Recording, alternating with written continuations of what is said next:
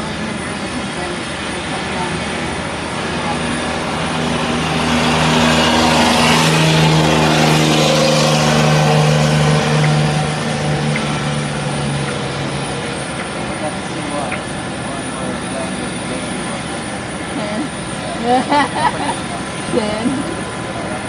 Oh my god, one of my friend that I met today, or that I met today, she said, I said, can you guess which one landed? Because we went over there to the rocket yard or whatever, and she goes,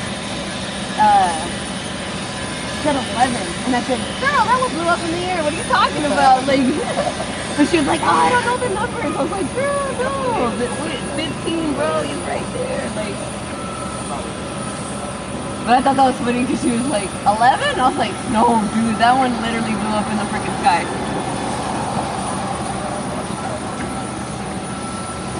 I think I obsess over numbers. Oh, that's cool.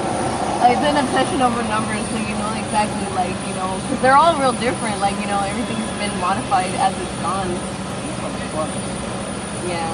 This one, a lot of people still call it SN20, but it's just because now there's no more like Starship prototypes. It has been proven that it can be done. So like, it gets its own number. It gets its own special light in the sky.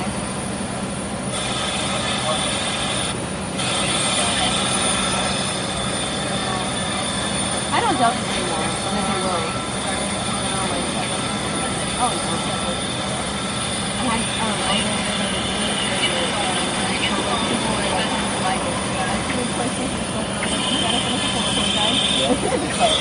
but they were asking me about like. Hey, world, what's going on? No, they didn't know exactly what it was. All right, here we go. You know, there's a lot of people that yeah, they've already done their time, you know, working and stuff. How we doing, chat? Like a new thing for them. I think one of the guys told me that Okay. helped build that orbital tower, and I was like, oh, then I probably saw him because I've been here. How we doing, chat? I see you. Like, all right. I'm having some technical difficulties, which sometimes happens. We are here live. Sorry, I'm distracted. Hold on one second. Gotta get back. We are here. Welcome back. Jessica Kirsh here. We are coming to you. I am coming to you live from Starbase, Texas. We're on the southernmost southern tip of Texas, on the border by the sea. Today's date is, let me get this in my ear so I can actually hear, if you all can hear me. Can I have a mic check in the chat? Mic check in the chat, please. I know, technical difficulties always happen when there's something important about to happen, though. That's what my theory is.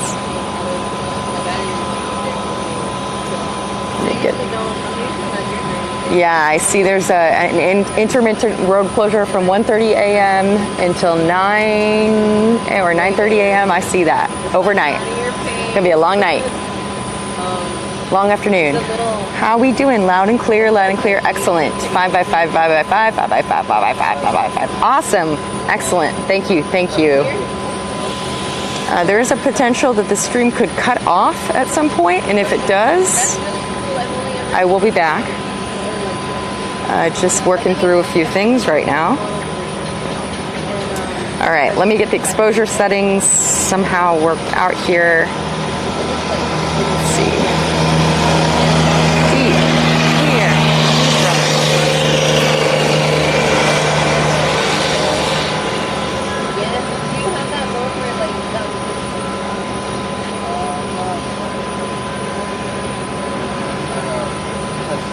light. Hard to see in this sunshine. Hi, Alan. Hi, Mikkel. Hi, Danielle Elliott. Ground control to Major Kirsh. Love it. You all are so awesome. Neutral. Let's do neutral. Nah, or vivid. That's so dark.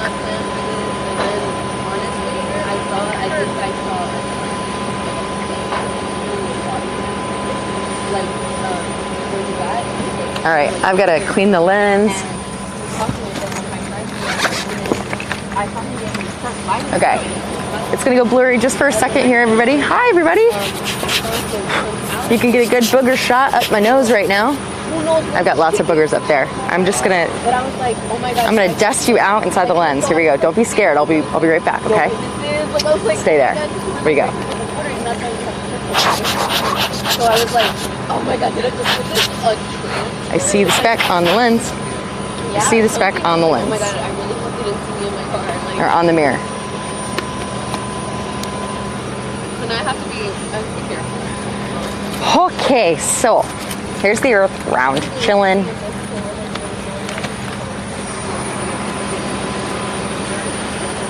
Bright.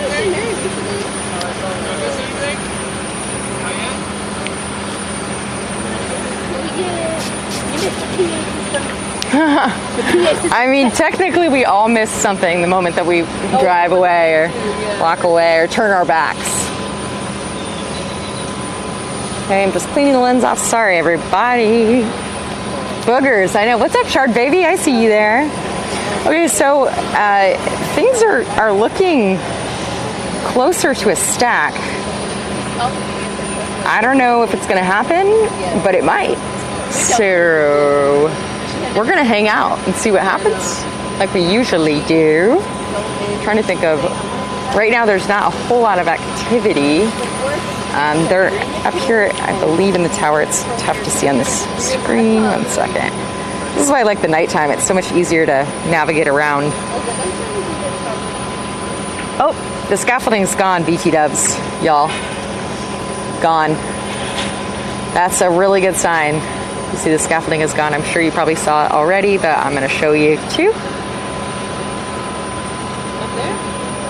I think that's what they've been working on that. Did you see the train that was like a white one? Boom. That's a good sign. I'm actually, yeah, no scaffolding. What's going on, Mystic Monkey? Okay, everybody, I'm sorry. I've got to take a quick break quickly because that took me so long to get that going.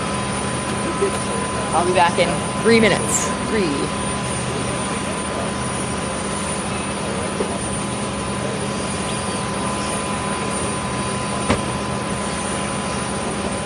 I keep telling my friend, like, I want to have my Twilight there. Oh, yeah, no, it's definitely a girl romance inside of these things, you know. But I had a friend who recently passed, and it was like one of the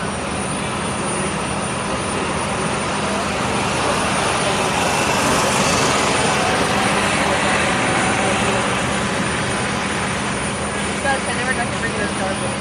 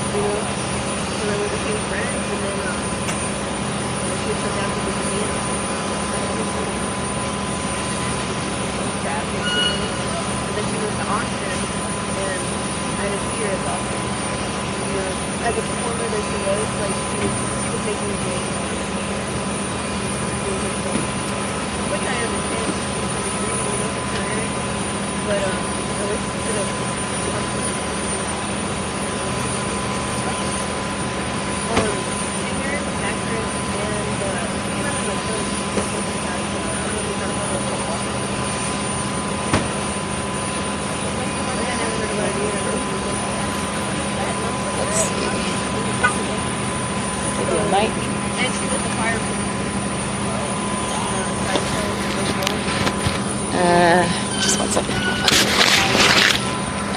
unlimited males. Very daredevil. Hey guys, gals, non-binary. Let's see. 20. 47.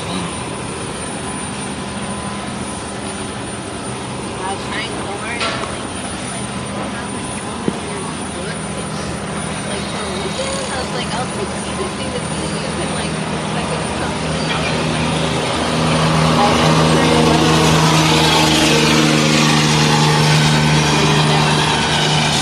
we had even made an appointment. Sorry.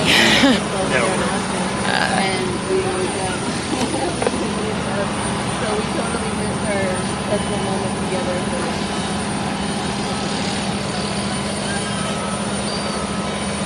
Alright, I'm going back. Okay, where's my stream? There it is. Alright. Let's see here. I was going to Plug this in. but then Can I?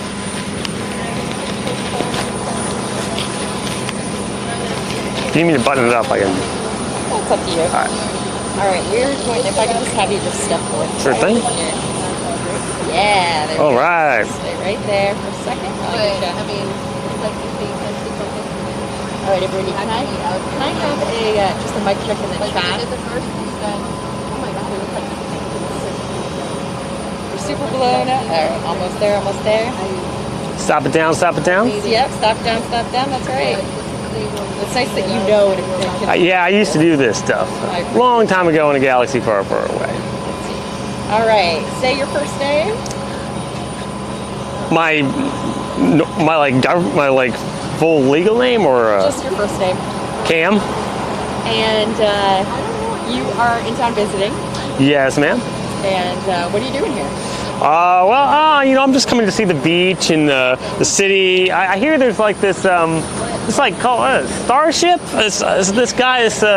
This company, SpaceX, they're building this big rocket. No. Yeah. So I'm here to visit the SpaceX's Starbase facility.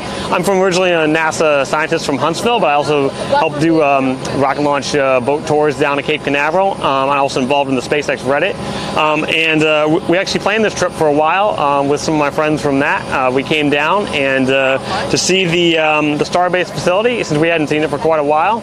Actually, the last time I'd been here because of COVID and everything was the 2019 presentation, and so.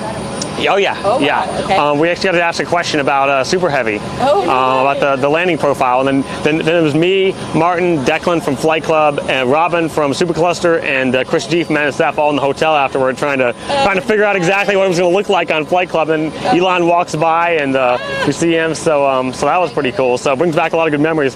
Fortunately, they're not all here, but I got some more friends from some other communities here. And met a lot of other cool people just like you. So.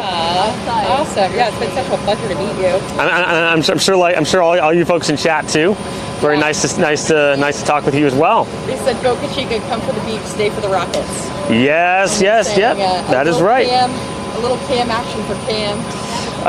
Yes, Cam. And let's see. Once again, where were you born and raised? I was originally from Alexandria, Virginia, which is right near basically Washington, D.C. Okay. D.C. area. I grew up there my whole life. Went to T.C. Williams High School. Remember the Titans, all that? Really? Yeah, I love that movie. Yep.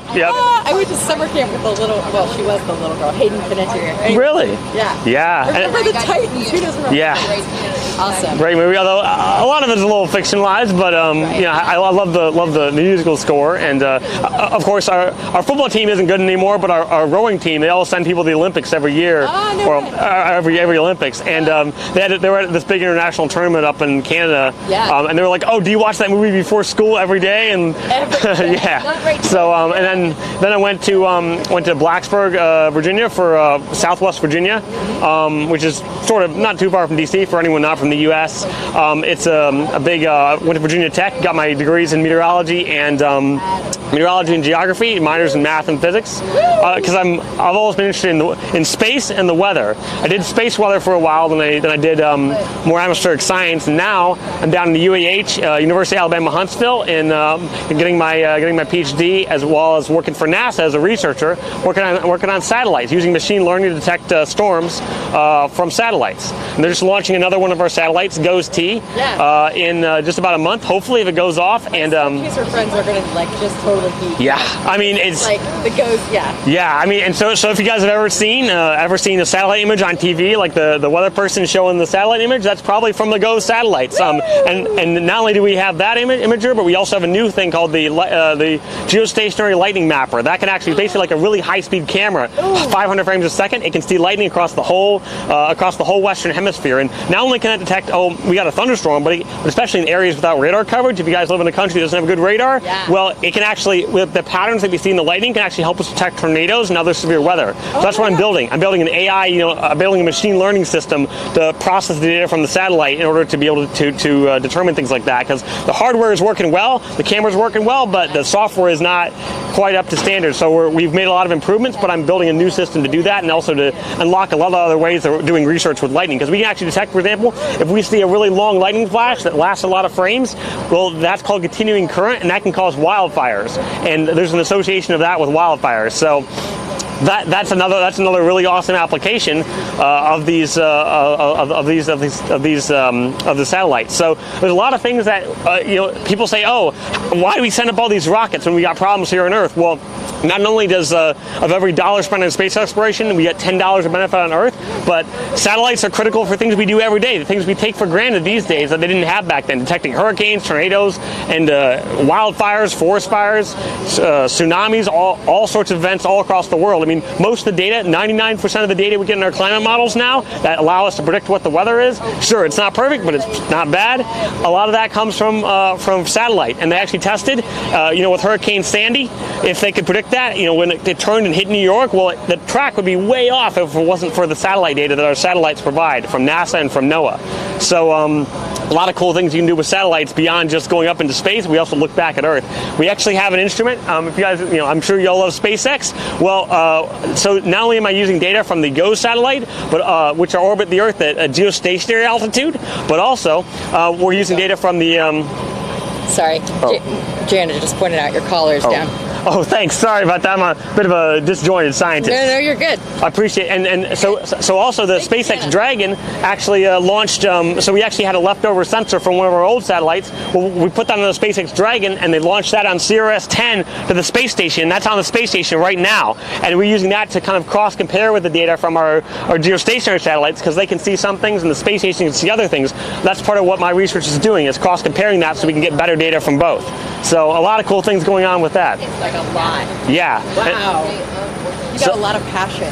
I guess so. I mean, you have a lot of energy too, so I don't know how you can do it all day, but I mean, you just do it, right? Yes, ma'am. That is so cool. Wow. Does anybody in the chat have questions for Cam? Ask me anything. Yeah, any questions for him? First of all, well, here's another weather. There's 3 storm chasers in the vicinity of this. I know. This is crazy. Got another one right over there. Yeah. We're convening. It's very convenient. All right, bye. That's it. No more. I love it. You're right. Okay, Cam, right. If people want to follow you on somewhere, anywhere on social media, how are you on it? Are you allowed to so I got a few different things. I don't have a lot of personal accounts I maintain, but I got my so there's 2 main things that I do. So first of all, if you ever heard of the SpaceX subreddit on Reddit r/SpaceX, I'm one of the moderators on there. I help maintain that, as well as several of the other SpaceX related Reddits like SpaceX Lounge. Help build a lot of the bots to help maintain that and give updated information. So you can always follow us in there. We'll also be covering the hopefully fingers crossed we'll be covering the live event on Thursday at 8 p.m. And then second of all, so we got that, and then we also run We also run these boat tours of the, right now of Cape Canaveral, but hopefully perhaps someday down here too. So we got our website, star-fleet.tours. That's our website. We also got our Twitter. I just want to make sure you get it in the chat. Star-fleet.tours. It's called Starfleet Tours. And of course, my buddy Steven was here. We have a cool sticker and all our flag and all our cool stuff. But our whole goal is we're not making money off this. It's just a side thing because we love space. Our goal is to get you out there and be able to see the rocket on the pad and then go out there and watch it launch and watch it land. We can get a really unique visual, especially of the boosters landing. We can get as close as you can legally get. And they come in right over the boat. It's an amazing experience out in the water. And of course, beyond that, we try to help other people who, no matter where you want to view launches, we're there to help because that's what we're about. We're about giving people great experiences, and no matter how you watch launches. And maybe someday we'll come down here too and help people out here. I hope so. Wow. Those are our main channels right there. A lot of things. Yes, ma'am. Yes, ma'am. A lot of things. So okay, I'm gonna just ask, way back when did you first become interested in weather and space? Geology or space or meteorology? Yeah. I mean, it was just, when I was like 2 or 3, I was always into space, always into, as long as I can remember, as long as my mom remembers. Like when I was 2 or 3, don't laugh, guys. I had my sky friends. I had Mr. Dark Clouds and Mr. Tornado, and I would talk to them. And I was terrified of the weather. When I was little, I was scared of everything, but I was especially scared of the weather. I was just afraid at any moment it might drop a tornado or a windstorm or a hurricane or something. I was really afraid, and that's what pushed me to learn more about weather, so I can understand more. Because weather, it wasn't really the weather I was afraid of, but it was the uncertainty. It was not knowing. The atmosphere is such a chaotic place. You don't know what's going to happen next, and a lot of our fears all go back to uncertainty. And so that pushed me to understand more. And the more I learned, the more I became fascinated by it, and the more I wanted to help others. To be able to push back, because everyone's afraid. What if there's a whole flood? What if there's a hurricane? Especially when there's a big event coming, everyone's afraid. No one knows what's going on. Well, that's kind of what drives me to do what I do, is not just to make cool discoveries about the weather, because we have a whole laboratory above our heads, but also help bring that back to people here and to help push back the boundaries of uncertainty and help people feel more safe and more secure and able to make better use of every moment we have here on Earth. So when I was little, and then I was like, when I was 5, I was like, I want to get a PhD in this and a bachelor's in this and a master's in that, and I love space and I want to be an astronaut. I read Sally Ride's book, To Space and Back. That was my favorite book. That was really inspirational, but I figured it was very unlikely, so I better be a scientist instead. And hey, if I ever get to be an astronaut, if I ever get lucky, then yeah. But I mean, it's the scientists. It's for every astronaut you see, which are really important people. We have thousands of scientists who help build the tools and build the software and build the research that helps get them there. So a lot of moving parts in the whole chain, and they're all very important too. So we have a lot of questions coming in. All right, fire away. I'll try to keep it shorter. I can ramble. I can ramble. I mean, camble on a little bit. So fire away. I love it. All right, we're loving this energy. Everybody give some love to Kim in the chat. Okay, we're going to start with a question from Alyssa Pipe. All right. And she says, how do you train your ML models? Well, that's a good question. So I'm getting a little geeky here, but let's do it. So in the past I've used some very simple methods, like of course you all start with good old GLM, and then you go to, which is not GLM I use, a generalized linear model, which is very simple. Then we use the most common technique is what's called random forest for very simple machine learning models. It's basically, you can think of like a decision tree, right? Like it's like, am I hungry? It's like, say we have a question, should I have lunch? Well, it's like, am I hungry? Yes. Am I near a restaurant? Yes. Okay, well I should go to the restaurant. It's like we basically build this big tree of decision trees.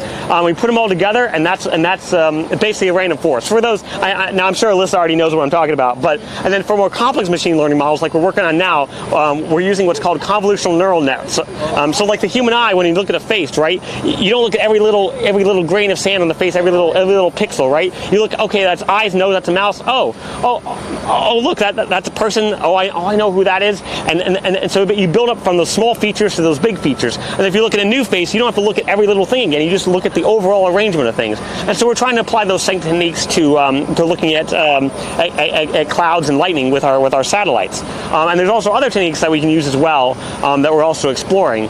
But those are the two main ones that we use right now. Okay. I have a question from Stephanie Ball.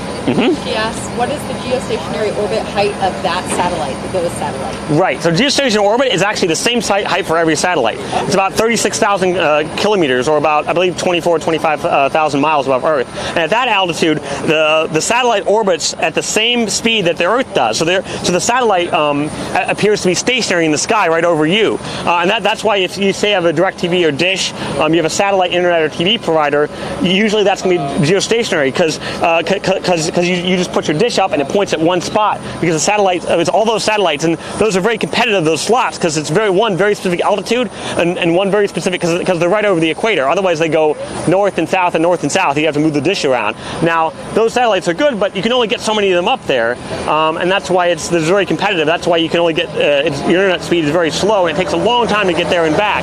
That's why SpaceX is building what's called Starlink, which of course is what Jessica is using, and that actually has a phased array dish that electronically can track those satellites moving fast over the sky. Those orbit around, I believe, around 500-600 kilometers, and that makes them much closer, much faster. And those potentially be good too. That's like what the space station does, like our other instrument, our other lighting instrument. And that instrument, it can only see a smaller region of Earth, and it rotates around Earth a lot, but it also has higher resolution. It doesn't have a lot of the errors that can happen at very high altitudes, where you get a lot of issues where you get close to the edge of the Earth. So we can use both those instruments together to build a more accurate lightning product, to say where's the lightning and how can we use this information. So that's why we're doing that. It kind of works into some other things too. Thanks, Stephanie. I love it. I love it. This is so great. There's people are loving you so much. Let's see here. I love questions. I love to be here. Keep the questions coming, everybody. Let me see. Dave Avery had one. Oh, Dave Avery asked, what do you think of the update, or how much has been updated since the last presentation? Well, there's certainly a lot. There's certainly. I mean, it's not going to be a huge we're going to change we're going to change from stainless steel to aluminum or something very large. Obviously, we can see right here it's not going to change too much. I think it's a lot of little incremental things, a lot of refinement, kind of closing on exactly on more specifically what the final architecture is going to be. I mean, a lot of things that thanks to folks like Jessica, we actually can see with our own eyes, and we can kind of see. Because we're able to be so involved in looking at what's going on with everyone. A lot of the updates are things that we already probably kind of know, because SpaceX has been very transparent, and of course we've had very dedicated people like Jessica and NSF out there capturing this. But I think a lot of the big updates that I'm touch the mic, looking forward to is going to be what's going to happen with Ship 24 and Booster 7, and what's the timeline for the orbital flight, and particularly a lot of is what's going on with Raptor 2. So Raptor 2 is the next generation of Raptor. Not only is it going to be much higher thrust, but it's also potentially going to be a lot more efficient, more reliable, and much cheaper and easier to produce. Apparently SpaceX was having some problems, according to Elon's memo, was having some problems with getting Raptor 2 production up to the levels that they wanted. They wanted to be really rapid and cheap and mass manufacturable, and that's what they're working on right now. And so we're definitely looking forward to seeing some updates on that situation and kind of on what their more specific plans are going forward for the timeline. So probably not one big huge groundbreaking thing, but lots of little things, especially for folks who don't look at every little thing and try to analyze every little detail. So it's certainly something we're all looking forward to. It's been 2.5 years, which is usually to have them every year because of COVID is delayed. So definitely looking forward to this one. Awesome. I have a question from Brent Becker. He says, what are your thoughts on Raspberry Pi CubeSat? Oh, that's a really good question. So I actually work with Raspberry Pis, but except just not on CubeSats yet anyway. We actually have a network of, so we have our lightning sensors that we're using. We have a few dozen lightning sensors that we're deploying. We can deploy, I built this whole system to allow you to deploy them anywhere in the world with a cell connection, potentially in the future even Starlink. We can deploy them anywhere and send back live lightning data, and it uses a Raspberry Pi to control everything and send back the data and send commands through. And it's a really great tool, especially a smaller one like a Raspberry Pi Zero for a satellite. Now, we also have what's called a series of stick nets, basically just like regular tripods with a bunch of very low-cost weather sensors that cost less than $100, which is really cheap, and we can deploy thousands of them in remote areas, in dense networks and widespread networks, especially in countries that maybe not have the resources for very expensive fancy weather stations. They still do a really good job. Having a lot of them helps us both get data from the ground and compare that with the satellite. And we use Raspberry Raspberry Pis for that, Pi Zeros, because they're really cheap and you can do a lot of cool things with them. Now, I don't personally work on them for satellites, at least not right now, but I have some colleagues who do, who are working on a lot of CubeSat-based efforts, and it certainly seems very promising. Obviously, the radiation hardening in the space rating is going to be a problem, because there's a lot of things you got to think about with space, and not just with this satellite going to work, but also is it going to like cause problems for the other satellites in the same launch? Is it going to have outgassing? Is it going to cause space debris? There's a lot of things to worry about. But so I can't speak with expertise on this, but it certainly seems like a very promising thing in the future, especially if there's a Raspberry Pi that's optimized for those kind of applications. Super cool. I had the opportunity to meet the guy who created Raspberry Pi. Oh, really? The British guy? Yeah, the British guy. Awesome. I photographed it was a middle school science fair, equivalent to ISEF, Intel ISEF. Yeah. I went to that. Yeah. Broadcom Masters. Oh yes. Did you see? Yeah. So, I've been to those. Yeah, basically, ISEF is like the kind of the big science fair. Then Broadcom Masters is just the seniors. I tried. It's like very selective. I tried to get into that. I didn't make the cut. I got into ISEF, but not the Broadcom Masters. So, but those are the creme de la creme. Yeah, I worked at a company that produced the events. Oh, really? Until ISEF. Oh, cool. Awesome. Anyways, we've got a few more questions for you. Let's see. 6K. Let's see. One second.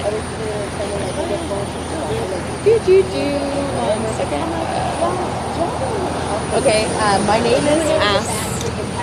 Hi. What algorithm allows a rocket to control its thrust vector? Is it machine learning too? Is it learning on the fly, or is it pre-trained? So that's actually, again, so first of all, to say I'm not a rocket science. I just play one on the internet, but I do have some knowledge of that. They actually very recently they had an Ask Me Anything with the SpaceX software team on our SpaceX, and they gave some amazing answers. That's probably one of the best AMAs I've ever seen. If you look it up, they actually have several of them now, and they give all this detail, which is amazing, about about what they do, what the languages they use. Obviously, they can't get super specific because a lot of it's classified, but it's very interesting to hear what they do. And from that and from other sources, they don't really use machine learning for that because there's a risk that if the model makes it encounters a situation it hasn't seen before, there's a little glitch and there's always going to be little glitches in machine learning, especially unless you train it on lots and lots and lots of flights, which we don't yet, at least maybe in the future. But right now, the risk is that it can make a mistake and boom, crash into something, and that would be bad. So it's basically using the core physics equations, the core equations of physics and mechanics, to basically it runs it over and over and over iteratively, many times a second, and it recalculates. Okay, here's it knows where the rocket's pointing, and it knows where it is. It knows where it is because it knows where it isn't. Not quite, but basically it knows where the rocket's pointing and knows gravity, and it calculates the various forces involved, and then it calculates, okay, if the rocket's at this angle, it's just simple trigonometry, then this is how it's going to. That's what's going to happen, and it basically takes lots of derivatives and determines, okay, here's what's moving, here's acceleration, and it's basically a lot of simple but also more complex equations. So I can't speak to the specifics, but it's kind of more traditional methodology. Maybe in the future, once we get more rockets. Just swept your mic. Oh, sorry about that. No, don't be sorry. I tend to ramble on too much. They're loving you. Okay, we've got a question from. A lot of people are doing a comparison to Reed Timmer. How do you feel about Reed Timmer? Oh, Reed Timmer. Oh, I got plenty of stories about that. Yeah, Reed Timmer. Yeah, so back up. It's on the ground. It's big. It's violent. It's on the ground. Oh my gosh, Joel. Yeah, he is. So yeah, I mean, but funny enough, when I was younger, when I was little, I loved weather. I loved all that stuff. Big fan of Storm Chasers. I watched all the shows. I was a huge fan of everything, and I was like, "Oh, Reed, yo!" And then when I got older, I was like, "I don't know." Some of this stuff was a little bit reckless, not quite. I can't endorse all of that. I definitely was a fan of the research guys like Josh Werman and Tim Samaras. May rest in peace. We actually have his truck, not the one he was in, obviously, but his other truck at our. We use it now for our research, so carrying on his work. Which I always get a little emotional whenever I pass it, going to my lab. But he was a good guy. Everyone really respected him. But in any case, yeah, Reed, he's much safer than Reed. But fortunately, Reed's still around, still kicking. And yeah, he's he's, very, obviously I kind of like got a lot of my passion going watching that show when I was in middle school, and particularly I like Josh Worman with the big radar truck, and now we have our own radar truck here. And I actually got to meet him when I was in when I was in like 8th, 9th grade. I got to meet him. I was like, it was like literally meeting like the biggest celebrity you can imagine. It was like meeting like Elon or meeting like some huge like celebrity. I got like overwhelmed. Like I couldn't handle it for a while. Like it took me a while to even like approach the truck and like say hello to him. And like it was just like he was like a rock star and to me and Reed as well. Reed, I mean, and of course there was one time though I was at this like science fair awards banquet. I think I was in 7th or 8th grade, and it was like the AIAA American Institute of Astronautics and Aeronautics for my project like on space weather. But the head of the president of the American Meteorological Society was there, John Millay, and he had this tie. And it was had all the weather symbols on it, and I was like, "Oh, that's so cool! I gotta get that tie." My dad was like, "Oh, he's a big fan of Reed Timmer," and I was like, "Don't say that, Dad! You ruined my future career. Like they're not gonna like me anymore." But then I saw John Millay the next year at our local chapter of the EMS, and I was like, "I'd gotten that tie. I still have that tie. It's my favorite tie." I was like, "I got your tie," and I was like, "Yeah." So that's my feelings about that. Yeah, I love his energy, but can't necessarily endorse everything he does, but I love his energy. Understood. Brent Becker asks, which programming language are you using for the ML lightning detection? Python, Rust, .NET, Node, JS? Oh, I'm going to start some flame wars in the comments over this one. I guess, I mean, the most common one and the one I use mostly, I use a little bit of R, a little bit of C++. I've done a little Java in the past, didn't like it. I obviously do JavaScript for some of the web-based stuff. Like some of the web dashboards I build for my sensors that you can see the real-time data. But the main language I use, definitely for sure, is Python. I actually work. I started out just like I actually only learned it a few years back for a kind of a side job I was doing for a company. I built them a whole machine learning system in Python, and it took a little bit to get used to because didn't have all the stuff built in. You had to use NumPy and SciPy and Pandas, But yeah, I mean, Python's a really great language, pretty easy to learn if you're a beginner. And now I've actually just very recently, I actually was contributing to a bunch of open source projects like Spider and several other software packages that help people learn Python and also apply it to scientific applications. Spider is a great tool, by the way. Definitely recommend it. And now I'm actually involved in kind of the core Python development itself. I help write and edit basically the specifications for Python itself. I work with Guido van Rossum, the creator of Python. He actually invited me to join their core team, and I work with that. Now I work on the Python documentation as well, because it's great to have a programming language that does lots of cool things, but it's even more important to explain it to people and say, okay, here's how it does, here's how I can use it. So documentation, I've always done a lot of writing, copy editing, technical writing. So that's kind of been a real passion for me, and that's when I'm just joined one of the teams that do that for the core Python itself, as well as working with Guido on the kind of the proposals for the next generation of Python. So that's really cool to be able to give back to the language that's done opened so many doors for millions of people across the world with all the open source software. So Python's a great language. A lot of other great languages too. I love Julia, really cool language. I haven't got the time to learn it as much. Rust is really cool, and I haven't much experience with .NET, but of course JavaScript and Node. I have used that for web-based stuff. So a lot of cool languages out there. Definitely a lot of great tools in the toolbox, but Python's my number one personally. So that's your personal fave. Yep. Python. Yes, ma'am. Heard it straight from his mouth. Straight from the cam's mouth. Let's see, SD. I love you're so good with Cam stop, won't stop. You got it. Yes, I say that all the Cam time. right. Cam right. Adrian Kim is coming in with Python too. He's camming in with. Okay. All right, that's enough. No, keep it coming. SB Shepard says, Cam, what's your take on traceability of AI-aided research when we humans, which is something we want to understand what the solution found by AI actually means? That is a really, really, really good question. So obviously I'm not an AI researcher. I'm more I use it in my research, but that's something I have read a lot of interesting work on, particularly when it comes to things like Teslas.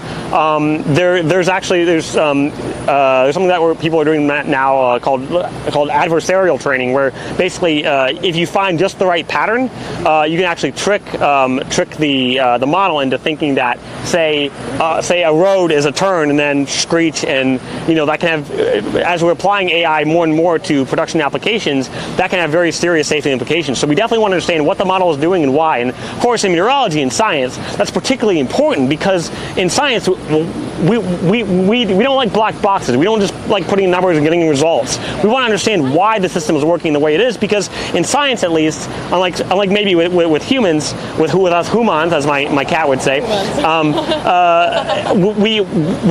the system is governed by basic physical laws, and science isn't just about like punching in numbers and getting answers like a calculator, but we want to understand the whys and the hows, and to be able to understand more deeply why things are happening, so we can draw additional insights into other things and apply this knowledge elsewhere, and know that we have a model that's not just giving numbers for the situations that we fed it, but also other situations as well. I mean, that's where you see a lot of instances where models will reproduce things that are some of the worst parts of human characters, because it's training on the data that it has that may not be representative of everyone's experiences. So in terms of more specifically, some of the things that we're doing is looking at is some of the techniques we use for that. Of course, some of the models have built-in ways to actually built-in ensemble methods that actually say, okay, here's what's going into the model that's causing the model to predict this outcome. For a simple thing like a decision tree, we can look, okay, if the value is above this, then it's going to be this, and it's not if not then that, and we can see what the model is actually doing. But for more complicated things like machine learning models or random forests that have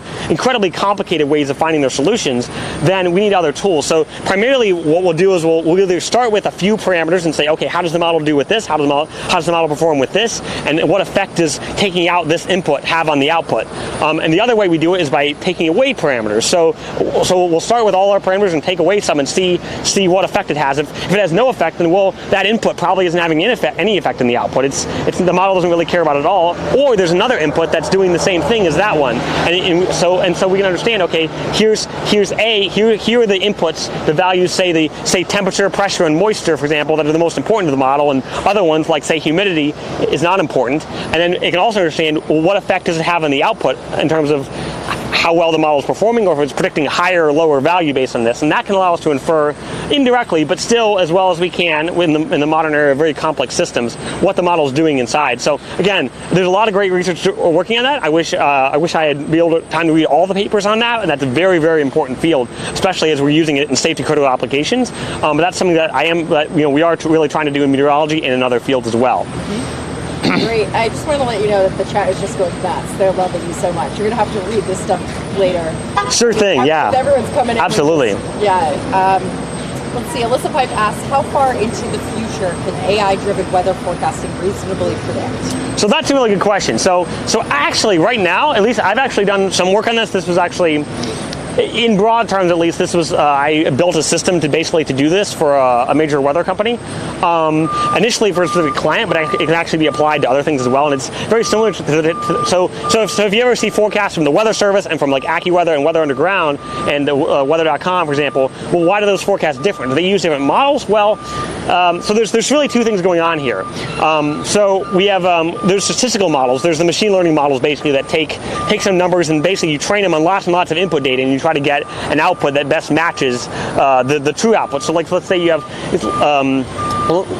suppose you have a bunch of variables, right? Well, let's say it's cloudy, and we have a rain forecast. Well, the temperature is probably going to be pretty low because the clouds block the sun, and it's going to be a little cooler during the day and warmer during the night because the clouds keep the warmth in, basically. And so a very simple model would do something like that, and more complex models get more complex. But those kind of break down over longer periods of time. As we get to larger spatial and temporal scales, as we go out to multiple days, those types of models, which include machine learning models, don't tend to do as great a job. Now, if you have a huge amount of data, huge computing resources, and you can run it, with a huge supercomputer, then potentially it could still do a good job at longer lead times. But because of chaos theory, things, the old butterfly analogy, things tend to break down over longer periods. But the other tool we have in our toolbox, these tools complement one another. It's called dynamical models. So these are models that are fed with basically sort of like what I was talking about with the thrust vectoring, the core equations that govern what happens in the atmosphere. It's about 10 or 11 equations that determine everything that happens, and they run them in each grid cell. They split the world up into grid cells of a few few kilometers or miles across,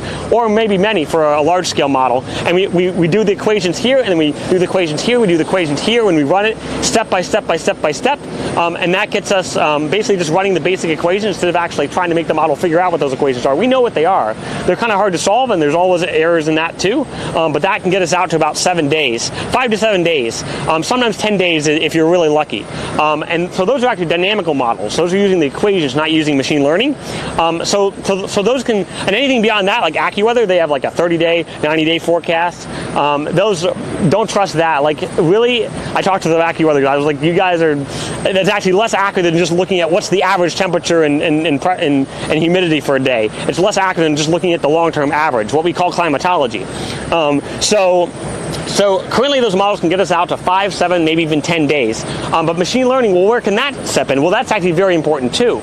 So in combination, so actually what we do is we take the output of those models, of those dynamical models that use the core equations. Well, sometimes those models can be off. Like if they might be a little too warm or too cold, and that might be consistent. So consistently in your area, if the weather forecast is they always forecast too high a temperature, or say too much snow, for example, and you know that your area gets less snow usually, or lower temperature, well, the model can actually take in the machine learning models can actually take in that data and all the other data points of what it takes the prediction for the dynamical model, and it says, okay, well, how can we take this data and how can we adjust, how can we fix the errors in the dynamical model? And machine learning models are really good at doing that.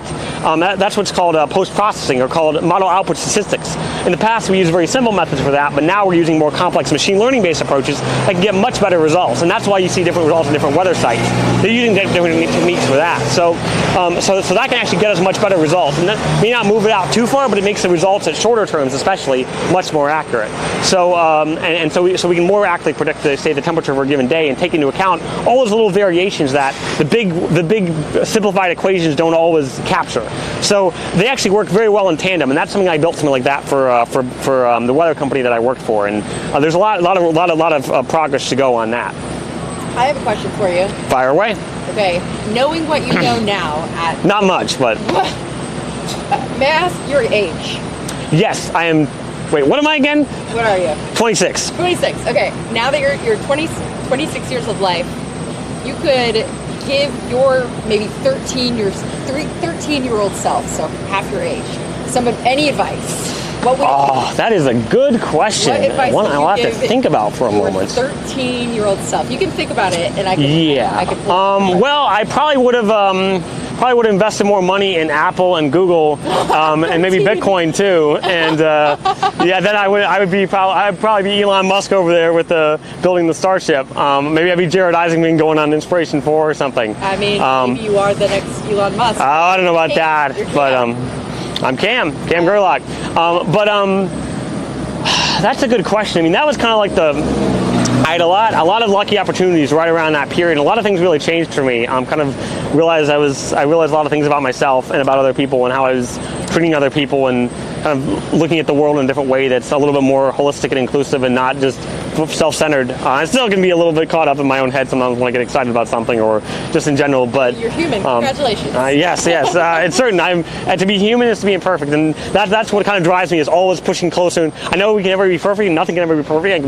I can be a bit too much of a perfectionist, but it all gives me a target to strive for. I'm always pushing harder and getting better and helping others more, and building better systems. And that's what I love. A bit of a tangent, but that's what I really love about open source and about science, is that we're not just building things for a company, which is great, which is a really good and important thing, because we need profit to make money to be able to build these starships. But on the other hand, I really love building tools, especially open source tools, that anyone can use, that millions of people use around the world right now. And with Python and with Spider, people from all over the world are saying, oh, well, I'm using Spider for this, I'm using it for that. I've made it into this whole different thing that helps my community in this way, or helps my research in that way. And we share, and we build upon each other's work, and they build upon my work, and I build upon their work, and we continue building the fundamental building blocks that help get things like Starship off the ground. And so that has its place, and so does this. And I think that's what's really what I really love to do. But in terms of giving myself advice, I'm kind of stalling on that question. That's because it's such a good question. It really makes you think. That's no problem. No. You know what? I mean, I'm going to move on. Yeah. We could go to Mars. Would you? Sorry. Oh, that's a tough question. I mean, it would depend on the circumstances, depending on how much it would be. Yeah. But certainly, I think if you had a free ride to Mars, all expenses paid. They wanted you to, and they would pay you to go. I could see that. Oh yeah, 100%. Would you go and stay? Would you go and come back? I guess I would see how it would be when I get there. Ooh, I mean, it's going to be a tough place. Like, there's no illusions. It is not going to be easy. There's going to be a lot of challenges, and some of them will take years, and not generations, to start to get easier. I mean, it's not going to be as easy as settling the U.S. I mean, it's inhospitable planet, that soil that will kill you if it comes in contact with you too much, and it's you can't breathe the air. You got to be shielded from solar radiation. There's a lot of challenges. It's going to be tough. Maybe not as the first wave. I'm more of a software ideas guy. I'm more of an architect, less of an engineer, but certainly potentially in future waves of colonization.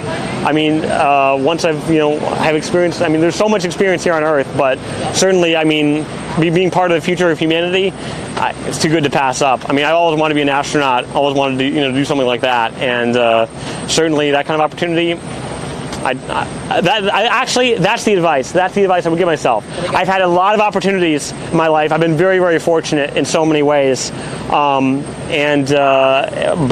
I had a lot of opportunities, and I certainly took a lot of them early on. But after that, I think there were a lot more in hindsight that I could have taken, and not just in terms of things like going and being an internship for this, but also just taking opportunity to do, say, volunteer stuff, or taking the opportunity to get to know other people better and get from other countries and explore the world more, and really focus more on not just the things like the geeky brain stuff that I've always been kind of into, but also being more in touch with other people, more empathetic, and focusing on the kind of the core skills that have always been the critical path, the limiting factor, which is time management, communication skills, and interpersonal relations. Because I mean, you can be great at doing lots of great science, writing lots of great code and software. But as I've learned doing my documentation work, I mean, all that doesn't really matter much if you can't communicate it. You can't share in a scientific research. If you can't share with your colleagues, you can't convince others, can't work with others and collaborate to make something better than you could yourself.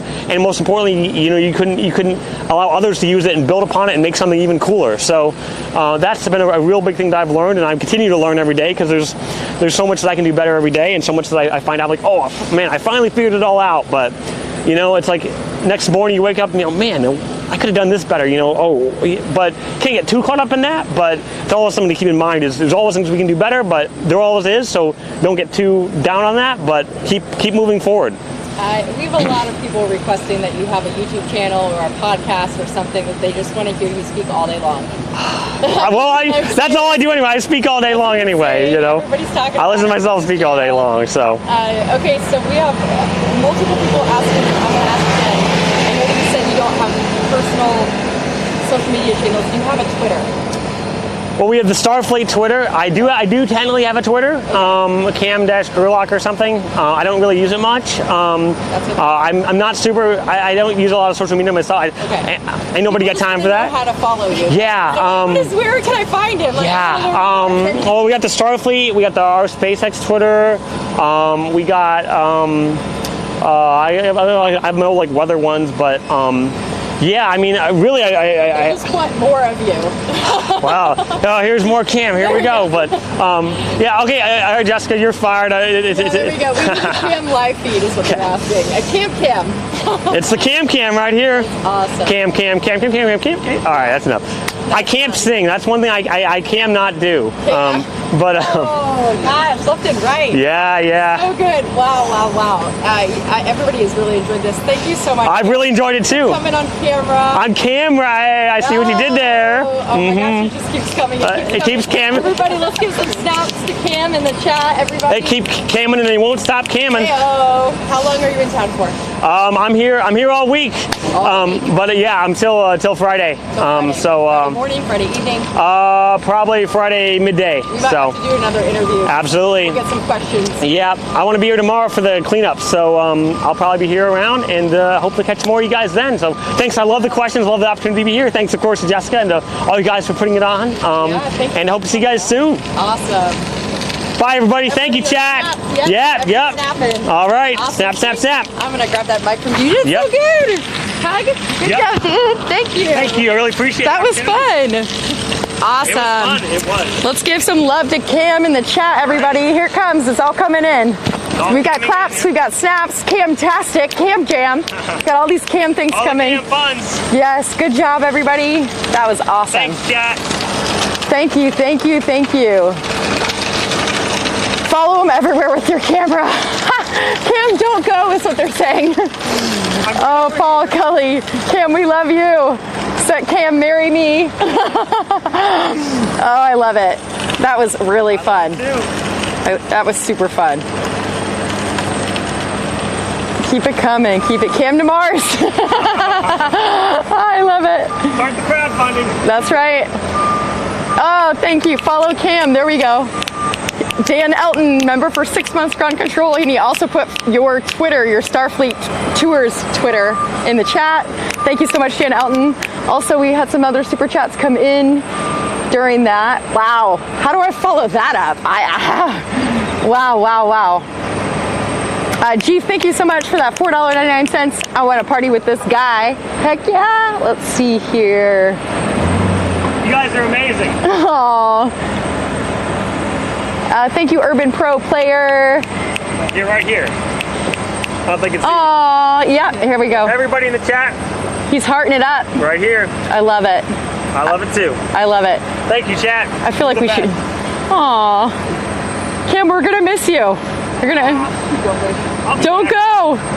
Please don't go. Might come back for an encore sometime. That's right. El Hungaro, thank you so much for that $10 super chat. Snapping for it. And then also Vince Wynn, thank you so much for that $4.99 super chat. Keep it up.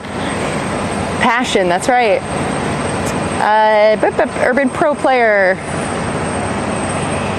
Oh, from Switzerland. Huh. Let's see. Luca, welcome to ground control. Whoop whoop. All right. I think we're entering shift changeover where it gets real quiet for about 2 hours-ish. Let's see, what time is it? Yep, 4:38. Awesome. Pretty close.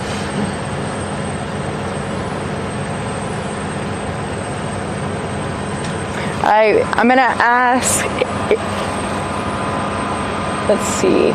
Is it okay, Cam, if we pull that as a video, Sure. as a separate upload? Fire away. Okay, cool. We have your permission. Yeah. All right. We appreciate a few shout outs in the comments or whatever, but like, we'll put those links down there. But Yeah, we'll put those not links. that it matters too much. And the links that you want in there are the Starship or Starfleet. Twitter, Starfleet website, or SpaceX. You have to put that in. I know you got it. Starfleet, Put that Twitter, our SpaceX, Twitter. Did you say there's a Starfleet website? Yeah, star-fleet. Oh yeah, that's right. Fleet.tour, and then SpaceX, Reddit. Sweet. All right. Anybody else? You want to come on camera? Jenny Marr, want to come on camera? Zach, you want to come on camera? I'm tired. You're tired. Okay, I understand. All right. Ladies and gentlemen in non-binary, we have another next interviewee. Let's all give a big warm welcome to Zach from the launch pad. Woo woo! Zach. Got you right there. All right, thank you. How's it going? All righty, let me get you framed in the chat, or not in the chat, in the frame. I could frame in the chat too. Framed in the chat. There we go. All right, everybody. Hey, everybody. Let's all give love to Zach while we are in the shift changeover. Okay, Zach has a channel. Okay. Here we go. It's Zach and it's ZAC, right? You nailed it. ZAC. Okay, and his YouTube channel is youtube.com/thelaunchpad. That's it. Nice and simple. And let's see, one of my moderators put that in the chat. That would be awesome. Zach, let's get some love to Zach. Okay, so let's see, you were here in September. Yeah. And that's when I first met you. Yep. And your channel in September was not quite what it is now. No, not quite. Yeah, it was. Where were we? 7,000 somewhere. 6 or 7,000. And as of now, where's your channel? Hopefully passing 60K today, tomorrow. Hopefully passing 60,000 subscribers. Yeah, it's crazy. That was September. Yeah, Skilo says I watched the launch pad. Let me know in the chat if you watched the launch pad. Yep, they say that they recognize you. This man, he screams almost every launch. If there's a camera that we can access, we'll do it. So some Russia, not too much China, but if it's there, we can try to shine lights both on the big agencies, obviously, like SpaceX, but those smaller ones like Astra and Rocket Lab and some of the startups like Firefly that maybe don't get all the love that they're there, because if we're going to be Team Space, we should be cheering all of it on, because this just helps push newer companies to innovate and do more. There we go. Awesome. So when did you first become interested in space or SpaceX or space in general? Space, just as a kid, following along with the shuttle. I didn't realize until actually quite a bit more recently that what I was following as a kid was actually the building of the ISS. It kind of always has just been there. So it talks about the ISS retiring. It's like, no, that was my childhood. But yeah, just followed along with it. Always been looking to the stars and hoping that one day we would return to the moon. And now we're on that kind of path to go there, and then hopefully further with a variation of what's behind us here. But it's been an incredible time just getting to learn and just see the community that's there. There's so many different people that are so interested in space. It's kind of a unifying thing. I think it got quiet for about a decade without the shuttle there. That it was like, oh, you want to go to space? Are you a little crazy or not? It's like, no, we're not crazy, because we're the ones front of the line checking this out, because we knew there'd be something eventually coming. So yeah. It's an awesome place just to be here and checking out other launch sites hopefully in the future as well. Somebody said Canadian. There's a lot of people that recognize you. Let's see. Do you guys have any questions for Zach? Fire away. If you have questions, he is ready and very well. Somebody called Space Fan is really loving on you right now. Okay. Yeah. Hello, Space Fan. Lots and lots and lots of love in there. Let's see. So a couple people have mentioned your James Webb coverage. Yeah. Tell me just a little bit about that and what happened and how that kind of played out. Yeah, so James Webb, the $10 billion telescope that's taken about 40 years since it first was kind of dreamt up, finally got out to the launch site just before Christmas. So was following along with that as it got ready, and then with the launch, did our kind of typical launch coverage, but with a little bit of a bigger lead up than normal. And then NASA was nice enough to put out telemetry for all of us. So we were taking that and kind of just tweaking it, trying to make it more understandable for people and more accessible. And then really that kind of just snowballed, that there's this community chat that's like yours that, you start and people just want to be there, and it's been going for 45 days or something now of just constant people all over the world. And the James Webb team is amazing, that even the day they were deploying the Sun Shield, we had people that were on their like breaks and off times in mission control for them in our chat, hanging out and answering questions. And it's just neat how those people that you think are so big are just other normal people that are just excited to see what's going on and want to share their kind of love and passion with others. So snowballed, and now we're here almost at 60,000 subscribers and going for the ride. That's awesome. MBR said or asked, what did you think of the Astra effort? It was an effort. I know we had Ty down there, hopefully doing a live stream. That was the day I was packing up to get down here, so we were ready to go live, and the moment I hit go live and did our intro, they scrubbed. So, and then obviously be down here. It's a little bit harder to do live launch coverage from the side of a road, but hopefully they get something off the ground. It's a big moment to be at Kennedy, and it's, I think, rare to see someone go to Kennedy after only a couple test flights at their main center in Alaska. So if they're able to make that successful, we're so used to seeing what SpaceX does. This is not normal in the space industry, and I think we've been so used to that with SpaceX's last year. Right now we're all sitting here like, let's see something, let's see some action. Space takes time. It's not necessarily easy. So it's nice to see that there's other rockets coming out, because we had, as I said, a quiet time. and now it seems like we have 3-4 launches a week, if not more. Yeah. And landings. Let's see here. So you are from Canada. That's correct. Edmonton, Alberta. And you came down here all the way. 48 hours after Elon's tweet. There we go. That was a fun 48 hours. Flights, hotels. Luckily got hotels before everything sold out, because starting tonight, basically everything's packed in Brownsville and the region. So it's exciting that the whole community just wants to be here. Not knowing, can we get into the update? Is it a virtual update? What's going to happen? But wasn't going to miss seeing that ship get on the booster. I missed the first one. I wasn't missing it again. Yeah. Especially since we'll never see it again after it launches. Like, that's kind of a weird part when we think SpaceX, we see their boosters land and their capsules return. This ship gets thrown into the ocean, and that's its mission, to ultimately make the other ones safer, and then hopefully in a generation, another model or two, we'll have it landing back here, but we're not going to be standing here at that point. Awesome. Alyssa Pipe has lots of family in Edmonton. Awesome. There's another Edmonton person on here. Awesome. Let's see. I know it's a little warmer. That's because I paid to come here, so you guys get warmth now. That's exactly what Arabelle just said. A little nicer weather in Starbase than Edmonton. Oh, I love it. Skilo says, what I like about Zach's channel is they cover many launches from around the world. Excellent. As humanly possible. What sleep? Who knows? Yes. Can sleep on the way to Mars. Sleep is what he said. Can sleep on the way to Mars. Okay, so there's the question. Would you go to Mars? Round trip, yes. Okay, so coming back to Earth. Yeah, I need to know that I'm coming back. I'm not sure I'd want to be on that first couple trips, but if I could go, 6 months there, spending 6 months to a year, 6 months going, year there, come back, I think that'd be amazing.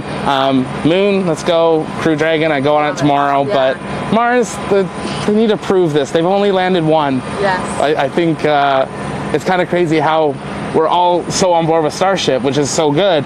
We've only landed one.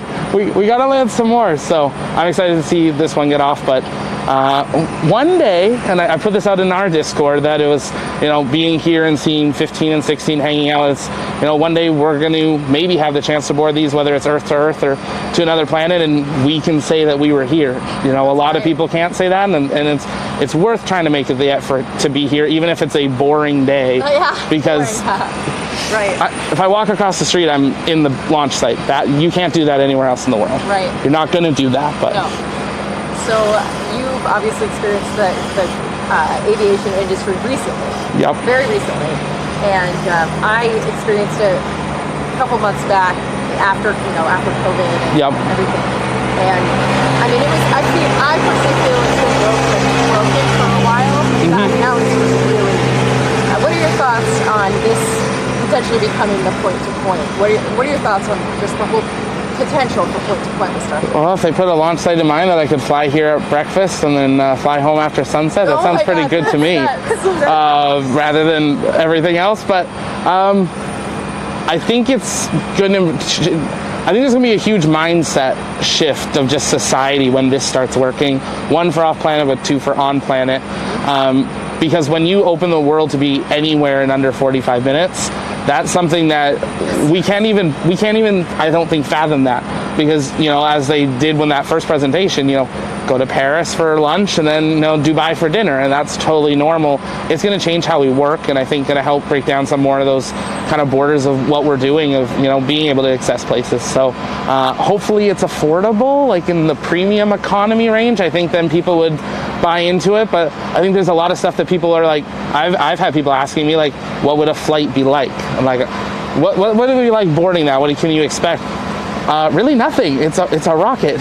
You're going up and you're going down. There's not going to be time for a food service or anything, because you're going to be belly flopping through the sky. So I'm excited to see what it looks like, because airplanes have looked the same for so long. To see something that's going to be new, I think it's going to be exciting, and hopefully we'll see launch sites around the world accept this model, because it's not a small thing. You can't just launch this at an airport. Right. So hopefully places will be open to doing that, which ultimately means more people will learn about space because it's going to be closer to their backyard. Yeah, I love that.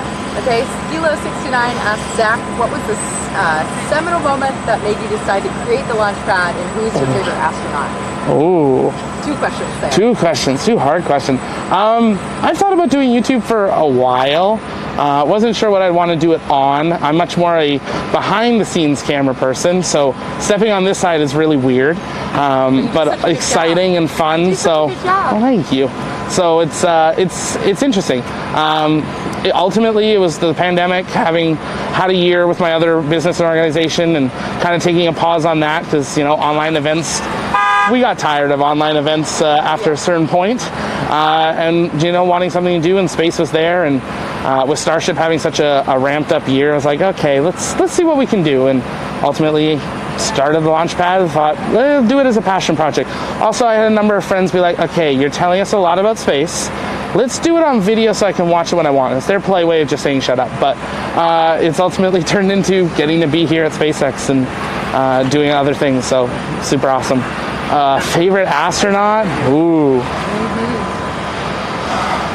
No pressure. No pressure at all. Other questions in the meantime, let's see. I mean, recently, and I'm probably going to butcher them, Tsuchi Noguchi and Thomas Pesquet. I just love just their heart and their excitement for being up in space and wanting to be connected to people down here on the ground.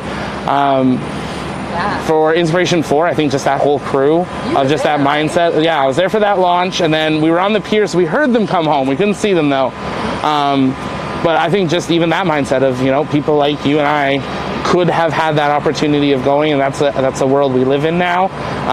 And that ultimately those people are now doing more work to help further it so other people can do it. So, historical ones, I'm really bad with shuttle astronaut names, but I mean, the Apollo astronauts, I think we kind of have to give them all of this. This wouldn't exist if, you know, Apollo didn't work, and Gemini and Mercury before that. So, yeah, they laid the foundation. There's a lot of people that are saying that they enjoy your channel. Some people said that they came from your stream and they came over here. We did a peek behind the scenes of, they're like, what's this interview? And I'm like, I love it. I love it. Okay, so the best way to follow you, what are the best ways? Tell us, go ahead and give your social media. Sure. All that stuff. YouTube.com/thelaunchpad, nice and easy. On Twitter, right now we're under TLPN_official. TLPN. N. The Launchpad News in short. Might update that. We'll see. But if you go to thelaunchpadofficial.com, you should be able to get linked to all of those sites and stuff there. And then we have our Discord community, which is awesome that people can join. And when I'm not on location, we're normally hanging out in pretty much all the time. Oh, fun. So always answering questions there. So. Oh wait, I think you're in on the Discord. Yeah, you were on our. You still have the record for our largest live chat. Oh no way. Yeah. Oh sweet. When we were at the road closure where they did absolutely nothing. Well, not road closure, road closure, where they did nothing. We got to do another stream tonight. It's on. There we go. There we go. We'll do a double interview with Cam tomorrow, and then we'll be all set. There we go. Boom. Both angles. There we go. Both angles. There we go. I love it. So, thanks Dan Elton for putting, the launchpadofficial.com and then youtube.com/thelaunchpad. Go over to his channel and hit subscribe and hit the notification bell because he goes live like I do. He goes live like I do, but he... from a basement. From his basement, but he does it for almost all of space launches. So. You try to cover all the launches and then any of the press stuff that's happening, trying to get in there and ask questions like you're doing now, but to the actual team and the boards at NASA and around. So it's awesome, and I love that NASA, their employees are wanting to answer questions. They're just as excited. So you never know who's in the chat. So take people giving answers that it might actually be someone pretty important. So there we go. Well, thank you so much. Thank you so much. It's great being here. Thank you. I'm going to snag that mic from you. Absolutely. Thanks, brother. Thank you. All right. He's back. Go subscribe to his channel and hit that notification bell, and then make sure one more time the Twitter. TLPN_official. Okay, TLPN_official. Thank you. I think that. I'm not sure if Twitter's formatted. Yeah, right. TLPN, the Launchpad News, TLPN_official. All right, so we are back here at, it's hard to follow up those two awesome interviews, but I appreciate you guys coming on so much. Let me now get you in front of me. I'm down. All right, now's how the interview. Here we go. We've got a liquid nitrogen tanker, actually, oh, and then the mobile vacuum unit. Right now, the liquid nitrogen tanker is venting off its leftovers, we'll say. They've been doing a whole lot of cleanup today for the presentation. I think something big is gonna happen tonight, y'all. It's just really feeling like you could feel it in the air. I can feel something happening. All right, so we've got crane edge over here. I'm gonna step in front of the camera here really quickly before it starts to get dark and just say hello and welcome. Oh, thank you, my friend. All right. Woo, bug in the mouth. Getting camera? Yeah. All right. Having spinning station. That's going to be a question for Cam. Oh, there he said you're in the chat. Cam's in the chat. I love it. Okay, I'm in frame. Hi, everybody. I can't remember if I introduced myself earlier. Hello, welcome. If you are new, welcome to the stream. My name is Jessica Kirsh. If you were coming back, you know I love you. Thank you so much for being a part of the Kirsh family. And yeah, this is what I do. I bring you coverage live from Starbase, Texas. I'm joined by Jenny Marr. She's actually behind the camera right now. And yeah, we're just going to be hanging out here as long as the stream will run. And I'm running on solar power that's plugged into a battery pack that's plugged into the Starlink is plugged into the battery pack. Yeah, 82%. We're doing good. So thanks so much for hanging with us. I need to clean. Hi, Jenny Marr, they're saying. Yes, awesome. Let me know where you're viewing this stream from, okay? Let's give a roll call in the chat. Where are you viewing the stream from? I will start. I am viewing this stream from here in Starbase, Texas, Boca Chica, close to Brownsville, Texas, on the southernmost southern tip of Texas, on the border by the sea. Boca Chica Beach is just down the way here. Let me know where you are viewing the stream from. Yes. Let's see here. Canada, Earth, France, Denver, Colorado, UK, Austria, California, Phoenix, Arizona, Steve's in Canton, Ohio, Scottsdale, Lebanon, San Antonio, Isla Blanca, Fort Worth, London, Ireland, oh my gosh, Sweden, Kansas City, Houston, Ireland, New Zealand, Norway, Chicago, Peoria, Maryland, the Netherlands, Northwest England, Portsmouth, UK, Nicolaville, Toledo, Ohio, Florida, Virginia right now, Germantown, keep it coming, but I can't even keep up, Texas, London, Los Angeles, Michigan, Washington, D.C., Las Vegas. This is how I want it. Keep it coming. Ontario, Canada, Australia, Mars, nice.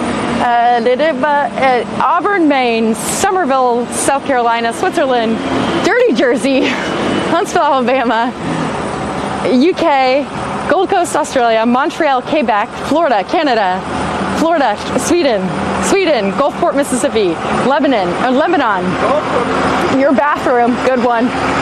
Sweden, East Tennessee, Syracuse, New York, Texas, Bristol, England, Maine, Missouri, UK, Jamaica, Pennsylvania, France, Israel, Montreal, the moon, Jersey, baby, Plymouth, UK. Woo, beautiful you are, Jupiter, nice, Kent, UK. Keep it coming, Starbase, woo! I always mess this up, Leicester, UK. The moon, woo, keep it coming, North Carolina, Toronto, Alpha Centauri, Indiana, woo, that's my home state, woo. Moonbeam, Ontario, Germany, Poland, Pensacola, Florida, Holland, New Jersey, Tennessee, Russia, Georgia, Milky Way Galaxy, Jenny Marr, Nottingham, Scotland, San Luis Obispo, that's where iFixit is, Turkey, Earth, Delaware, Houston, Erie. Huh? We have the whole world. That's right. Brooklyn, New York, Dayton, Ohio. You're behind me. Hi, Pigloo. Morecambe, Louisiana, Eugene, Oregon, whole UK. Wow, this is awesome. Keep it coming. Where are you coming in from? Santa Barbara, California, the sun. Nelspruit, South Africa. Here, my map says I am here, the Sylvan Smith. Latvia, Kentucky. Absolutely. Bye, girlie. Interview? Poland, Tomorrow. Wales, Seattle, Washington. You wore that all day. Hello from Turkey. Hi from California. Finland. Wow, this is awesome. You all are awesome. Hello. Hey, what's going on? Not much. What are you guys doing? You got all sorts of gadgets going on. Yeah. Hungry. Where are you visiting from? Are you reporting live? I am. I'm from, are you actually recording right now? Yeah, there's like 720 people. Oh, you are? Yeah, that's okay.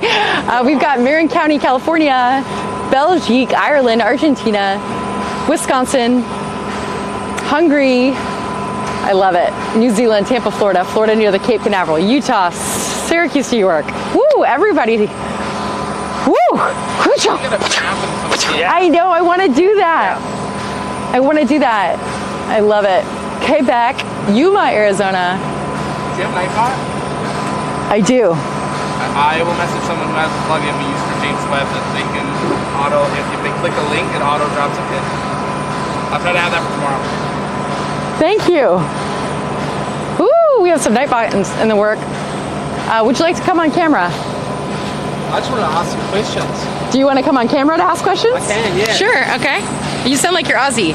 I'm from New Zealand. Oh, New Zealand. One of these little road mics, they're good, huh? Yeah, they're really good. Yeah. All right, sorry, I didn't mean to confuse the New Zealand and Australia. I'm sorry. No, that's fine. I've lived in Australia for about 7 years. Okay. Yeah.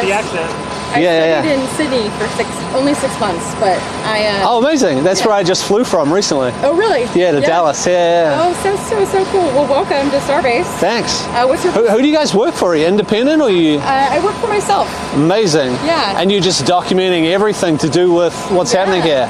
Yeah. Incredible. Yeah. What's your first name? Adam. A-D-A-M, yeah. And what are you doing here in Starbase? I'm just very interested in what's going on, so I came down to have a look. I'm surprised at how close you can get to the rockets. It's pretty incredible. Yeah. Just by driving through. Yeah, I was interested to know like when the next launch is. I know they're waiting on some kind of approval, right? Yeah. So what's going on there? We're not sure when it'll happen, but February 28th is the day the FAA has to decide by, but they can always push it back even further. Okay. And what's It'll be a while. And what's involved in the next launch? Is it some kind of test, and then just talk me through it? What's going on? How much do you know? I know quite a bit, but right now I'm a little expended just from the interviews. Want me to fill in? Sure, if you want. Next one is going to be a almost fully orbital test, most likely of this booster and ship. Okay.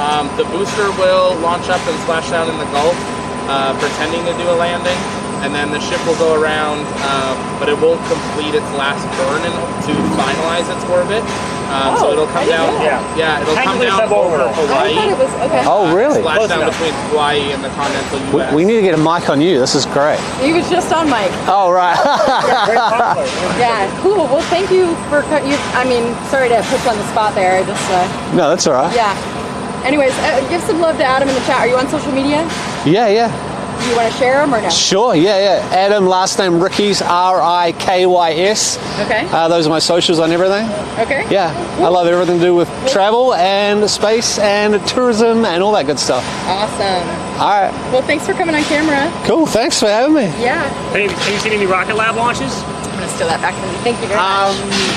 No, I'm just interested in trying to actually do some launches. Yeah. Oh, really? Well, they got Rocket Lab down there in New Zealand. Oh, yeah, of course. Yeah. I've heard of it. All right, everybody, we're back. Pretty regularly. Yeah. Okay. I have heard about it. Yeah. I mean, you guys got it easy. All you Ground got to do is truth. release the launch plan. You want to come on camera? Right down. Okay. We're going for a Focus. You're Yep. on Camden camera. Camden camera. Look at this Skywarn apparel. Skywarn. All right. They're saying welcome to Starbase. Adam, enjoy your trip. Oh, that's sweet. Okay. Mike, yourself. Gracias. I love that you have the bandana. Oh yeah. It's in my profile picture, and I lost this bandana for a while. I was like, man, I need to find that bandana. I have a pink one that I would usually wear, and I bought like 20 of them at Walmart. I bought the whole everything they had. Does this look goofy? Does it? No, it looks great. Cool. Looks great. You gonna ask me some questions, or are you just gonna ramble? Whatever you want. Let's see. And then Ask me some questions. That way, there's a narrative, Questions, yes. Okay. and I won't take too long. All right. So first of all, You're already going down here. your first day. I'm John. John. J-O-H-N. What did you say? J-O-H-N. J-O-H-N. Okay, the correct spelling. Is this on? Can you hear me? Yeah, sorry. I just didn't. Hold on one second. Let me just put you in my ear. Yeah, interviews Copy. back to back to back to back. Hello, hello. Okay, and you. Hello. I know about everything, but Testing. Okay, now you're in my ear. Cool. Okay, so you. Okay, tell me about the Skywarn stuff that you're wearing right now. So I became a Skywarn storm spotter in June of 2021. And I know, it's super exciting. I know what a cumulonimbus is now. It's a raining cumulus cloud. Yes. You helped me identify some clouds the other night. Yes. All 60. We have, yeah. That's so cool. I got the Skywarn stuff. I thought I would get it for free, but that was not the case. So I got the hat. The hat was $10. It's gone to heck now. It's all worn down. Yeah, but that's what it's for. Yeah. Anyway. So I got this shirt. I need to get a white one for down here. Yeah. It's just too hot sometimes. Yeah. Even today it got kind of warm. Yeah. Yeah. Okay, so you drove in from San Antonio. And you have some exciting news. Oh yes, I'm having a baby, and he is due on 4/20. Oh, shut the front door. Yeah. Oh, congratulations. I'm hoping for we're hoping for 6.9 ounces. Ah, hey-o. I love it. Yeah. And so you got permission from your wife to come back down here. Yes, this is my last visit until after the baby is born. Oh, Yeah. that's nice. Yeah. And you are on social media as that. Ground Truth Pics on Twitter, Ground Truth Pics on Twitter, and on YouTube, just Ground Truth. Friend in common who's in the weather community. Yes, Michael Binsky. Michael Binsky, if you're watching, you are my muse. Yes. I love you very much. You're amazing. I saw a comment on your videos. And if you have a Sony A7 that you're willing to get rid of, just send it to me. I'll give you my address. And how long have you been interested in space? When I was a kid, I wanted to be an astronaut. It's just something that I think all little boys just kind of gravitate towards. But I watched the Shuttle Columbia disintegrate on live television, and that really broke my heart and kind of killed the space dream for a while. And then I went to high school in 2000. I started high school in 2009, and I really wanted to go to Cape Canaveral to see a shuttle launch for my senior trip. And they canned the shuttle program in 2011. And then since 2011, nothing's been really happening except for SpaceX.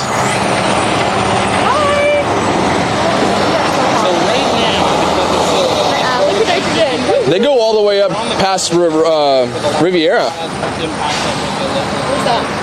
Riviera is the last town you get to before you get to Raymondville. Where's that? So if you're going up, if you're going up 77 to catch 281 back north, there's like this long stretch. I call it no man's land between Raymondville, which is just north of Harlingen. Oh yeah. And then there's nothing until you get to Riviera. That's where it says 60 miles to the next exit. Yes, yeah, that's it. I like go big gold. Yeah. Okay. Yeah. All right. Okay. You're Texas born and bred. Yes. Well, I wanted to back up for just a second. In 2013, I was working in the oil field, and I heard Elon Musk bought a bunch of property on a beach in South Texas. And I looked at the pictures, I'm like, there ain't nothing there.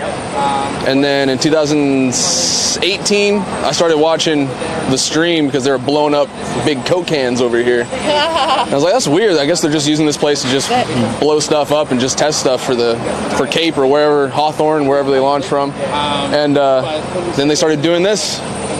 And my first trip was the day after they stacked the last section of the tower. Oh, that's awesome. Yeah. The last section. Okay. The last section. I got a picture of Booster 3 still in its full form. Yeah. Before they started cutting it up. Yeah. And when was that? That was July 29th of 2021. Okay. Yeah. All right. Yeah. And what was your favorite of the SN prototypes? Like its launch, its explosion, or its not? Well, I was only able to watch them live on the stream. Yeah. But I think, I had to say 15 is my favorite because it's the only one that worked so far. But probably 9 was my favorite explosion. The way it came down all sideways. Yeah. It did. it didn't even come close to making it. So good. Yeah, that I don't know who got like that footage. Maybe it was Ryan Chelinsky. Probably. That did. Yeah. His videos, honestly, he's one of the first like cinematographers I found down here. Yeah. And his the SN8 mini documentary. Oh, I love it. I've watched it so many times it makes me cry every time I watch it because this stuff just I don't know. It just makes me feel alive. I love it. It's worth the trip for sure. Okay, one last question. Yeah. And this is from me. Okay. You have a son coming. Yeah. And when your son becomes a certain age, what wisdom would you give him that you wish you could have been given? Whether it's in terms of career or not career, going to college, not going to college, be girls, whatever. Try everything that you're into. One more time. Try everything that you're into. Because if you don't shoot, you'll never know. That's right. You can't miss all the shots that you don't take. Exactly. 100% of them. Oh, I love that. Thank you so much for coming absolutely. on stream. Yeah, thank you. Everybody on Twitter, it is at BrownTruthPics, P-I-C-S. Yes. Twitter is at BrownTruthPics, and then YouTube is just Ground Truth. YouTube.com/GroundTruth. That's it. All right. It'll be a picture of me just like this. Just like that. Yeah. Alrighty, awesome. Well, thank you so much. Yeah, thank you. I'm going to snag that microphone back Cool. from you. Thank you. Yeah. Awesome. Sweet. Yeah. All right, let's give him some love. Let's give John with John some love in the chat. Back to back to back to back. All right. I think this is as exciting as it's going to get today. I don't know about that. What do you think?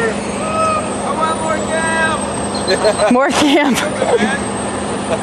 Yeah, he did. The chat's loving, loving, loving. All right, I am going to. The cam jokes are awesome. I love the cam jokes. What do you think is going to happen? I don't know. I just feel something in the. When it gets real quiet like this, it's like the calm before the storm. Yeah, it does get quiet. Yeah, it gets real quiet. And we're in shift changeover as well, which is part of it. But I don't know. Something seems like it's something's brewing. So I wouldn't leave if I were you. Okay. Oh, I'm definitely staying for sunset. I won't have enough time to go to the hotel and come back. I was going to go to the hotel, but then somebody from RGB wanted me to stick around. Yeah. When will this be fully stacked? Hopefully soon. John! Love it. Chat, you are awesome. Thank you for hanging out this evening. I'm going to hang here with you until my battery dies, which hopefully it won't. I'm going to eat some food because Jenny Marr went into Brownsville, got food, brought it back, and I'm going to devour it. Thank you for doing that. I'm really, really appreciative. What did you say? Oh yeah, it's gone, right? Like boom. Not the one. Is that you blink and you turn your head sideways and turn it back. Gone. Yeah, gone. Gonzo. I see some humans up in the tower here. So I'm gonna zoom it. Let's see if I can find. I feel something brewing. Who feels something brewing? I see it. Yep. Jenny Marr sees it. There's some brewage going on here. I don't have any business. All right. So I'm gonna just leave it here. We're gonna keep it on the street. Watch some of the cars and people go by. And I'm gonna eat. What I sent you, right?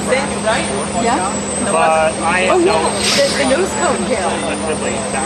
But right there, like, they just stopped and I was like, okay, let me just turn around, just parked in there. There's not much. Yeah, can I show There's not that much solid camera land on over screen? here. It's all mud flat. I was like, what? It's so cool to see. I was like, I want to go back. It's a lot. They're playing right now. Yes, good job. Good job. Appreciate that. Because I mean, people can't really get the beach. It's already within the zone. If they get out. Just come and follow along. Yeah, please do. Thank you. Yeah. Really amazing. Yeah. Document. kidding. Oh, thanks. Yeah, sorry to catch you off guard like that. No, it's Yeah, I mean, I was just I keen just, to ask some questions. I wasn't really sure what was going on. yeah. It was just a fact. I just like was in the, all right, let's just interview kind of thing. Oh, good. Yeah, cool. That's cool though. You flew all the way from New Zealand. That's far. That's awesome. You're from Sydney, yeah. Oh no, from Sydney. That's right. Yeah. From Sydney. Yeah, Cool. this is one of the many things I wanted to see in Texas. I'm so glad I drove all the way down here. It's worth it, right? Yeah. People don't realize. I cannot believe how close it is. Yeah. It's wild. Yeah. It's wild. It's just like, it's just like, and it won't. Never before, especially with space programs. Yeah. People had this kind of access. So you just, where are you based? Like in Brownsville or something? And you just come out here every day? Yes. Yeah, cool. I live in an RV. Are you making enough money from all the social media stuff that it's all... I'm getting there. Trying. Yeah. But I've been self-employed for. My license plate actually. As the industry just goes like that. My plate says JKC. I'm from Arizona. Yeah, but it says JKC. It's Jessica Kirsh Creative LLC. That's my business. Yeah, cool. So I do a bunch of different things, but And this is one of them. yeah, this is. I mean, I came down for 2 of the serial number flights, and then I moved here to Alaska. Incredible. All right. Yeah. I'm going to follow along. Please do. Yeah, it's just youtube.com/Jessica Kirsh. Yeah, I took a photo. And I'm Jessica Kirsh all over the internet. All right, lovely to meet you. Yeah, good to meet you too. Cool. Yeah, take care. I'll see you. Oh yeah, let's see. Can I show that? Yeah. All right, stream. Right here. Jenny Marr was driving out of Brownsville. Let's see. Will it allow it? Right. There we go. Okay, there we go. The nose cone torture chamber was being rolled. Was it rolling from? Yeah.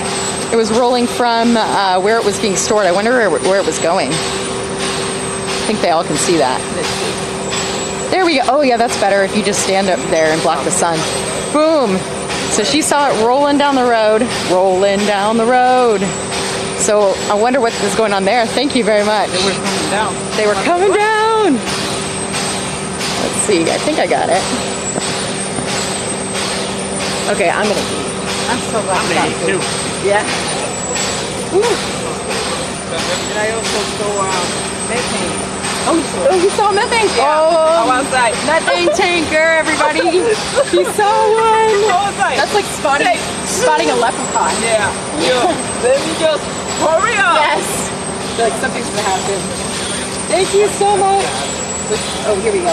13. This is your, wait. Can I open for one? Figure out. 1 a.m. Yeah, in the morning. Okay, this is me. This is you. Okay, I'm gonna leave that in there. Here's the. Thank you. I have another juice. What do you mean? I got another juice. You can get that one. Oh, really? Yep. Hey, Mark. No. Woo! How is it? Well, first of all, it's the only place here in Brownsville that I know of that's open 24 hours. Well, Yeah, maybe I've seen that, like, Denny's. all over. Yeah, it's delicious. I think I get their chicken nuggets or chicken strips. I was gonna say that's not a nugget. Yeah, sorry, strips, and I've never, that like grossness, and I've knock on something, never bitten into one of these and had that Not. yet, Yeah. and I eat it a lot. Jessica Screen sponsored by Whataburger. Whataburger, It's the- come on, It's the only burger Marky open 24 Mark. hours in Huntsville. That's right. Brownsville. I mean, it's not on the way, but it's not a far drive out of my way to get there. But if I leave here at like 2 in the morning, there's Oh, nothing. Steven actually got some more. I was about to go over to get some. And just in case. Oh, you're so sweet. Thank you. Yeah, he's right there. Oh, Yeah. so sweet. Hey, Jenny, are you the one who paints all those things? Or is that a different Jenny? That's a different Jenny. This is So there's this Jenny, and there's this Jenny Hoffman, and there's the other Jenny, she's Jenny Marr, Jenny Marr. and then Jenny that paints. She actually lives in my RV park. Oh, cool. I haven't seen her today, but yeah, she's. So many Jennies. Yeah. Everybody's arrested. Yeah. I mean, I used to be a chief fitter, but no, I didn't do that. Used to what? I used to be a chief fitter. What? Chief fitter. A ship fitter. That's right. She built ships for the Navy. That is cool. Yeah. What kind of ship? Like aircraft carriers? Yeah, the last one Wow. when I left was the ice floe breaker. The last one was built like 40 years ago. I don't know what they We have just to said. interview you again. Uh-huh. Everyone was requesting in the chat. Got it. I gotta get your camera. Only when you're ready. I think I'm gonna go grab some. Actually, I don't want to miss your interview though. It'll be a little bit. Yeah. Okay. I'm gonna go grab some food. Steven just came back, so Yeah. I'm gonna make a cameo appearance. Hey. Oh, it's so you're the best dad jokes ever. That's funny. I just got barbecue sauce on my face.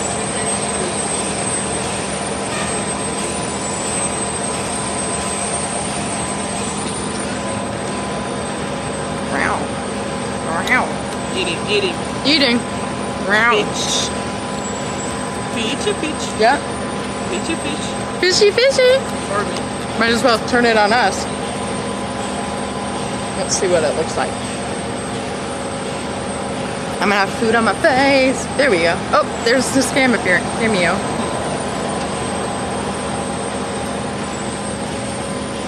We're eating Whataburger. I made it like in an hour. That's Out of- impressive.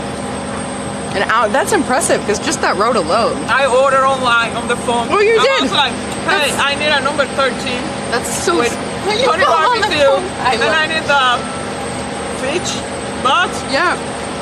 Girl, and 2 orange juices. Thank you. you called? Can I pay on the called. phone? No, Oh, wow. you can. No, you have to come in. But it's gonna be ready. I'm gonna be there in like 10 minutes. I love it. I was like, yeah. I think it's way too close. Is that too close? I wasn't eating with Steven, but he's listening to my interview. I can't stand Oh, he his is. voice. Oh, Really? no, can't. I can't do it. You are a I cannot do it. good one. You are a wealth of information and you deliver it very well. Yep.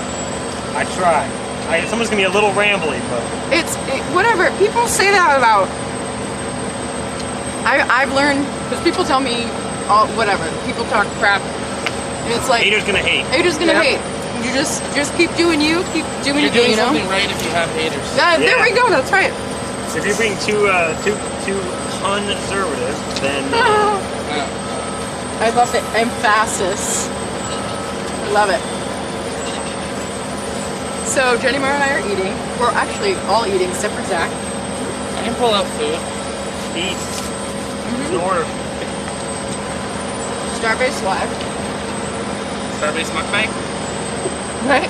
Oh yeah, that's right. 931 people. Oh, sorry. What? 631 people. Oh. All right, I'm gonna flip it back around. And we're gonna point it. There's not really much going on there. I think there's Carlos. Point it this way. Nah, we're gonna point it this way. Smooth operator. Where? My favorite. Oh.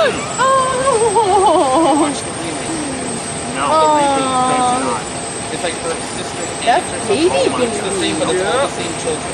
Little baby. Oh. Oh, how cute. my childhood. Oh my gosh. How cute are they? Aww. I love the show. I love the books. Oh, maybe. Original books. Aww. Like Oh my god, this is beautiful. Especially for Kirsh. Yeah.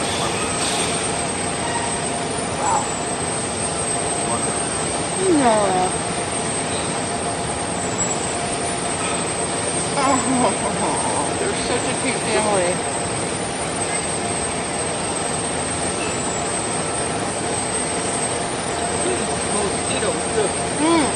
They're the size of lobsters.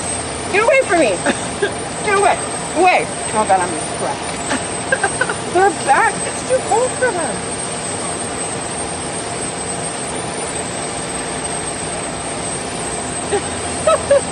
They are too ridiculous. I have one in the car too, like Is it bee? mosquitoes. Oh no. Of course. These are good. Good? What? Oh, I just ingested some. Smooth operator. We need some citronella here. Yeah. Oh, Turn it on here, that's it. Agreed. They're done. beep, beep. Damn, you did really good, man. Proud of you. Thanks, man. Yeah, Now we see you on there. Me? Oh, God. You're the master. You're the public relations.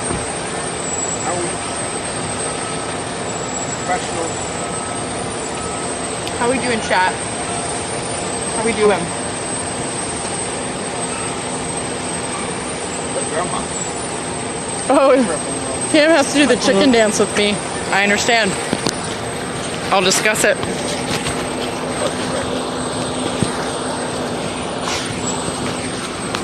Anything happening? Bailey, welcome back. Right now we're just chilling. It's a shift change. Talking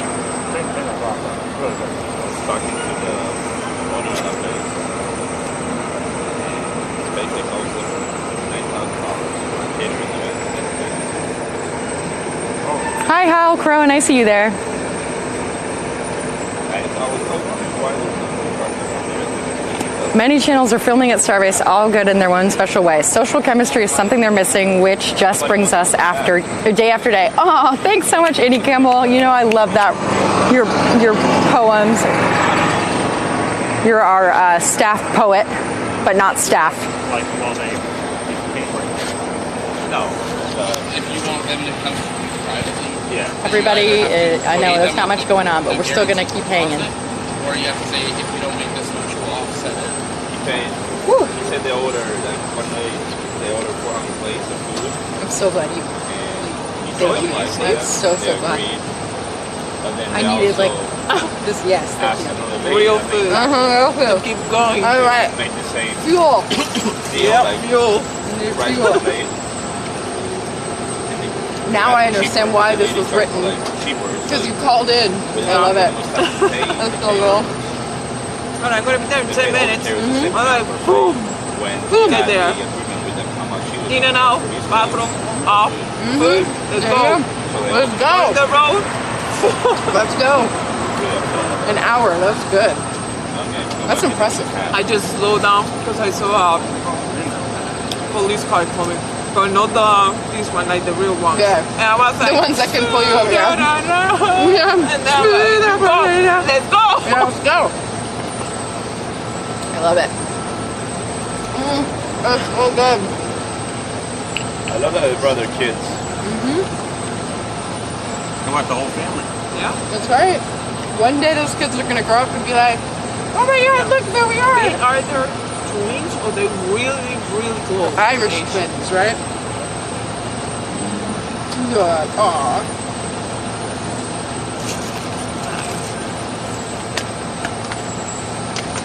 So cute.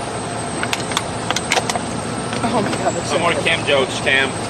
No, keep them coming, Cam. Yeah. All day, day. Cam, I am. I even, Now you guys are cam-affected.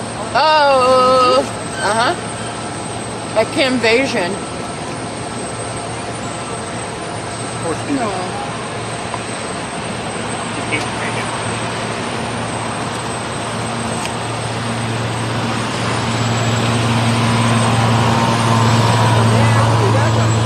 Ditch fish. Huh? whole family. Yeah, awesome. Grandmas. Hello. We were here last year with the two young, so you gotta bring the next one. I love. Yeah. Oh. So we're trying to figure out ages. Boy, oldest is he'll be 4 in May. Oh, May what? 19. Oh yeah, I'm 20. 19, like me. Oh. Boom. I have to jump my mind. Yep. And Charlie Snuggles over there is Charlie Snuggles. Oh. she just turned 2. Okay. And then Lilo here is Lilo. Six. Oh, what? It's Leora, but we call her Lilo. Oh my gosh. And she's Hi, sweet. Oh my god. Look at her eyes. that's Six what? 6 months on 6 months. Oh, you're such a beautiful family. Oh my god. What's up, buddy? Oh, it's okay. It's okay. And then there's Charlie. No. Hi, Charlie. It's Charlotte, we all call her Charlotte. Oh, Charlotte. So basically, there's 2 girls and a boy, but it's Louis, Charlie, and Leo. Louis, Charlie, and Leo. Got it. My boyish nicknames. I love it. I love it. I love it so much. You're a beautiful family. Yeah. Hi, sweet girl. Oh my gosh, she's so cute. So yeah, 4 generations standing here. Oh my god. That's what I said. That is so cool. wow. Where are you visiting from? Wisconsin. You're Midwesterners. I'm from Indiana. Oh, okay. Yeah. My mom lives over in Port Isabel. Port Isabel. Okay. Very cool. Long Island Village. Love. Oh yeah. I love that. Love that. Very cool. Yeah. It's a bit warmer here. Than in, yeah. Yeah. Well, definitely compared to home. Yes, definitely. How long have you been here? Or? I've been here like since the middle of January. Yeah. Okay. So we had back in a week. Okay. We're driving all the way back, so we're taking a detour to Missouri. Okay. Right here. That's cool. Yeah, I love that. Oh, it's gonna be 3 solid days driving all the way here. That's a good workaround. They did really well though. Good. Yeah.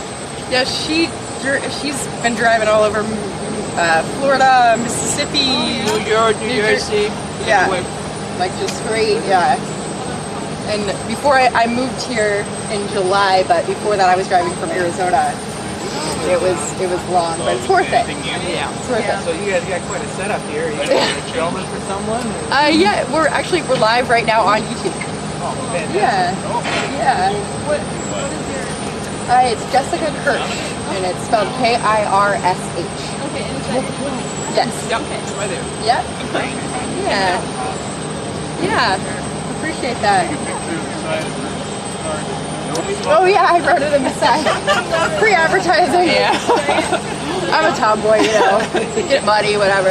Yeah, the sign says my name too. Yeah, I figured the part wrap is like $1,500 or $2,000. I can just write it in mud for free. Exactly. Yeah. Exactly. Yeah. Take a picture otherwise. Yes. Change the phone. Do you want a picture of all of you together? Yeah. I would be glad to take one. Yeah. Let's get all of you together. All right.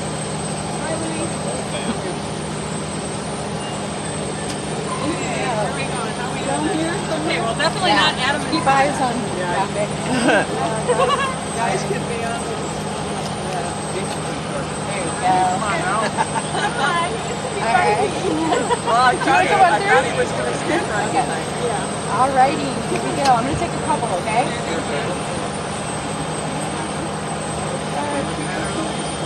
Right here. Smile.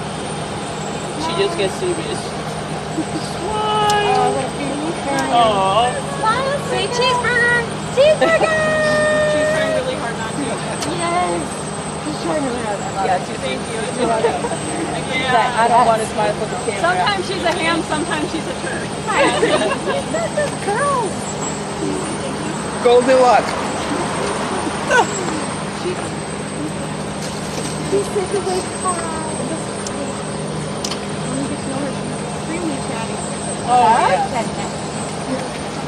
Oh, that's big with mosquito. You don't get to go into our ride. Yeah, they stand by. Well, they're just Except they woke up from a nap, walked in the car and came here. Yeah, here we go. Here we go. Still waking up from Thank you, then. Well, thank you so much. I appreciate it. Yeah, nice to meet you. Take care. Yes. Oh. What a sweet family. All right, we've got a crew lift. I think it's empty though. Hi, guys. See you. Take care. I'm looking for some. Oh, Crane X is moving, I think. Yeah, well, it is. Yep. Okay, Crane X is moving, y'all. That's a good sign. Crane X, smooth operator.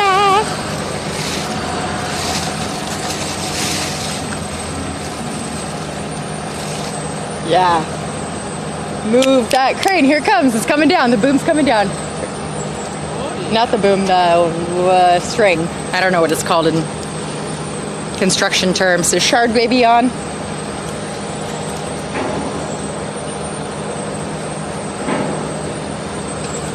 Here it comes. Going down, down to an earlier round. And sugar, we're going down swinging. I'll be a number one with Crane X. I'm gonna pick something up and pull it away. I'm going down, down, down, down. We've got movement, folks. We've got movement. Remember a few days ago, were you here when it was, the load spreader was just going up and down, and it was like it was doing like reps.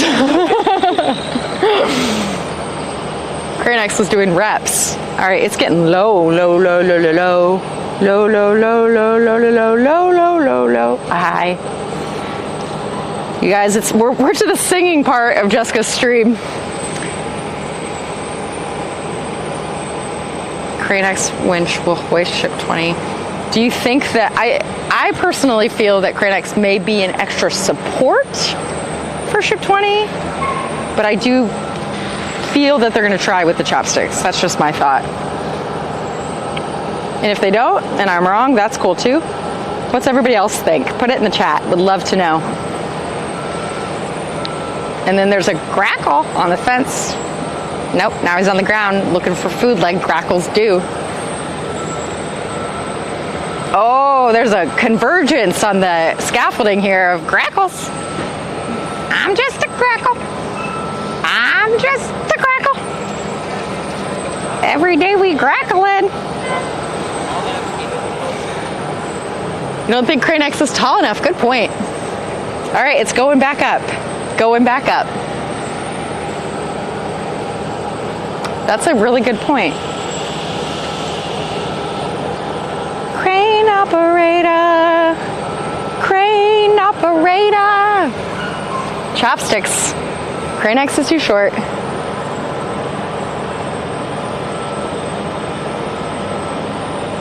Ship 20 is moving? What? Oh my God, it is. Ship 20 is moving. It's moving, y'all. Oh, I knew something was brewing. All right, folks, I need to put a wide angle on. We're so close. Okay, so I'm assuming it's on an SPMT, obviously. It's like skirting like a crab walk. Ship is moving. Perpetual nerd, thanks for being you and not trying to be too serious. Thanks, Perpetual. Oh, we were using the binoculars earlier. Yep. They were super helpful.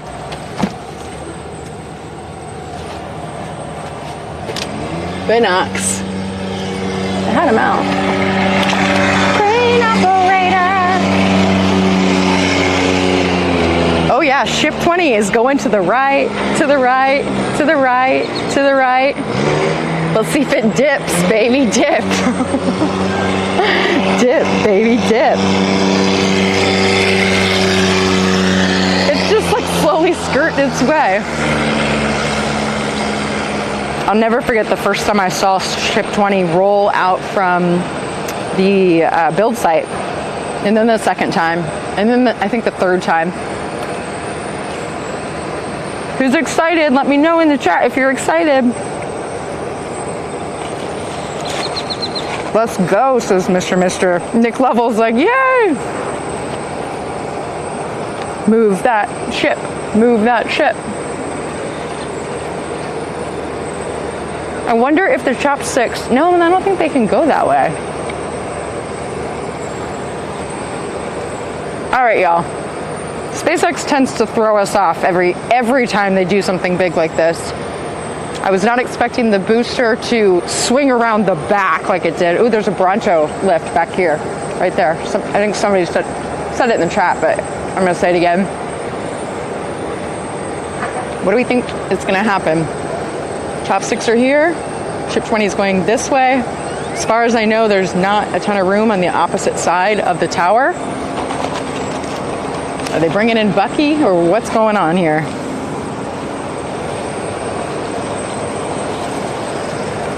It's doing a ship dance. Can one of my moderators please pull this video and make a GIF of the ship going from one side to the other and make it loop or bounce back and forth, please? Hi guys. How's it going? Oh. I don't even need you to make the GIF. It's doing it itself. Oh, it's turning. It's turning. It's turning towards us. Yeah, please go ahead. I want to follow you. Yeah. Where are you guys visiting from? I'm from Brownsville, New York.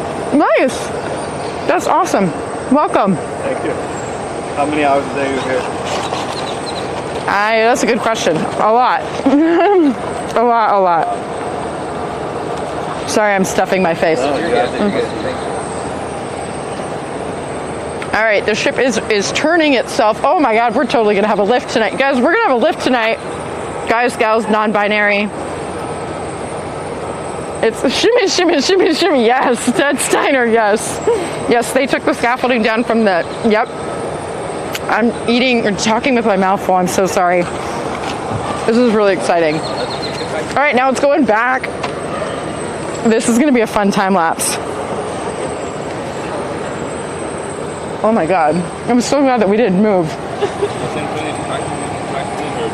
Uh-huh. Shimmy, shimmy, shimmy, shimmy. The answer is not too many hours. Come on, Day Baby. The answer is just a lot of hours. So many that I don't keep track. When you're self-employed, you do what you love. Bye. And love what you do. Walk down there, Jenny Mar and I walked to the build site earlier today. I forgot about that. Jeez, that was today. To make it for the filming of the Charo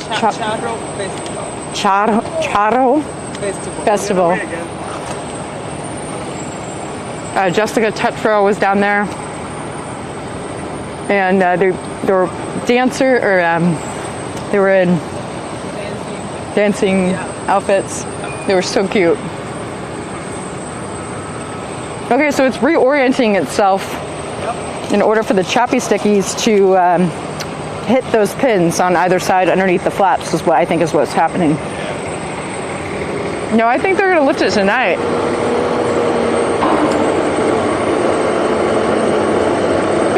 And what? It's okay, Ship 20. I pace when I'm nervous too. Good one.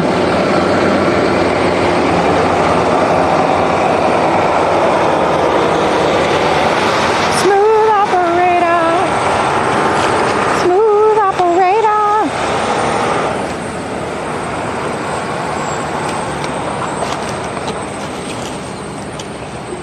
Wow, I was way more hungry than I realized. Yeah. What's up?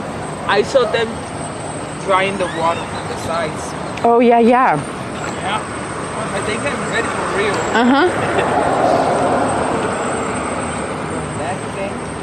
Back and forth, and it really is pacing. Yep. Oh, this is happening. Yep. Woo-hoo-hoo-hoo! I'm getting chills. It's on like Donkey Kong.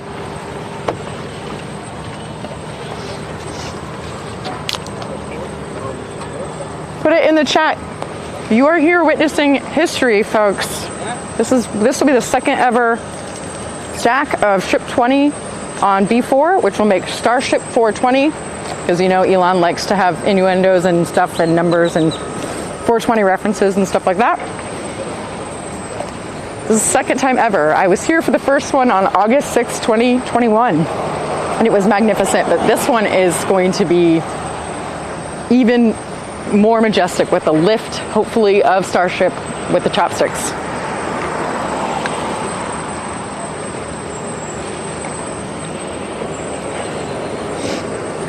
Put it in the chat. I am here. I was here. I am here. I'll start. See you. I was here. Here we go. Yeah, first ever chopsticks lift, that's right. August 6th is your birthday. Happy, oh yeah, yep. Yeah, it was a great day.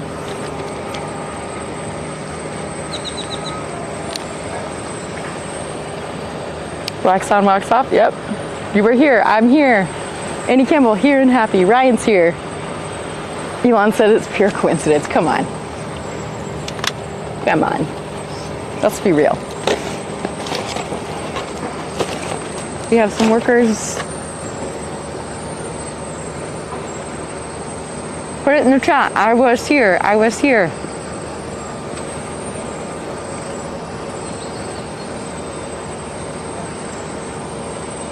Yay! Yodi Racer, I was here. Thanks to Jessica. Whoop whoop.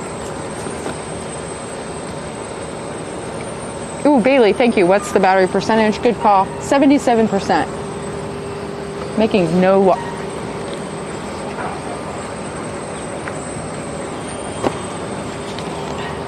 I could probably put a panel out for the next 20 minutes. Yeah. Might as well. I hope I didn't move that. It was getting chilly. How many hours do we have? 850,000. 7 hours. All right. 11. Oh, 11. It's Jenny Marjeska time. We got 11 hours. 11 hours. Just 11 hours. It's on. All right, we're making 3 watts. 4 watts. Here we go. Make some electricity here. 5 watts. Woo! I'll take it. Yep. Better than no watts. Oh, whoops.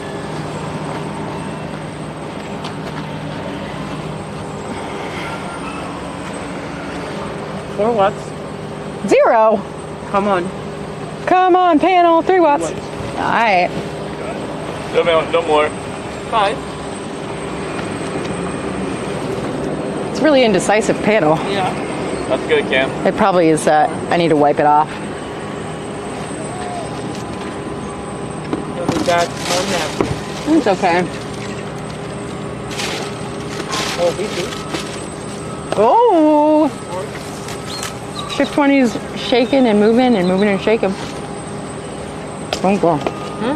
Thank you.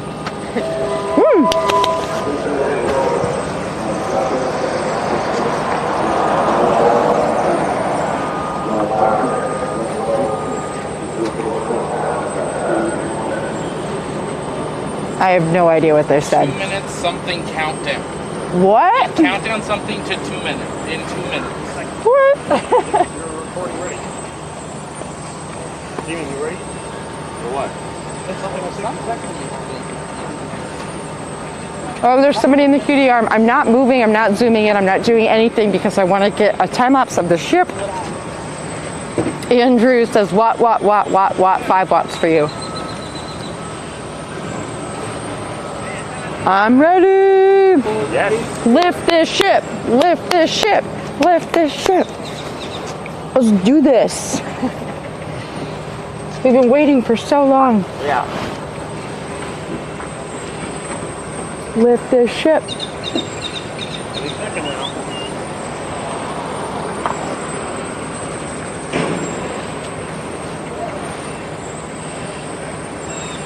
So clearly the quick disconnect has been removed from Starship as it was freed to dance in front of us. Do a little dance. Make a little shippy. Get down tonight. Burp, burp, burp. Get down tonight. Burp, burp, burp. Yeah, there are a lot of people congregating. That's right.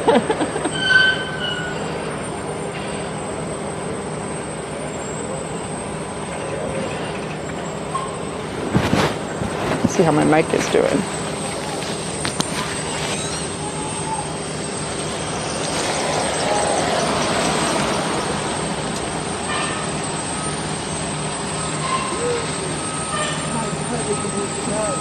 Oh no, do you need a plug? I have a... I believe I can fly. Fly! I believe I can touch the sky. There's Coop. Venting. Here's the venting.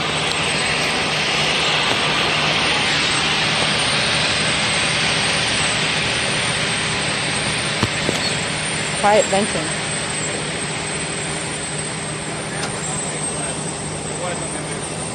I think that. Yeah, I mean, I heard what he meant. Yeah, I was a little bit.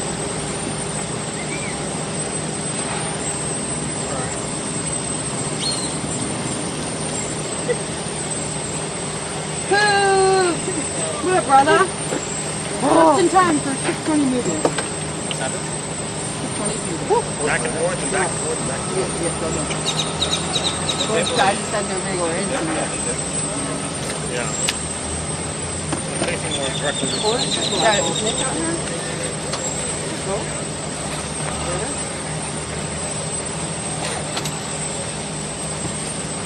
Hey Jessica, which way does it face when it's actually stacked? What do you mean? Which direction will the silver side face when it's actually stacked? Like, when was silver stacked? I was over there, and the tiles were facing us. Okay, so the tiles will be facing this way? Assuming they attach it the same way. Right? Yeah, but it went up a totally different way, so I'm assuming they're going to... You know what? I don't know. I know they changed the mounting That's a good system. question. Yeah. But I figured they would still attach in the same direction.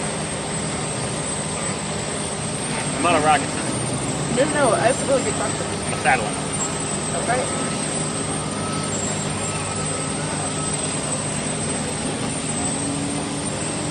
You can see there's no Hey, are you out here? Okay, cool. Oh, I just wanted to let you know that it's ships moving. Just want to make sure you were coming. Yeah. Yeah. Yeah. All right. See you. So like basically yes. the center line is right between the... Yeah, there's actually... Yeah. And the black There's be a there. spot actually kind of in between when I come here, but... So, yeah, the center line, it'll have to rotate Yeah, right. All right. this way. Okay, bye. Beyond that direction.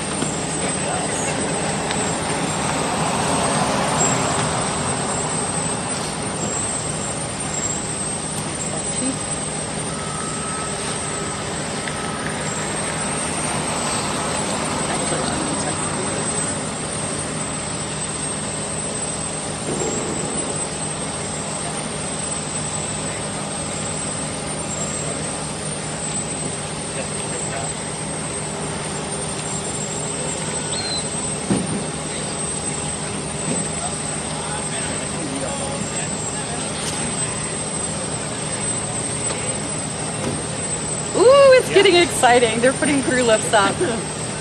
It's on like Donkey Kong. If anybody played Donkey Kong as a kid, I did. Yeah, there's someone over there. Yeah. Yeah, the light. Oh! Hey Jessica, you can see the arm. Come back. Oh, is it retracting? Thank you.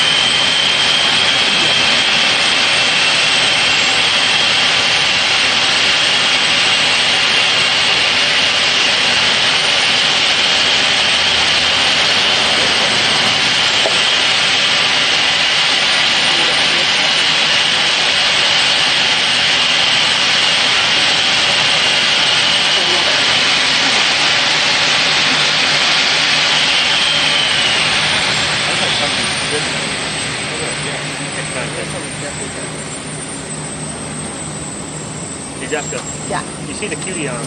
Yeah. You see the humans up there? Yeah, I see it. I see that. And so, based on what you said, the center line, so it's got to turn, the quarter turn this way, and the center line will be right between those two grid things, the black side on the left and the silver side on the right. Okay. Based on what you said. Okay. Go by, right? Well, that's the final alignment when it's going to be stacked. Assuming they stack it the same facing the same direction. Which I assume they would, although we changed the mounting direction. I assume they would stack it with the tile side facing that way, and the silver side facing the other way. So during cubesat. So Yeah, I've got.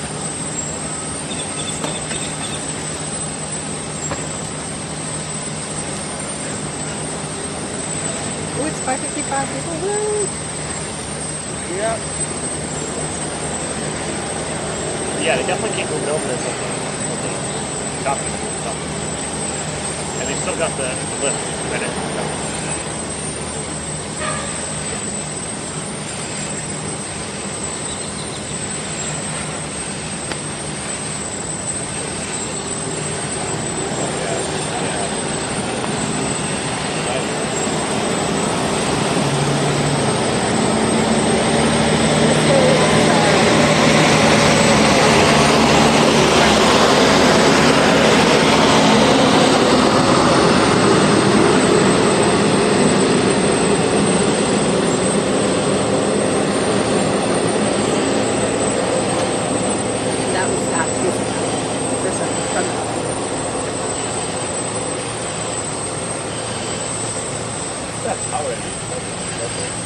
What's the tallest structure in the circle?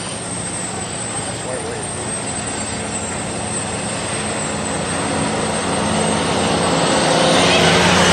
Hey guys!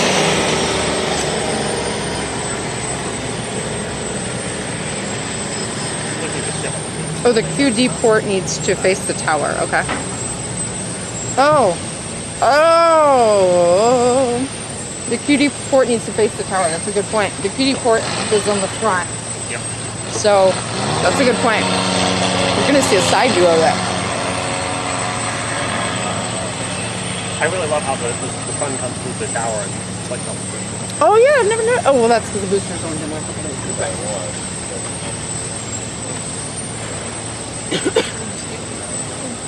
You can really see the inside of the tower and all the cable raceways. Excuse me. You okay? Yeah, I'm good. Choking a little. Forkliftage. I would imagine some of the presentation shows the tower. I'm assuming the presentation. Well, they're not they can't, like, for instance, the way it's been. Yeah. I don't know. The science. I don't think so. They could make it over there, but I don't know. We'll find out. yeah, we'll find out. It sounds like a Hopefully firsthand. Yeah. Fingers crossed. Welcome, Michael Tompkins, to ground control.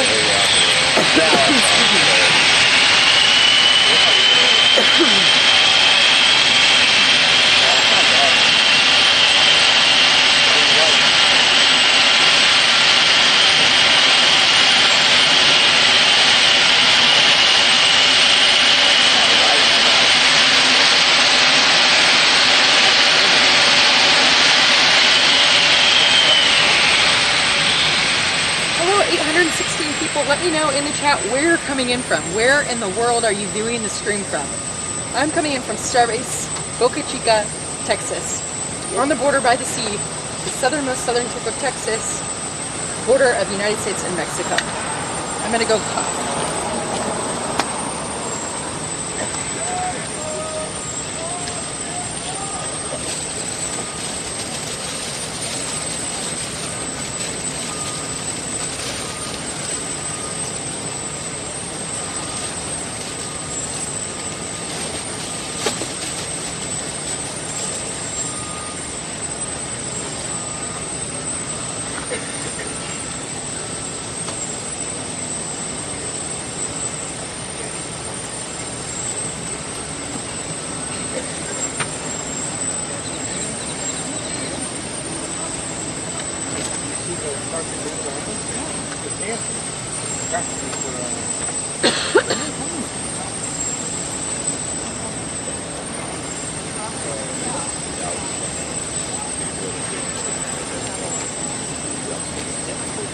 I'm gonna go cheese. Bonnet 3. The blue one. Yeah. Team to team. Starship Shuffle.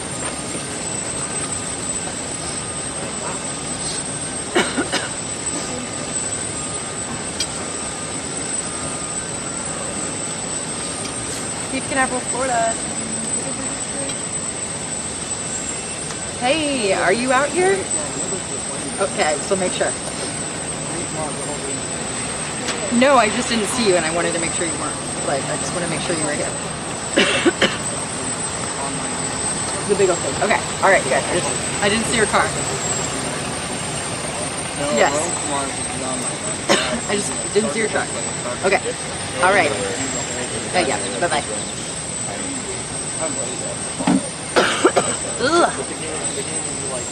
Go Estony! Oh, there's somebody up on the QT arm. Oh, that's cool. All right. Okay, I'm going to start zooming in. He does. Look how tiny. This is for perspective, everybody. If somebody can take a still for me right now of this image, that would be awesome. Still image. Look at that person. That is perspective right there. Wow. Get it, Coop. Wow. Perspective. Hello. Nailed it. There he goes. Wow. Come back, come back. It really shows you how big the Grisman is. Yeah, it's enormous. It's so big. A lot. Well, I had my first 4 years, which I got my first mover, and then Oh, I love the lighting on the tower. Wow. All right, what do we think the ship's gonna do?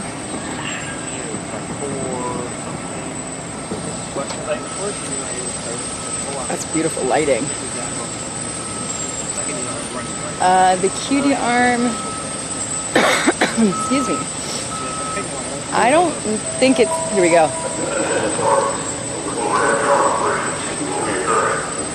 Overhead drone operations. Woo! Bring it on! Bring it on! Bring it on! Step out from under. Oh yeah!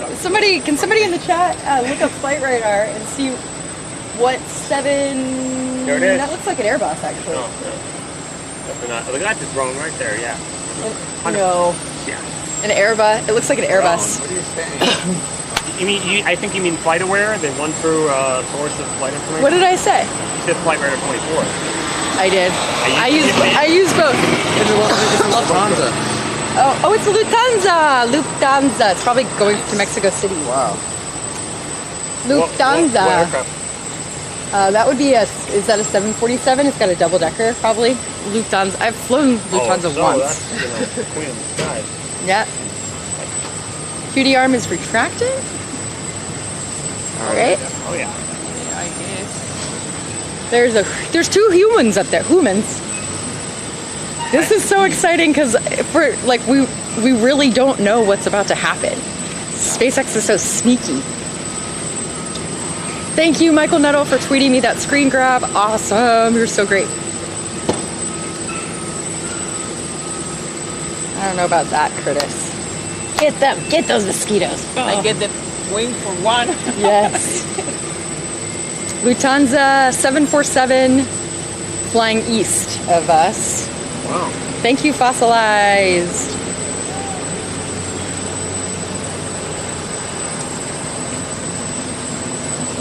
Thank you, Dan Elton, for tweeting screenshot. Say hi.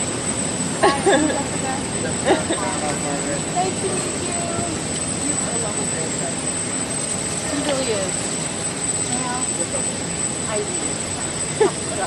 I got her on a hot mic moment. Oh! Hot mic, hot mic. I love it.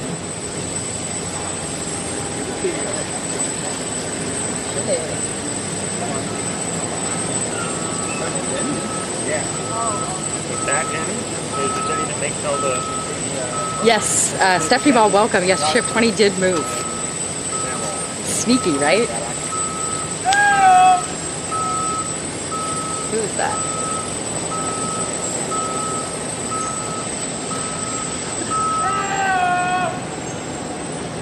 Is everyone okay?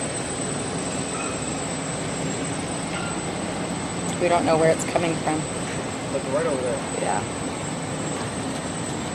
Oh, they got some like LED thing over there.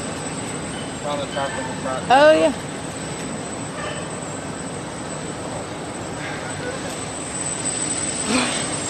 Now they're just playing with us. Yeah, Which they do. They do that. Well, the yellow crane's now going up. Where? I know, right? Sometimes when I look at those plasma torches or whatever, I'm like, oh god, I'm losing vision. Yeah, losing vision. Oh, that one.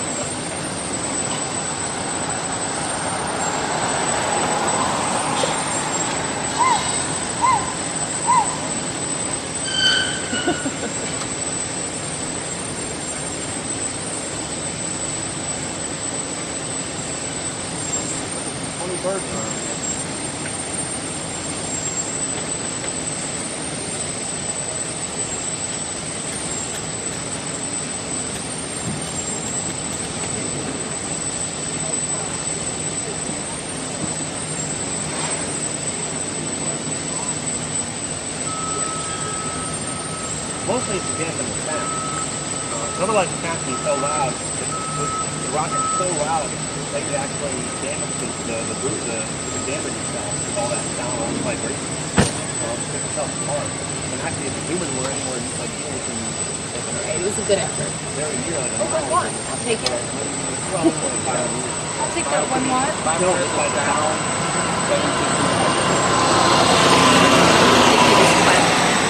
See you guys later. Claws are opening. Okay. I can't see. Yeah. At this now 10. Like you can see the sound wave, like the sound is so loud. Hello. Let's see. Northwest Scotland. The claw. The human up there for scale is amazing. Yeah. The same thing, the rocket is so bright. Alright. Ship does not appear to be moving. It's beautiful. Right. Your eye will see it at the point of light driving. Human for scale. Human for scale. Here we are. I think he's... Selfie? I just caught a selfie.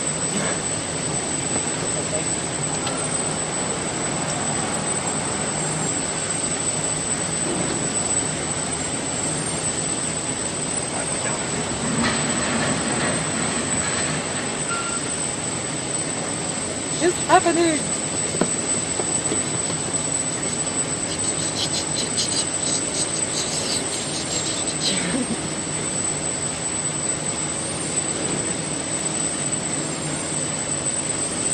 Hello!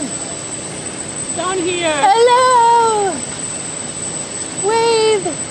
Down here. Please! Wave! Hello, I know you see us. No, I'm just kidding. That's really high up. Yeah, he can see it. We can see him. Yeah. He can Hello! see it. If he looked this way, yeah. He looks like, nope. He I don't will blame him. see two ants right here, like. Sometimes they wave, sometimes they don't. Yeah. I don't blame him for not. Titanic. Come back, Jack! Don't go away. They're all moving out. There he is, looking down. Looking down, he's like, oh, she wants me to wave. No. Everybody's walking away. Walking away. Dude's gonna play it cool, right? Yeah. Yeah, I'm here. Yep, that's me. I'm in forever in history. Alright, he's gone. Yeah. I just like to. Yeah, they're going down. Still one. One goes down. Yeah. Where? Two goes out. What are you talking about? They go down from the arm to, I don't know. I don't think they're gonna get the stairs down. So gotcha. probably the elevator. Oh, okay. Yeah. Elevator. The elevator's really slow. Thankfully, it's easier to track on camera. Yeah. Just saying. Good point. To actually keep up with it, it's pretty cool. Yeah.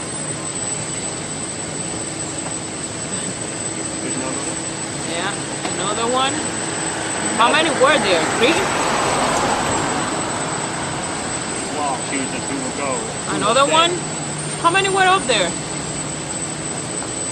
Yeah. Oh, they waiting for the elevator. There it goes. Elevator is going down, and they waiting for it. It's gonna be a long wait. Good thing it's close. Move that ship. Move that elevator. Oh, I see the crane that they're Yeah. talking about over there. Ooh, the sunset is Yeah, beautiful. elevator arrived. Hop in. Yeah, there they go. Okay, let me just show the sunset because this is the sunset where full stack is about to happen, y'all. Woo! Is that Carlos? Oh, nice. I love it.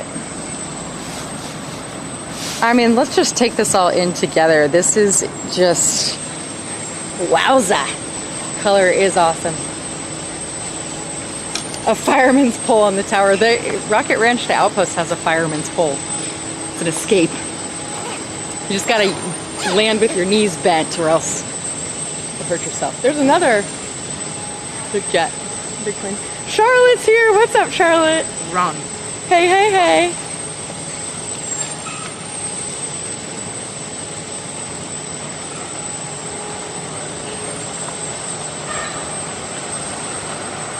Do the flyover. That's right. You think Jared Isaacman will fly over again? That was rad the other day. Overhead drone operation. Drone operate. I see the drone. Oh, where? I see it. It's way beyond. Oh, yeah, there it is. Yep. Drone operation. I love when they fly it through the tower. Coming right where the top thing was. Oh, there it is. Yeah. Drone operation. Okay, no, that thing I love when they pull the drones out. See drones.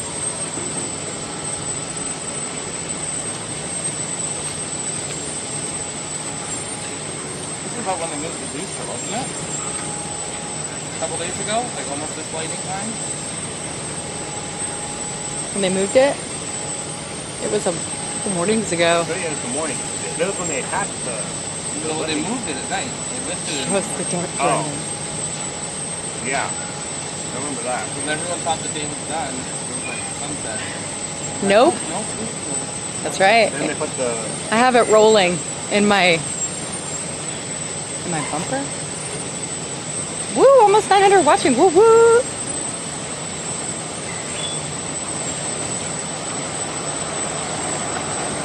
You all welcome everybody. Woo woo! Let's get hyped. Can I have a hype?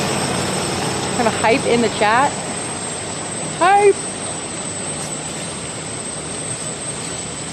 Yeah, night isn't a thing. That's true. It's 24/7, 24 hours a day, 7 days a week. Around power versus there.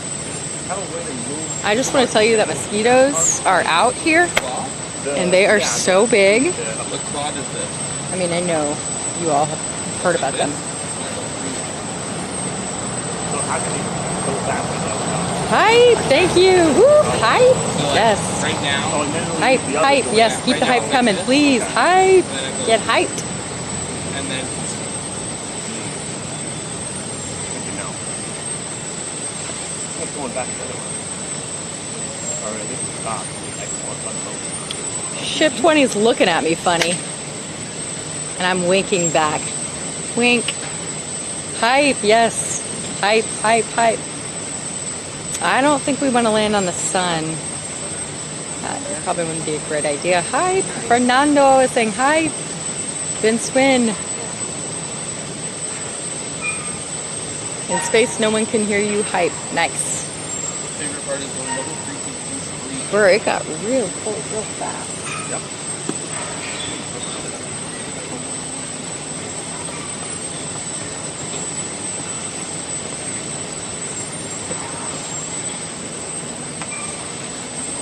Oh, probably, yes.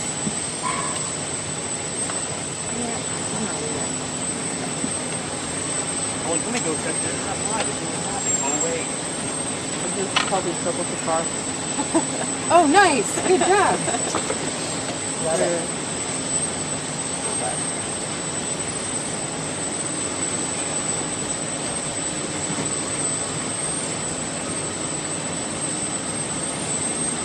Something's, oh, crane's moving.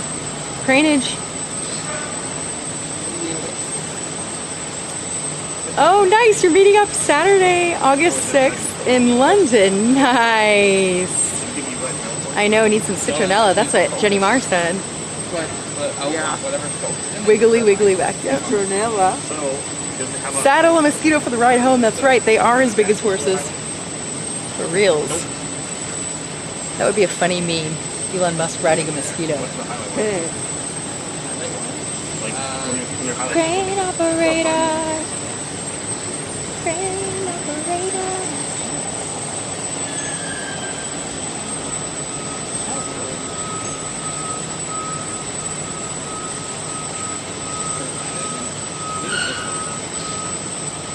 Hi from SD. Glad you're back. Woo woo. Robert Pena is here.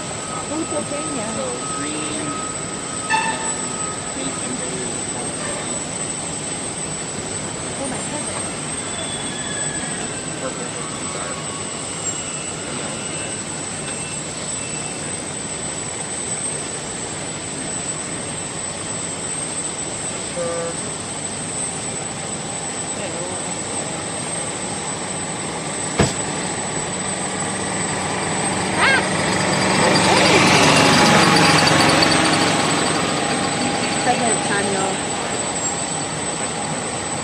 I wrap myself like a taco. You what? You wrap yourself like a taco? Yes. Like a taco. Oh, thank you so much.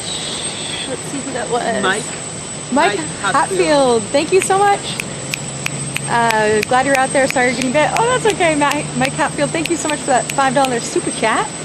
A snap for super chats. Thank you for supporting the stream. From Italy, Federico Rock. From Italy. Move that ship.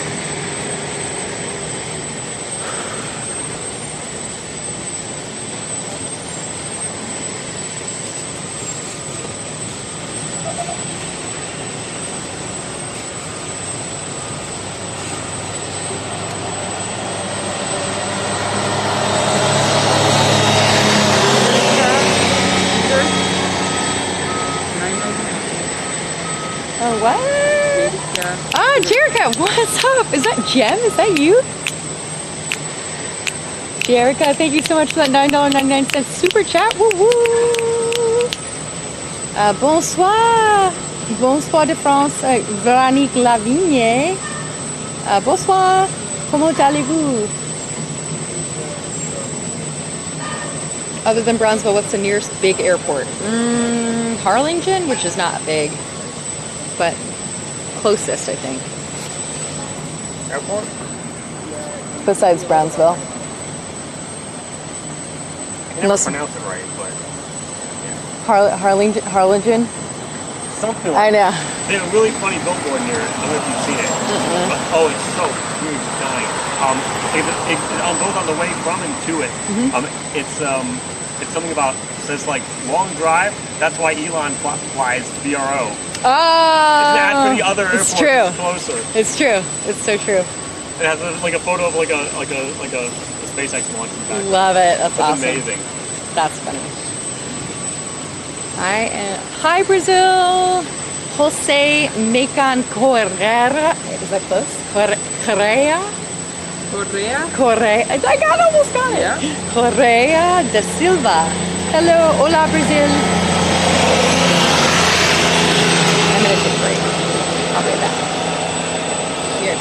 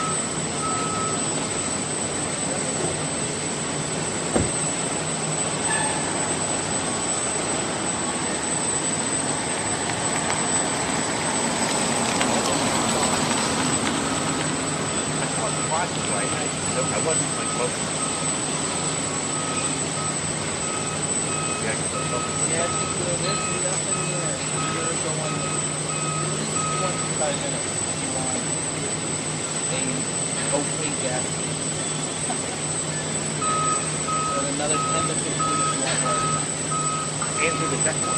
Scan through the checkpoint. It can take you 1 minute to an hour.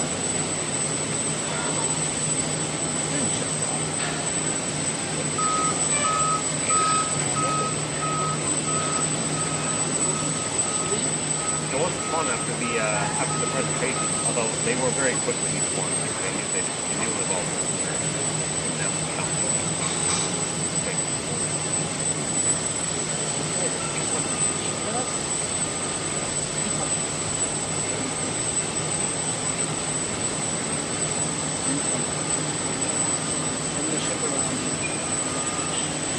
Let it fall on its side.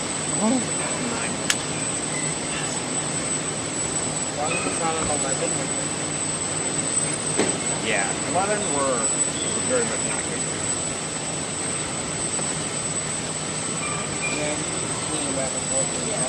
Yeah.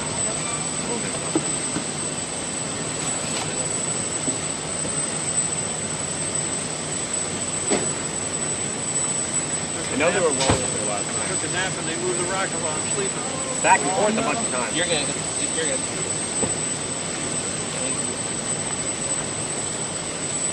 You guys got the right view. What's up, Gothic Ninja? Did it move pretty fast? It did. It went and then it went ticka ticka ticka, and then it went ticka ticka ticka. They got all that scaffolding out of there. Yeah. I got sunburned today.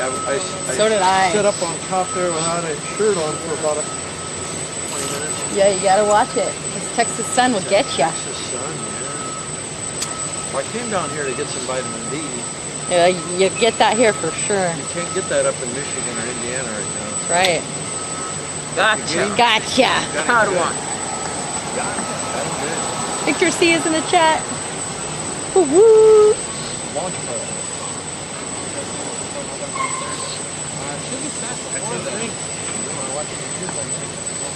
Starfleet and SpaceX Reddit. Okay, I'm gonna move this way. Oh no, it's we run trips for like tours and launch viewing at Cape Canaveral. Potentially here eventually in the future too. So Starfleet tours. So if you just go to star-fleet.tours, that's our website. We also have our Twitter, which is a little Brandon's moving. And other social media as well. yeah, your buddy takes guys on a boat. Yeah, that's what we do. Yeah, Steven. I talked to Steven earlier. And then SpaceX run on some sort of Reddit, like few different SpaceX. Oh, $20. Thank you so much, Dixon Smith. Let's go to Mars, crack some almonds, and make some Mars almond bars. Nice. Thank you for that $20 super chat. That's really great. That was me, Steven, and Patrick. We all met there, and that's like how we got. That was the first boat trip ever, and we all got from that. Oh, that's cool. The rest of it, it's like we got people right now. Ooh, ship move, time lapse tweeted. Boom. And thank you so much, Extramos. Extramos. Extramos. Oh, nice. Here in Vancouver. Extramos. Yeah. Wednesday, February the 9th. Yeah. Time of closure, 1 a.m. to 9:30. Irvington closed. Yep. That's the thing. Oh. Thank you, Nico.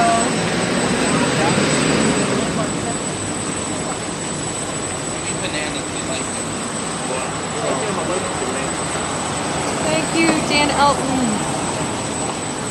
Thank you, Mac Luis. What does a 1:30 intermittent road closure mean?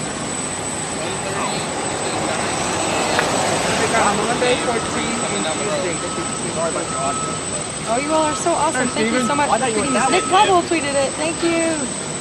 I just met your buddy here that does the Starfleet tours also. Yeah, that's Cam. Yeah. We're the Starfleet. I think 20 maybe dancing.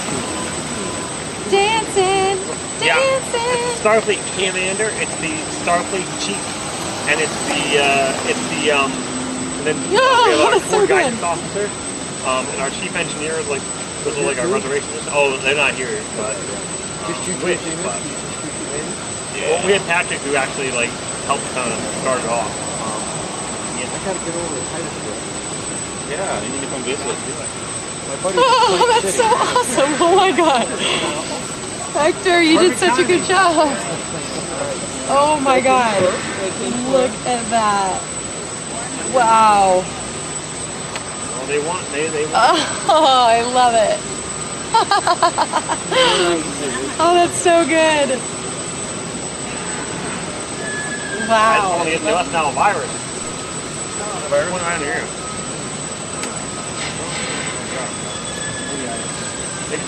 Hector, that is so good. I was really working the QD arm today. I heard last night they were moving it back and forth several times. I mean, that was Hey, Jen Elton. Thank you for it. I appreciate it. Jana is here as well. Elevator's going all the way to the top.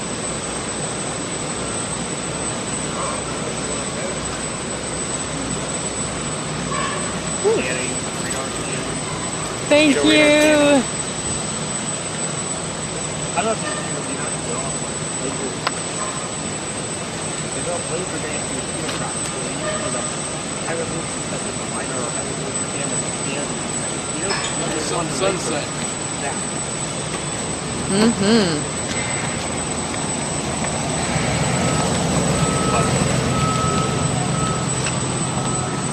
I don't know if I should go with my wide angle. I just feel. I wish the crane could move, the yellow crane, but it's lit right now. I feel like it's going to do something.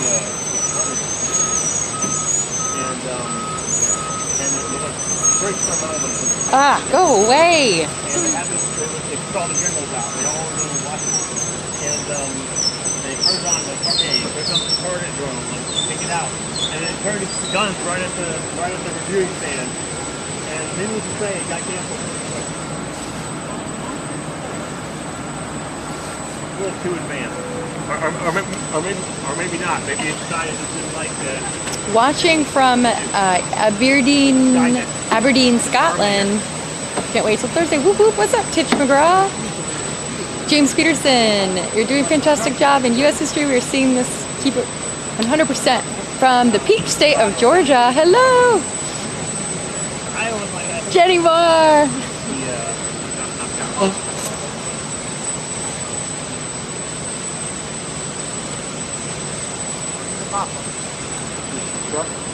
You're gonna be doing it all night. Yep. They're everywhere. Yep. There's one. I have blood stains from mosquitoes all on my ceiling. What? Have you got any of the mosquito coils? What are those? You go to like Home Depot, they're like a green spiral. You can slip them and you light it. Oh, they have one at Border Patrol, and you hear it going. Oh no, not that. Oh. It's a little. It almost looks like rock spiral. You light the end and it just very slowly burns. Oh. And it gives you like a little dome if they don't like it. Oh. You know what that is made of? What? Citronella. Puerto Rican something. Oh, it's made of poop? Yeah, literally. Like literally. Like human poop? No, I think it's just like animal poop. Oh, wow. Yeah. My All dad right. used to get the horses one and just put it in there in a bowl, and that's it. That's interesting. That's just grass. Oh, yeah. That makes sense. Yeah. But it does work. Yeah. Here comes a crane coming in from the right on the Ralph. Nice little backlit. Yeah. Oh, yeah. Folks, the beehive of activity is starting as it does every single night here at Starbase. Oh, wow, there's a crap ton of dust down there. I'm going to get my safety goggles ready and ready. Makes for some good photography, though. Woo!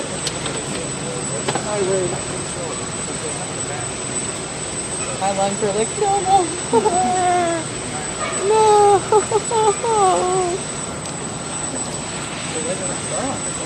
All right, I see lightage up in the QD arm. Yep. Yeah, they're like lobsters here. Yeah. Flying lobsters. Probably don't taste quite as good, though. For real? No.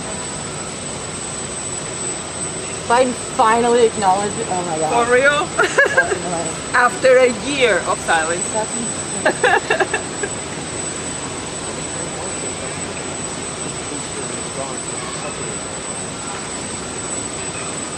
about good, but there it is. 30 minutes away. Yeah, 30 minutes.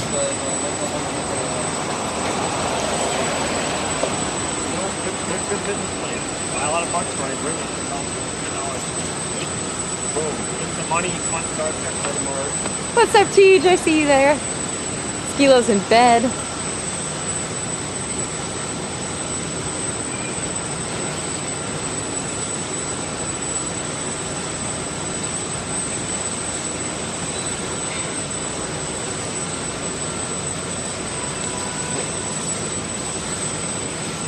Yeah, I love Jenny Marr.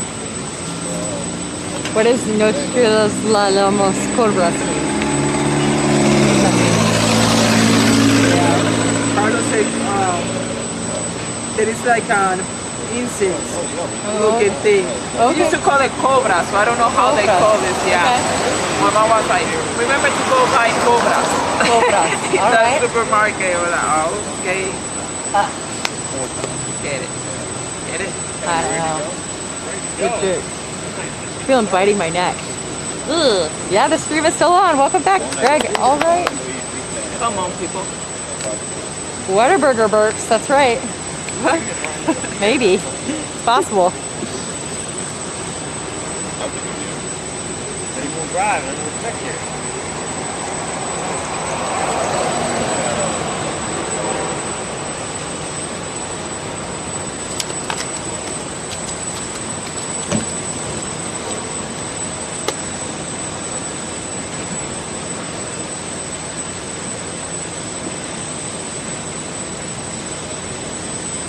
What's up, UMash? Is S20 moving? I'm looking. Life in Spanish. What? How do you say July in Spanish? The life? Yeah. That's so La vie in French. Delightful. Oh, delightful. My nostrils are raw from me wiping boogers for the past like 4 weeks. Boogers here, there, and everywhere.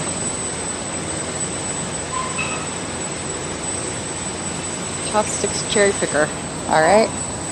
So ship move. There's a lot of activity happening. I feel like I should go to the wide angle.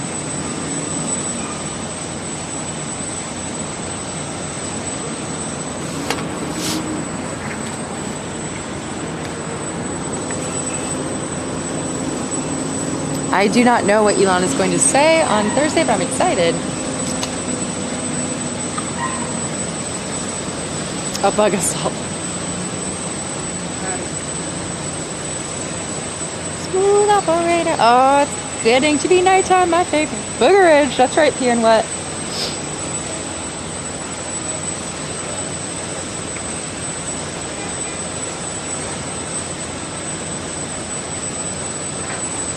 Mosquitoes! Oh, away, jerks! Alright, I'm spraying. Close your eyes. Everybody close your eyes and mouth and hold your Red Bull. Yep, here we go. Go. Still going. Do you want me to spray over here? You want to cover your... No, here you go.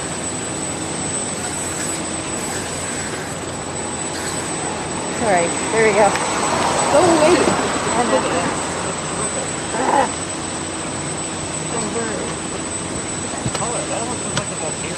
Ooh! Purple look. That's not. Isn't that beautiful? Yeah. How purple was running here. That's purple. Nice. Homie.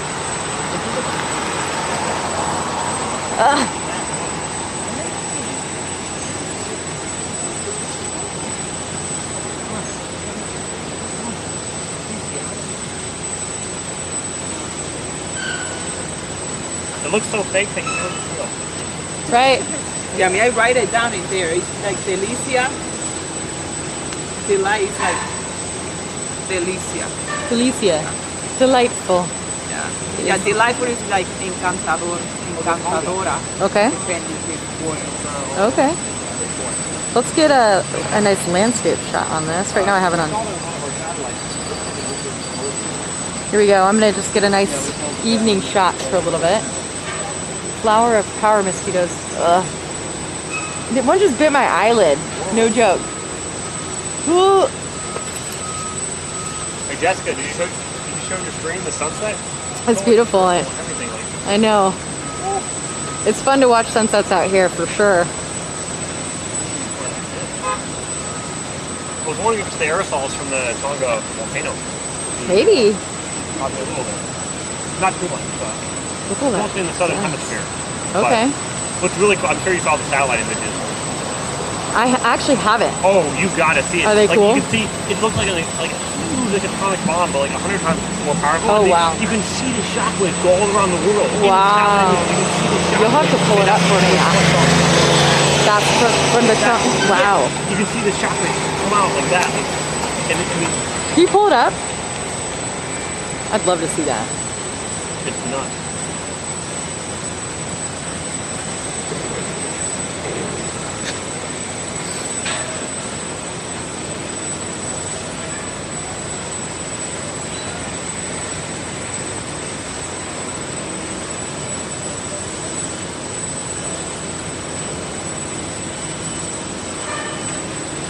Well, the ship is no longer in the phallic position.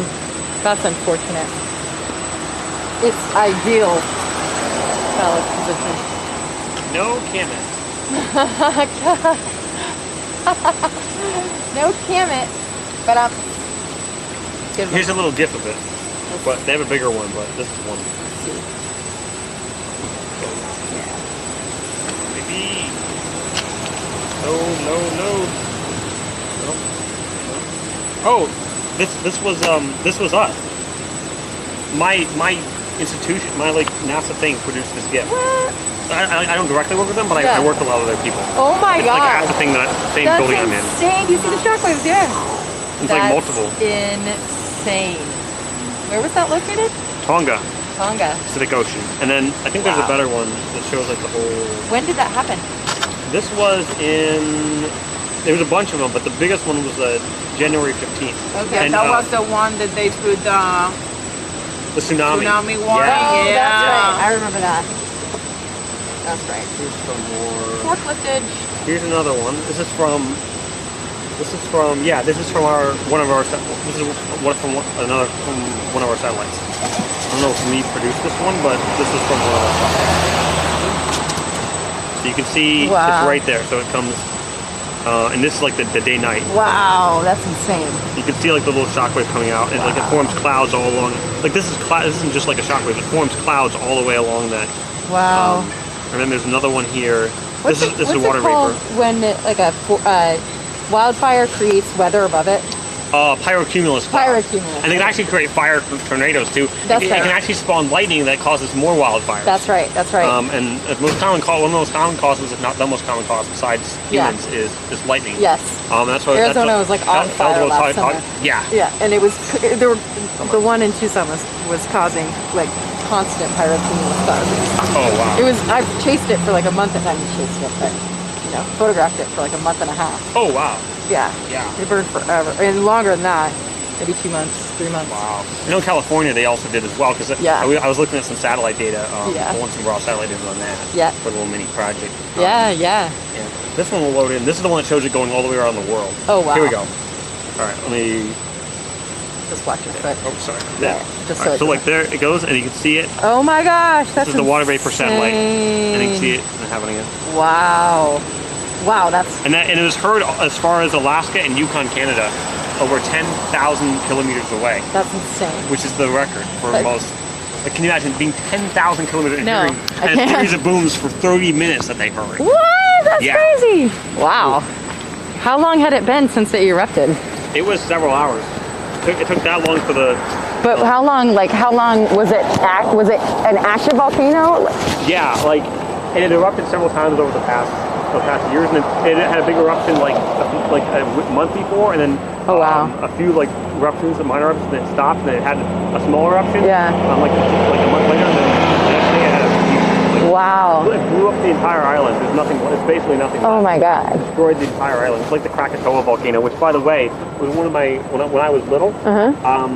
I loved this like really old book from my school library. Yeah. That was like describing all kinds of famous historic volcanoes, earthquakes, tornadoes, and hurricanes. Okay. And that's a lot of what inspired me to get into. Oh, that's cool. But yeah, and the one I loved, I mean, I don't know, I loved, but like I found most impactful was the story of Krakatoa. Okay. The volcanic island in the like near like Java, that it just exploded and makes me heard, you know, thousands of kilometers away, and it was the whole island just exploded. That's insane. And this was very similar to that. Wow. Krakatoa. Someone in the chat actually asked when you were talking, or when I had you on interview, what the likelihood of being able to predict seismic activity in the tectonic plates with the radar. Well, so we have to use the ground penetrating radar.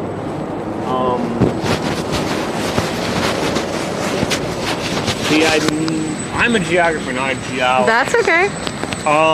It's very difficult. Like, there's been a lot of attempts, a lot of research on it. Yeah. Especially now with machine learning, like there's a lot of things they could potentially do, but it's just incredibly difficult. It's hard to get data down there because it's, you know, kilometers and kilometers under the earth. Yeah. And there's a lot of complex interactions there that are hard to capture because we have very coarse data down there. Right. And it's not like with volcanoes, actually, we can predict somewhat certainty, but yeah, but earthquakes are incredibly difficult just because we would need a lot more data and then a lot more earthquakes to process the data with before we'd have an idea. But I mean, seismologists are working on it, but earthquakes are definitely the hardest natural phenomenon to predict. Lightning's also pretty tough, but you know, we, as in like we are working on that. That's cool. But so it's also very complex and very hard to measure, you know, all the way up in the cloud. Although our systems can actually model a lightning flash in 4D. Like we can actually see it go through the clouds. What? That's so cool. Yeah, like it looks basically like a super slow-mo movie, which we also have those. But we can actually see it slowly propagate. You can actually trigger other lightning flashes. And what we can see is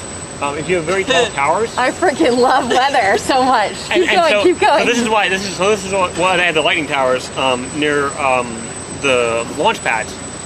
So if you have a very tall tower, a very pointy thing, pointy things because of because of how electric fields work, you get a concentration of electric field potential right near the pointy tip. Yeah, it's like pointy lightning come here. That's why pointy things like lightning rods are much more likely to be struck by lightning. Okay. Many more times than normal. So in fact, towers, very tall like TV and radio towers, like you can probably see some out there. They're so tall that actually you typically won't see lightning come down to it. You actually see it rise from the tower into the cloud. I've seen that. Yeah. At the when I lived in Chicago. Mm-hmm. Yeah, it happens. Empire State Building, Sears Tower. Yes. That's why they get hit by lightning so often. They're very tall. Oh my god! And wait, why is that again? I heard something. Because basically, well, first of all, they're really tall. Yeah. And second of all, when you have something that's very pointy. TM side chat. Sorry. Good one. Yeah. If you have something that's very pointy, it's just because of the physics of it, you get a concentration of electric field potential right at that point. Yeah. So the lightning basically wants to go there. Basically like attracted to it. You can say it, yeah. And then you also gonna have the potential can actually start basically what's called a leader, which is what starts lightning. You get a little channel. It's like trying to find its way up into the clouds, trying to find its way to a lower charge, and then once it gets there, you have the whole channel. Boom! That's when you get your return stroke, and that's when you can sometimes see it flash multiple times. Okay. That's kind of what happens for a cloud of ground lightning. We also have intercloud lightning too, but we actually have like a phantom, super high speed camera, like a 4K, like 200,000 frames a second camera, so we can see the lightning. It's actually really cool. Like, I love it. Oh, there's people all over the QD arm. There's people at the base of, oh my god, they're everywhere. Beehive activity, they're bringing in another light. I'm going to keep it wide, even though I know people are asking for me to zoom in. I'm going to keep it wide for now. There's just too much happening. The Crane X is moving. It's still it's moving. Cam is rambling about something. No, Cam, keep going. I love weather. Completely unrelated. Hey, I love it. Definitely. They're up there angle grinding or doing some kind of welding on the chopsticks. Picking up those colors. Like the purple. Yeah, it's my favorite time of night. Isn't that awesome? Look at the moon up there. It's the phone. It's beautiful. Let's see. Look at that scene over there. Yeah, it does get dark quickly here. Shout out to Space News Pod for sending people over here. Appreciate that, Will.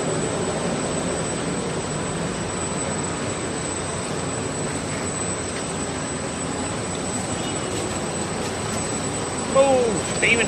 Get out the way. Get out the way. Get out the way.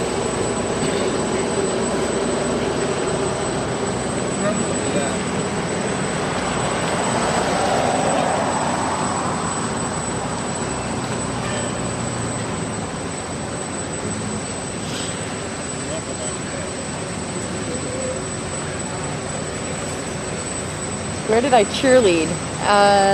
In high school and in middle school. High school I went to Brebeuf Jesuit College Preparatory School in Indianapolis, Indiana. I was a cheerleader there. And then in middle school I went to Carmel Junior High School.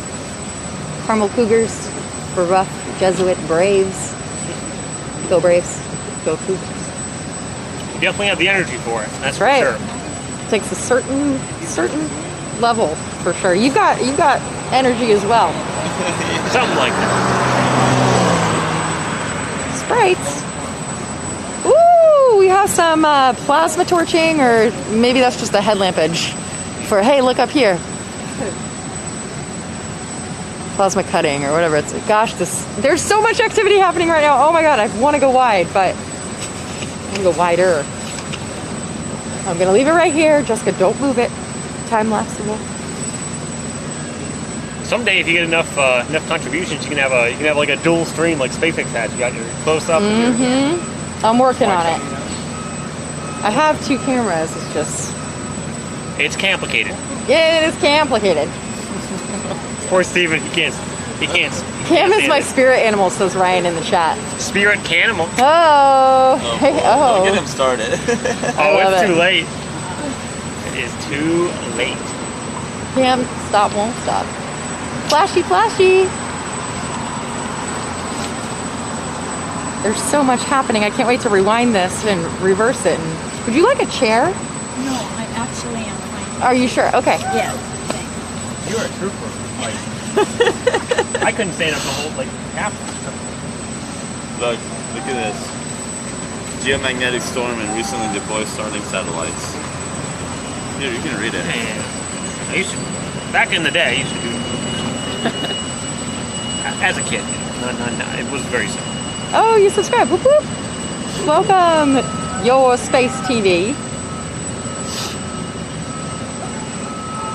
Keep your eyes on the sky for UAPs. Something, effing something. I love it when they yell. I love it when they go, whoa! Whoa! Always on a panel on top of my car. Whoops. The guy that I talked to earlier, he said the one that was going up there, he had a huge boombox with him. Nice. That's cool. Nice. Yeah. Get some jams. Yeah. Tools for the job. Rumor is that at the first full stack when they played Fly Me to the Moon, what's the stack? That it was just from Elon's phone and they just put it into the loudspeaker. That was the rumor. Because it was so Hey, based on what I've heard, I can't confirm that, but I also would not be surprised. Yeah.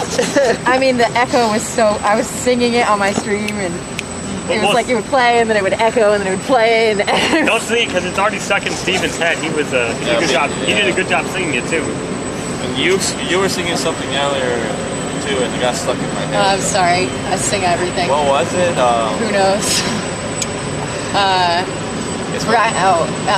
Every day we crackling. Was it the? There's a lot that I sing.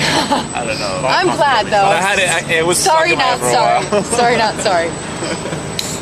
Nice. This guy's it's beautiful. All the way right around. Is it leaning? All right, I'm gonna bop the exposure up now. Woo! We're gonna get lit on the camera. Heyo. On the camera, right? Yeah. Look, I just lit it up. Does he drive a Camaro?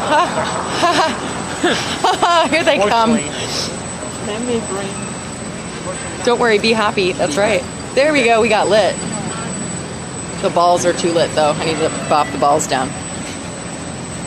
No, can't. The methane tanks. Nerd! Toyota Camry! Cam, look what you've done. No, it's great. Keep it going. Chat. Another cameo appearance. Whoa, cameo! Oh, I love it. I love it. Oh, so good. Perpetual spirit animal is a tree sloth. Oh, God, that's funny. Good show, Cam. That's like Blue Origin spirit animal right there. Best commentary from the guy making a cameo appearance, says Paul Thompson. Yeah, I like the shadow of the crane on the tanks too. That's pretty cool. Smooth operator. That's the one. That's the one. I knew he would come out eventually. You said it earlier with the crane. Crane operator. Oh my God. Yeah. I couldn't get out of my Because head. they have to be smooth. Crane operator. There's Jupiter. Jupiter is out and bright and light. What's our beverage of choice? Red Bull. Gives you wings. I imagine so. Except when you drink too many of them, it just doesn't. That just means I'm tired. Like really, really flipping tired. But we're good. We're here on stream, y'all. Can't stop. Cam stop, won't stop. That seems to be a pretty popular one. Hey-oh. Oh, camera. Nice. So much camity. Well, you know how I got the name right. Camity, no. So Cam is not my legal, my name is not Cameron. It's actually, I can have Chad guess, but it's my first three initials. I started out because I was doing video production, so I was Cam the Camera Cam. And originally I pronounced it, hello, I am C.A.M. Gerlach here. Hello, C.A.M. Gerlach. From T.C. Williams High School. Are you Cameron? No. No. It stands for something else. Okay. But I can have Chad guess. Chat, guess. C, what does the C stand for? Oh, it stands for like C-A-M? Yeah, those are my first three initials. My first name and my two middle names. Oh, got it. You have two middle names too? That's correct. I have two middle names as well. Oh, really? C, Chris. Christopher? Yeah. Yes. Ah! Good guess. Now the second one, the first one was easy. Alexander. No. Andrew. Nope. It's a common name. A different spelling is a common name as a girl's name in the U.S. But it's not common. It's common as a boy's name elsewhere, but not in the U.S. Andre. No. Andrea. I don't know. What is it? Yeah, I think that's that makes sense. It's Aaron. Aaron. Yeah. A-A-R. Yes. Yeah. And see, my name was originally going to be Aaron Christopher. But right before my first birthday, my mom changed it. You know why? Because my little 3 or 4 year old cousin. And what? Guessed Aaron. Awesome. she was like, you can't call him Aaron. That's a girl's name. Oh, no. Well, as much as I'm not a fan of gender stereotypes. They're all guessing Anna, Andy, Alexa, Andrea, Alice, Alvin. Oh, my gosh. No, it's okay, Google. Yeah, there we go. Siri. Okay, Google. All right, and the M. The M, fun fact, it's my middle name. Matthew. It was my mother's last name. Okay. Yeah, my grandmother's maiden name is my second middle name. Yeah, it was my mom's maiden name. Yeah. We have two middle names? Mm-hmm. Yes. It makes it super complicated when I'm filling in bubbles on Scantron tests. Or in my case, it makes it super complicated. Hey, yo. All right, Crane X is moving. I think Crane X is probably going to go. Maybe. It's getting out of there. Wow, it is moving. It's getting away. They're getting it out of there. So when they load the Starship up, it's out of the way. Move, Crane operator. Craneage, that's right. Crane X. So we think Crane X is going to attach to ship 20. I think it's going to get out of the way. I think it's get out of the way. Hey, Mayhem 343, welcome to the channel. Thank you for thinking. It's going to be something to see it raised up with those chopsticks. Yeah. Why does it look crooked? Is it crooked? Or is it just my... Oh, sweet. Oh, that's helpful. Thanks, I think. Thanks, Jenny Ray. There we go. Crane X is making moves, y'all. Thank you.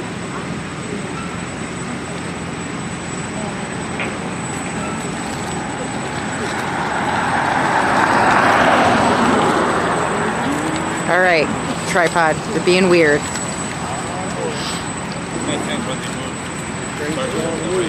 Yep.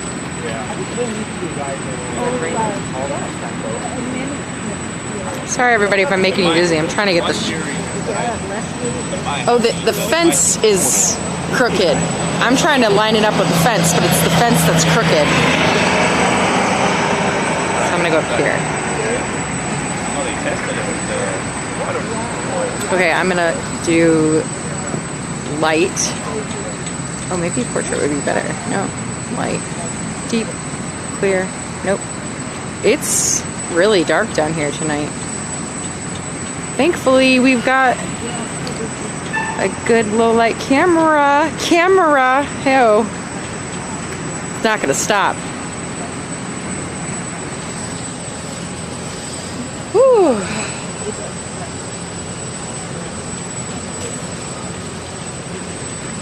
Yeah. But now, I actually have a very interesting video.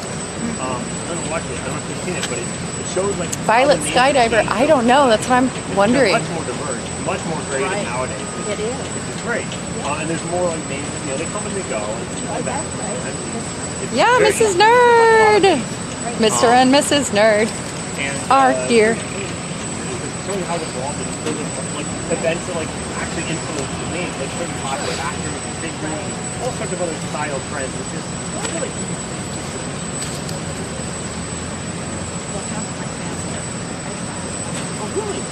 Orion is looking extra beautiful this evening.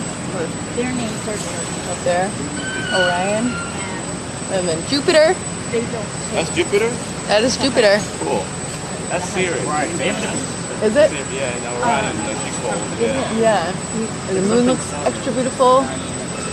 Luna. Oh, wow, Jupiter's very bright. I know, isn't it? When I first got here, it was Venus. That was really bright. Now it's Jupiter. and that becomes their last name. All right, I'm gonna pull It up. could be, I don't know. I'm pretty good. You're on better than But they have numbers.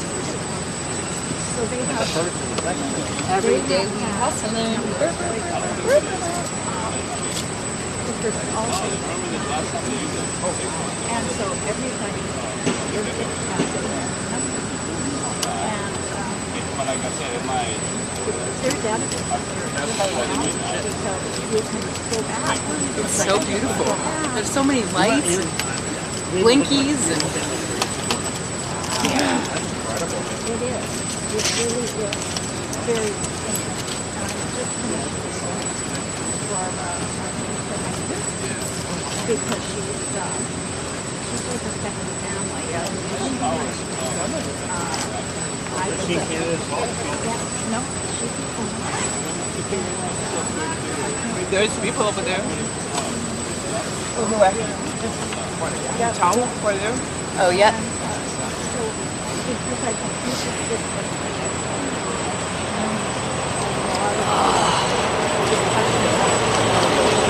Oh, all this dust. Ugh. Goggles on, folks. There's so much dust. Whew. People ask why I wear a dust mask. Got my scarf. Whew. It's gonna get dusty here in a second, y'all. They probably were using the drone to get like intro shots for the presentation. For the They video. fly through the tower sometimes, like through it. Oh, really? Yeah, it's really that's flipping nuts. cool. Yeah, Oh, that is nuts. it's really cool. What? A parking spot. Oh, yeah. Oh, it's a drone. Yeah, go girl.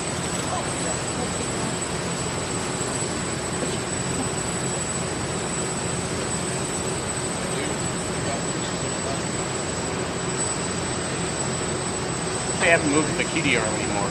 Yep.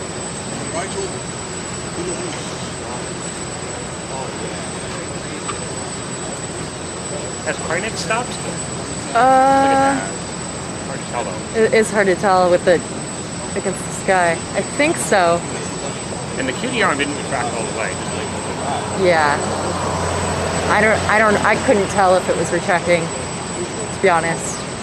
It did though, I swear, that was like around it before. Yeah. It did retract some. Oh yeah, Krynex is moving. I can see the light at the bottom. Oh yeah, there it goes again. Yeah. I think it's Crane operator, sing it with me, chat. Crane operator. No complaining. That's right. It keeps continuing. Hey, oh. Cam stop, won't stop.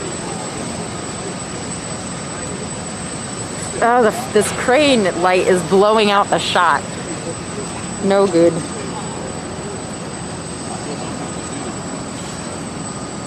Oh, you can see Krynex hauling. It's hauling. See you later, Krynex. Oh, this is getting really exciting. There's people at the top of the tower, which we can't see in this shot, but yeah, no, I'm gonna zoom it out. Is this a bad idea? Is this a bad idea? Jessica, is this a bad idea? I don't know, I'm doing it. All right, here we go. Maybe there's not people. Yep, there's people. I think I see a human up there. They do. And it's also like everyone. It's a great, it's very competitive. If you get on the resume, it's like, typically people don't work here like super long, but when they do, it's like, boom, it's like resume gold. SpaceX is very selective. Well. They work really hard. Some say too hard, but.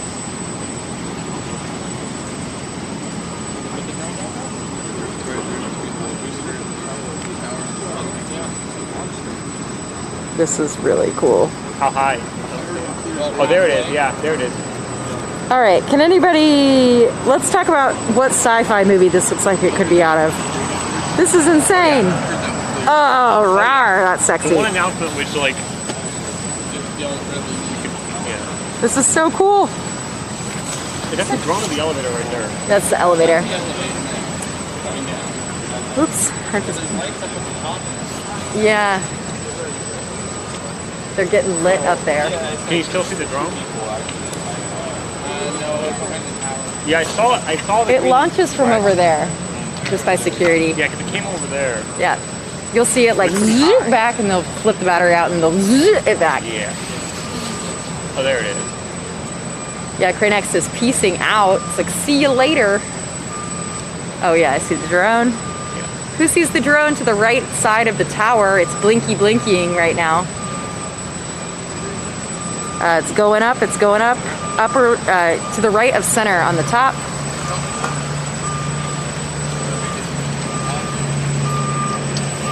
Do you ever get to see any cool ISS passes here?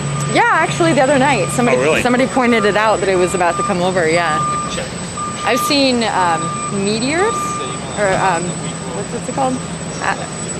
Like zoom across the sky. Those are pretty cool. A couple of them, like bolides is the technical term. And actually, fun fact: we can actually see them with our lighting mapper.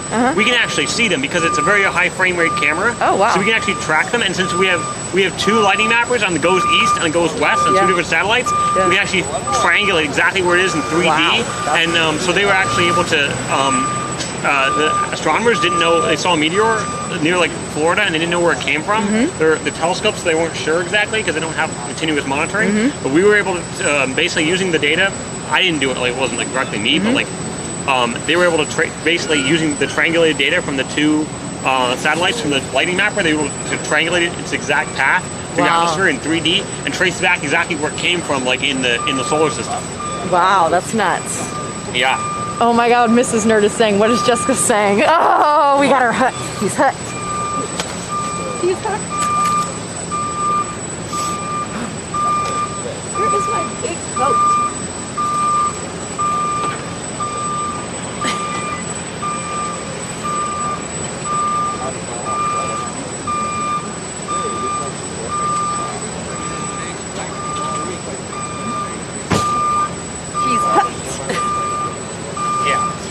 Okay, where's the button for this? Right here. I like that. Well, they probably, I don't think they can rotate that far. They do rotate, but I don't think they rotate quite over there. I think what they're going to do is they're going to raise them up to like the level of the arm there, and then move the thing, the Starship underneath, and then they put it back down and they connect it, and then they raise it up again and rotate it around and put it down on top of the booth. They might need to move that arm to it, but it's going to be complicated. Regulating.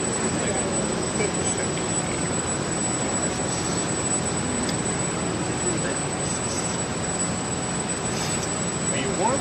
Yes. Good? I mean, you're Canadian, I forgot. This is probably like summer weather. You have ice cream?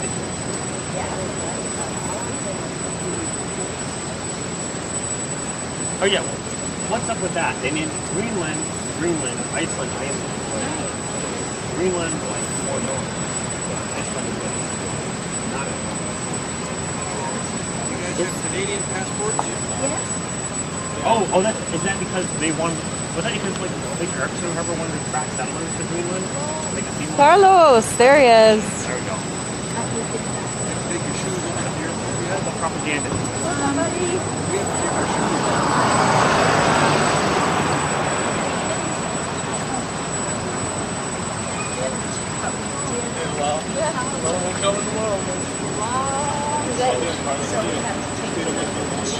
Oh, this is cool. All the people right here. So cool. Woo-wee! Crane is slewing. I don't know. You all that are here with us.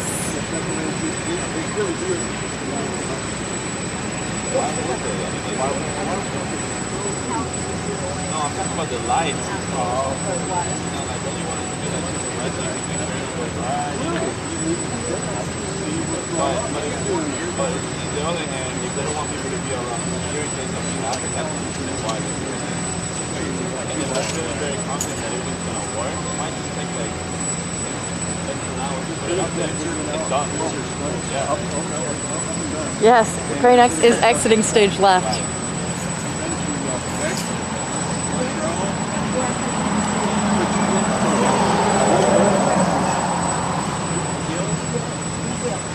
This out and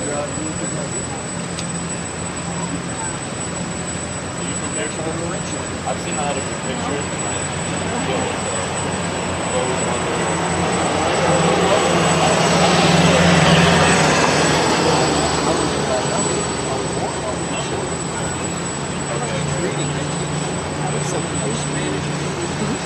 But you surf too, right? Yeah, so Oh wait. Oh yeah. Oh. There you go. There we go. yeah. Thank you.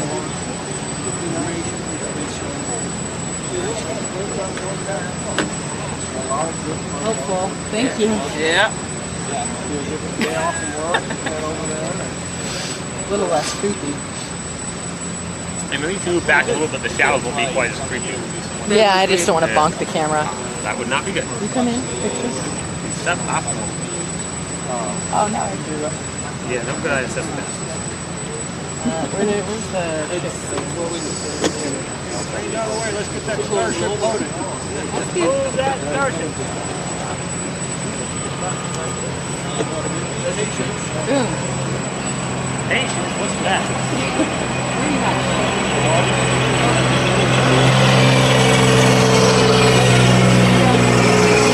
Awesome. That one is getting out one. That's awesome. Smooth operator. Love it. I love that one. That's cute. What is she looking That's at? cute. We just find an alien. Yeah, there's an alien in there. Oh. Oh, wow. Whoa. Maybe they ran in the spray paint. Okay, what is the light in there? It was flashing in there, inside. In the tower? Yeah. They be flashing those lights. Crane is hauling. Let's see what happens. Let's see what happens with this. One of the viewers underneath is that And then there's the light, or inspector gadget over there. Yeah, so now, once the crane is out of the way, which it almost is, I think the SPMT will move. It will skedaddle ship. It's moving like a boat, like as fast as a boat moves in the evening. Not quite as fast as our boats. Okay, in the evening hours after dark, when you're not supposed to have awake. When stacked, guitars are not stupid. Hi. Maybe tonight. They just paved that road. Did we hit 1,000 likes? Woo woo! Yeah. No, Curtis, I am not into that. Congratulations. Haha, thank you. All right, enough kids. That's it. I'm out. Is somebody down there? Oh yeah, yep. There's so much going on. I don't know where to point the camera. Elevator is going up. Up, up, up. I might actually sit down. My legs are hurting. As fast as a yacht. I don't know. I mean, it's crawling. It's like after a 4th of July fireworks show, slow. On the lake. You know, all the boats are slowly moving. Well, bye, Quanex. Thank you. The Steel Gazelle runs off. I love it. Trisha's here. What's up, Trisha?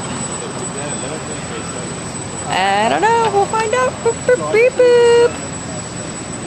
Is there room to park at the site? It depends. Yeah. What's up? Set. Yes.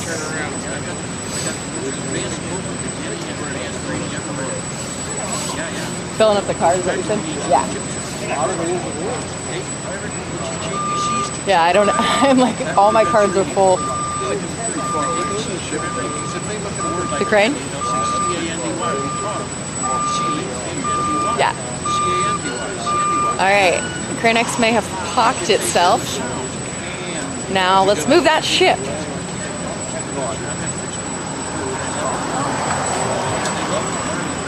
Oh, the dust tonight is just redonkulous.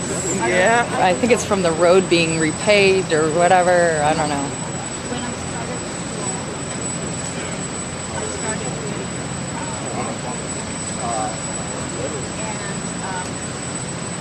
Yeah, Trisha, thanks for hanging out.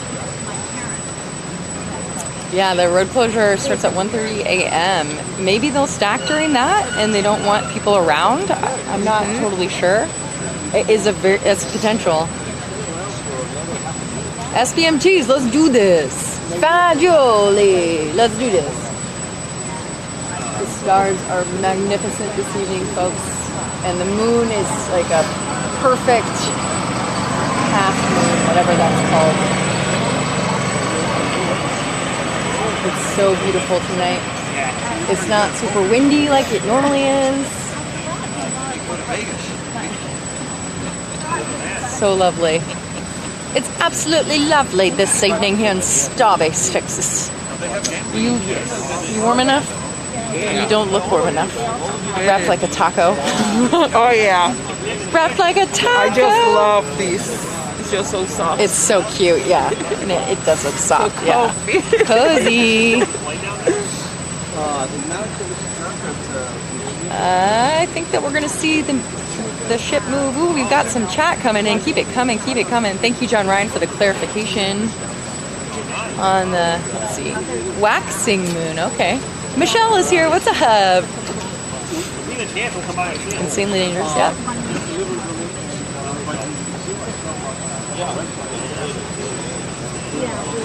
I see people at the top of the tower. What is moving down there? Forkliftage, I think. Honk, honk, honk, honk. Crane X is parked over here. Okay, and there's lots of activity happening behind this fence. You can see Jupiter right there. Really bright tonight. We've got Sir Hops-a-Lot right there, Hoppy, the OG of Starbase, of course. We've got lots and lots of forklifts in there. You can see them. And then we'll go to the top of the tower. Let's see. I gotta get it set, and then I will. Yep.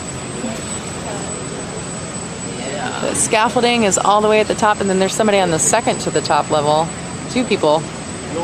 And there's a star just beyond it, or a planet or something. I can see it picking up right there.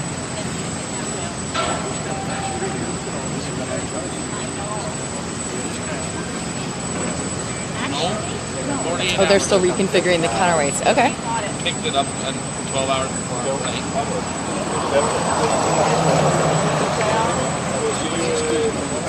That's the battery. There's people in there in the forklift, in the chopsticks. Oh, yeah. One in one side, one in the other one. They're doing something. Oh, they're flashing lights from that part of the tower. They're really playing with us this evening. Elevator is coming down. So much stimulation, oh my gosh. Wow, that is beyond wow, yes. Isn't that cool?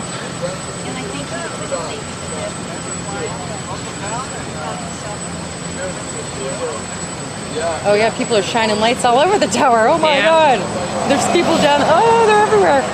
They're like ants, infiltrating the tower. They look like the minions. Yes. You'll see the lights. Yes, they do.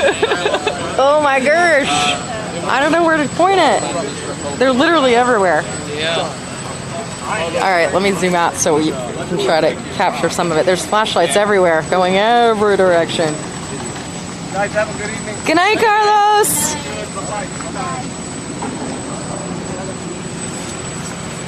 All right, I want the chopstick. Well, there's people still over there. I love that you guys video with different brands. I love the community. I get to watch the stream do it. I would rather like not even see this one.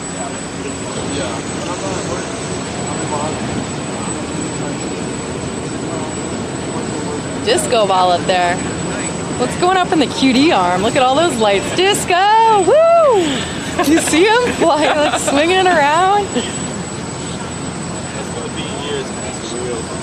Headlampage everywhere. And then all of these vehicles over here. There's craziness happening to the right. I'm assuming they're prepping for the presentation, doing a bunch of stuff over there. I hope they do the tower with LEDs. How cool would that be? And with the countdown on it. Although I feel like that would be just a big target for people to. Maybe not.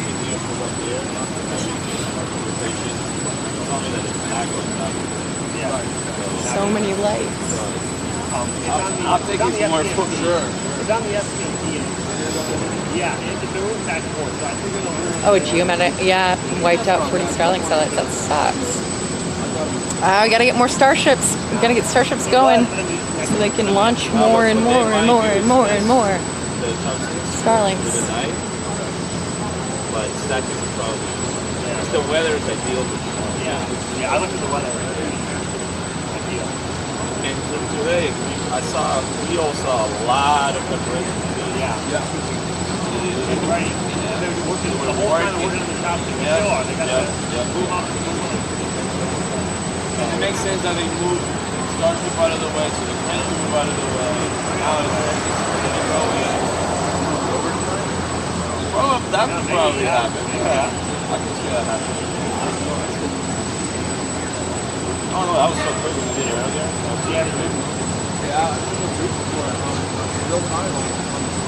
Oh, we saw it right now. We missed it earlier.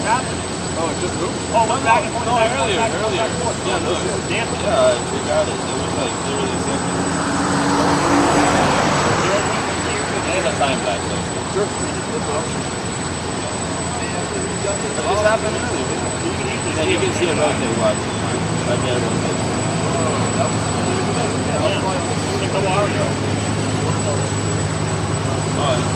Yeah, we hardly see flying. That was a fight.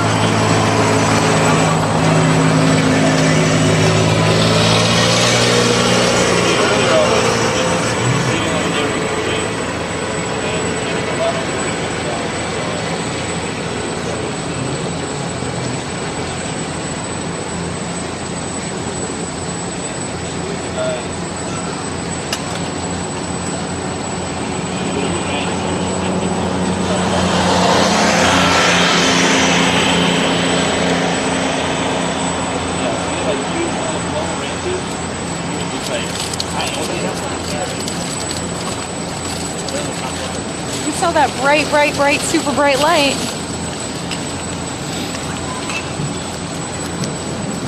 I want to shoot more, but I don't want to pull up the camera. Yeah, man. I think I'm not doing it tonight. They didn't do it before. They didn't do the other stack at the plane, so we got it in the line. I think. I don't know if they take it off the can or they actually. I can't remember. No, that's part of it. Yeah. That was, I mean, when she was reading, so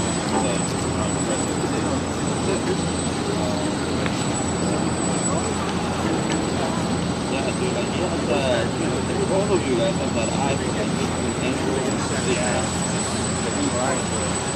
Ooh, did we get a super chat? He's one of the ones. $10, Michelle.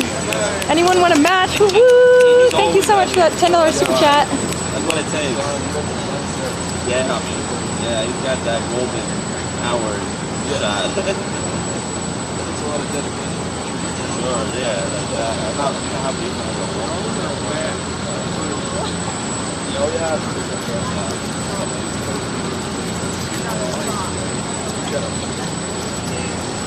Yeah. Whoop whoop whoop whoop whoop whoop.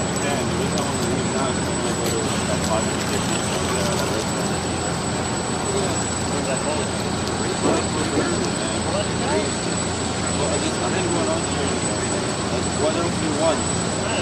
Straight from that SpaceX engineer. Really cool. What do you think, Jess? What? What do I think? What? What do you think about it? I wouldn't leave. You're not leaving? No. Why? Because I don't ever leave. Okay. Yeah, you don't. What are you hoping for? What about tomorrow morning? I mean, at least maybe some kind of testing if they don't do the stack, but I think it's gonna happen. I feel like I'm gonna go because Do it. I'm gonna wind up filling up this car tonight. I can't do it. Tomorrow is another day too. Do you have a computer? You can't offload? Yeah, I brought my wife's laptop, but I think it has like 30 gigs left on the C. It has one drive. It has a C drive. Yeah. So I'm gonna upload some of them to my Google Drive, I think, tonight. Yeah. Save up some room. Yeah, I still have like 70 gigs left. Where are you staying? In Brownsville? Brownsville. Yeah. Cheapest motel, 600.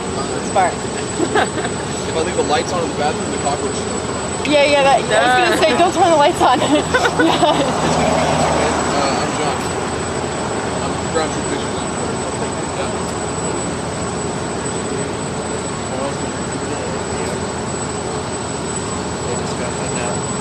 Good night. See you. Can you see some jets again? What? Can you see some jets again? I hope Maybe so. do a presentation. Pretty awesome. I hope so. You got some awesome shots. What? Those were what? I-4s? Oh, that's right. Alpha jets. I thought you were saying the aircraft. They're alpha jets. Nice. I've seen them all the way. See you, man.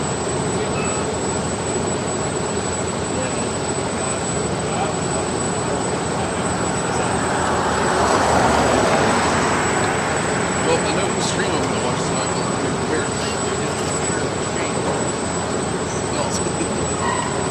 What'd you say? Sorry? I said I know whose stream I'm going to watch tonight while I'm drinking beer. Heyo. Heyo.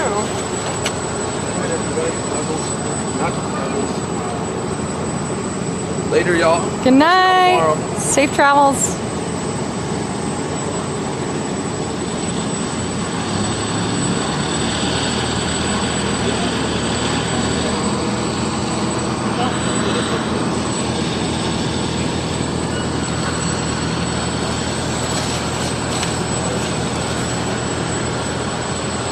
Ah, we got Jana. Thank you, Jana, for matching the show. What? Hold on, I gotta.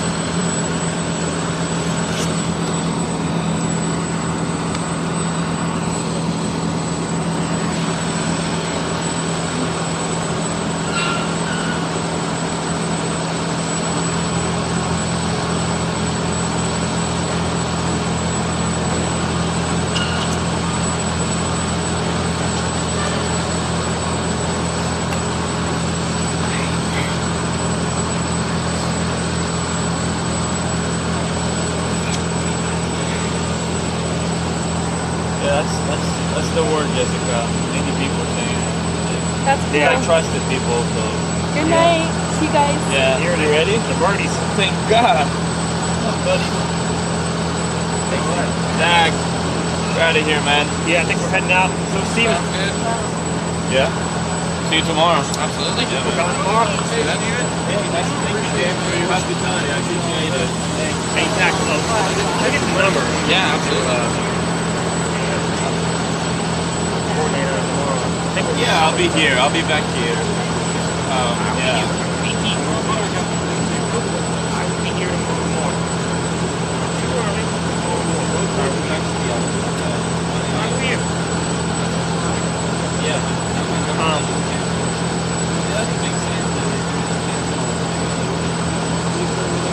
Aww. We'll see. I don't know. What do I know? Yeah, what do we know? Yeah, we'll see you tomorrow. Yeah. What's your number? Thank you very much.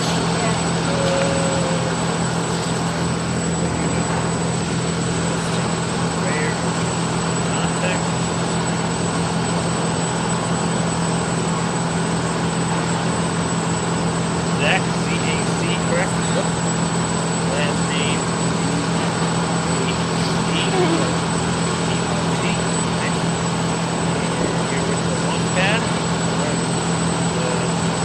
Or not that one, but the other one. Your phone number. $10. Woo! Johnny Spacer. Match game. Hippity Hopper. $9.99 super chat. Thank you for being here. Stay hydrated. Thank you very much. Don't worry about it. Teach, you're here in spirit. Smooth operator. Woo! Oh, Ekdamos, 1 cent short. Blame YouTube Mobile. Trisha, oh my gosh, 20 Canadian dollars. Michelle, I see your 10 and raise you 20. Well, 20 Canadian dollars. Thanks, just for being awesome. Thank you for super chats. Oh my gosh, you all are awesome. Wow, they're coming in. I owe you a penny. Jeep, $9.99. Thank you for that super chat. Oh my gosh. Donation hype. Charles Gillogly.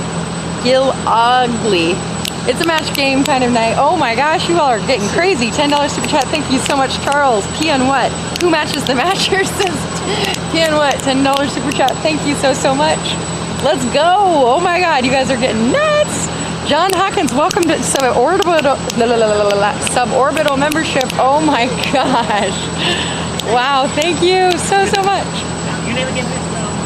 Mike Sunderland, matching and challenging all others to do the same. Thank you for that $10 super chat. We give a snap every day we snap and then wow, wowza. This is nuts. Thank you. Michael Nuttall, $10 super chat. I'll match you, Michelle, who wants to match us. Thank you.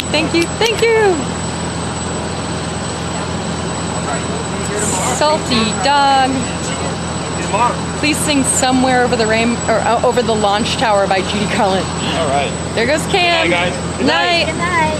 Somewhere over the launch tower, we will rise to you.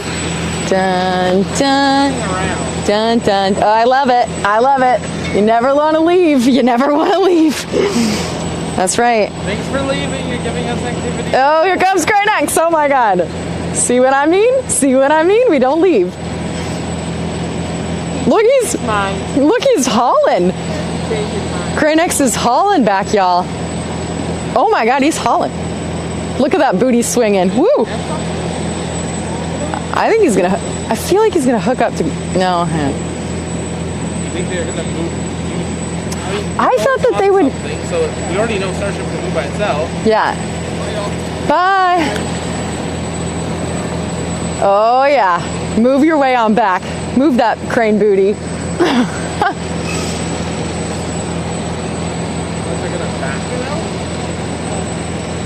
Somebody said they're shifting the counterweights around at the base of ship 20. But I don't know. Please, Hayes, stay away.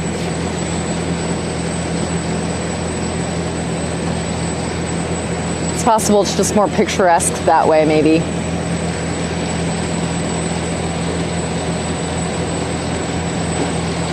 Somewhere over the rainbow.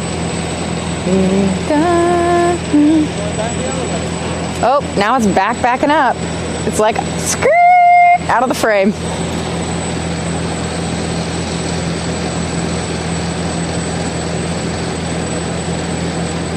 Wow. For you, Mr. Smee. Thank you, Michelle, for another $10. Woo! I love it. Y'all are awesome. Perpetual Nerd, thank you for Mr. and Mrs. Perpetual. Really $5 for our favorite YouTuber. Come on, we dare ya. I love it. Snapfest. Yes.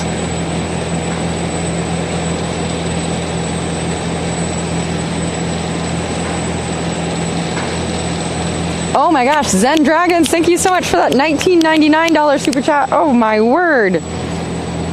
You are just getting wild over here. Thank you. This is what it looks like down here. Crane X is like, what up? Hey, I'm just hanging. There's an aircraft up there. Somewhere over the launch tower, Starship will swing. Dun, dun, dun, dun, dun, dun, dun. $10, Dixon Smith. You'll do it again. Who else will match? Thank you so much. These super chats. Thank you, thank you, thank you. Wowza. Y'all are paying my rent for next month. I appreciate it. $4.99. Thank you, Blue Palm, matching Perpetual Nerd. Thank you, Blue Palm, for that $4.99 super chat. Wowza. Woo. Trisha, why not more? 20 Canadian dollars. Oh my gosh. Woo. Yeah, you. I love it. Thank you, Trisha. Oh my gosh. Michael Nuttall. Woo. $20 super chat. You all are getting crazy up in here. Thank you. Who else wants to match? Zen Dragon. Woo. Can't stop, won't stop. $10. Thank you, Big O. I appreciate that super chat. Great streams today. Thank you for appreciating it. Robert Haig, thank you. Welcome to Suborbital membership. Woo woo. Mike Hatfield, matching. Can you widen the view to get the crane in the view? That's where the action will be. The crane is over here. It's over here. But thank you for the super chat.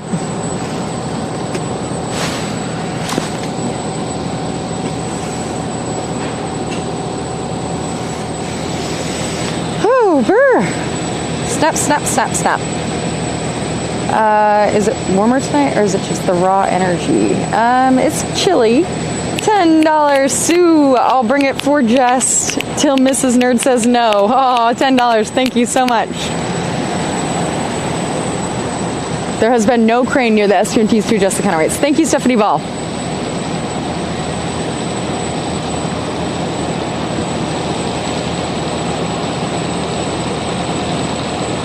Oh my gosh, BSG74 for the fight against the mosquitoes. $19.99 super chat. Thank you so much. $19.99.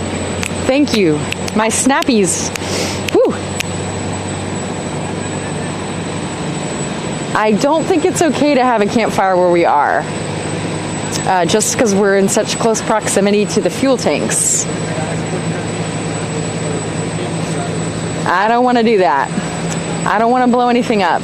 Ardu ATC, welcome to Suborbital. Woo woo. Yes. Thank you, Michael Nuttall. Yes, remember that Venmo and PayPal give more to the streamer than YouTube. YouTube takes 30 to 40%, but it's still helpful.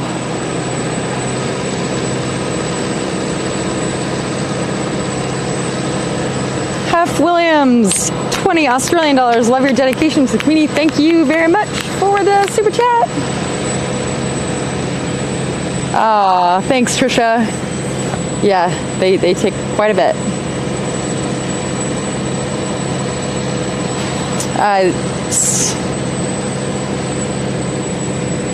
What's up, Grandpa Joe?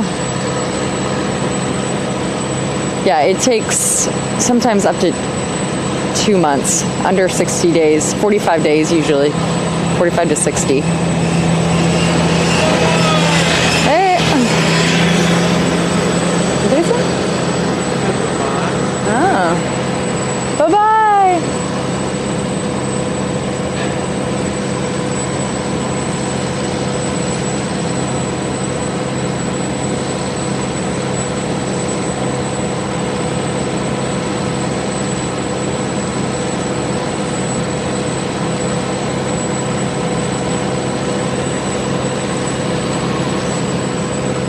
I don't know. Things seem to be slowing. Ugh.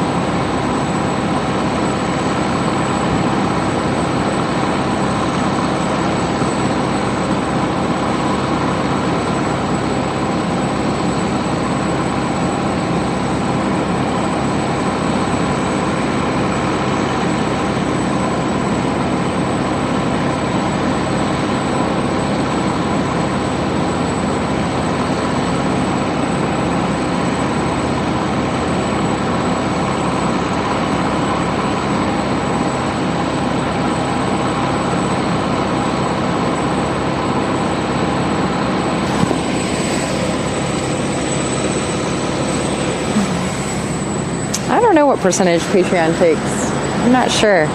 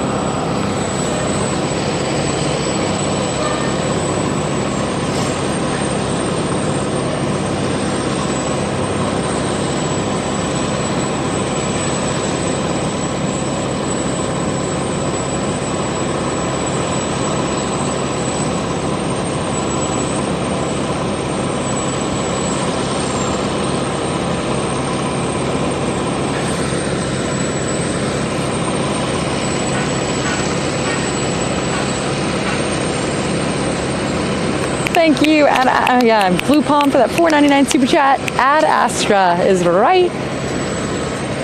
Oh.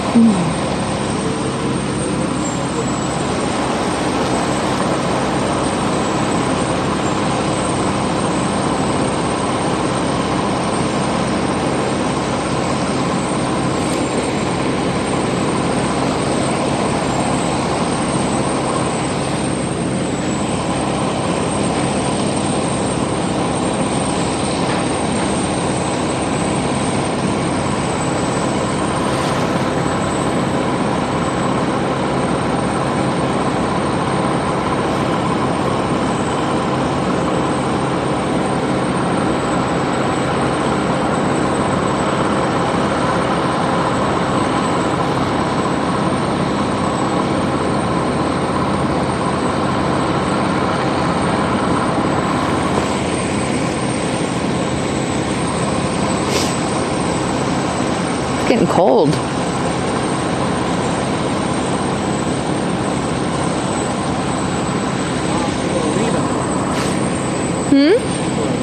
I know. Normally happens right about this time at night, though. You like it at night, I know. Yeah.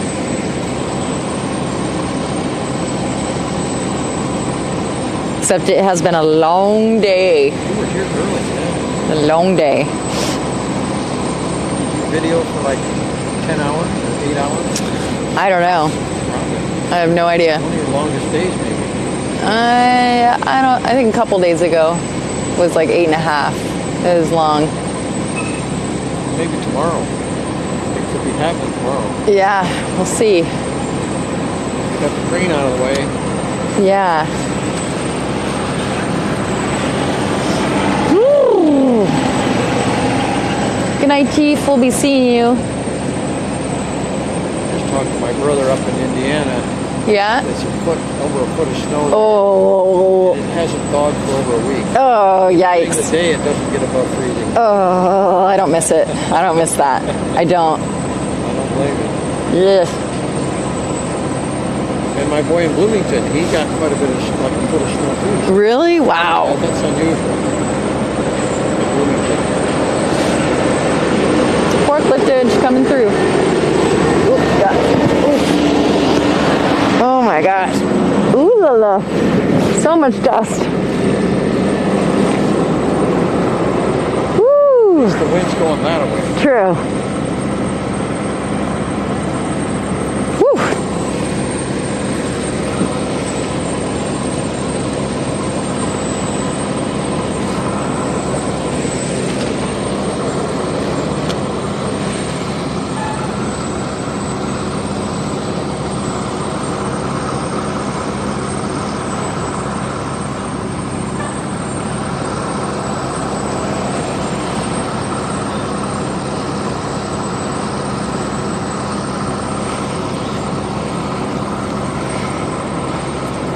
Yeah, $5. Thank you, Matt Hatfield. Woo. Yeah, they'll make me shut down for the road closure for sure. They very well could do it tonight. Through the night. Yeah, Robin Paul, what a cool place to film some scenes for the next Bond movie. That's right. Yeah, if the road closure is enforced, yes, they will definitely make us all move. Which is a total bummer, but obviously they're going to do something that they need to now have it cleared for. Whew. Johnny Spacer, it's timeless like this that make all the dull days worthwhile. That's right. Thanks, Johnny. Appreciate that.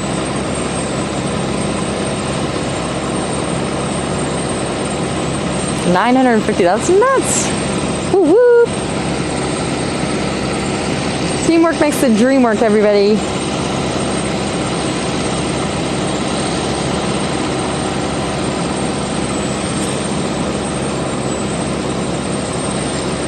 No, you cannot, Satya.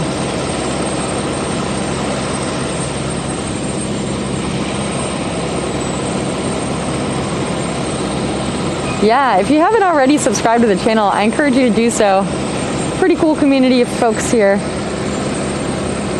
I think. There's people in the quick disconnect arm. There's also a crew lift moving away and towards the chopsticks, away and towards it, away and towards it, away and towards it. Who sees that? That's so interesting. What is he doing? What is this guy doing? Maybe he's just he's going to woo, woo, woo,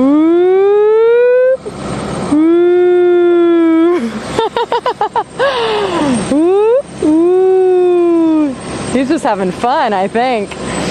Woo, woo. Down. Woo, woo. That's pretty funny. Every day he's wiggling. Do, do, do, do, do, do, do. That was pretty cool.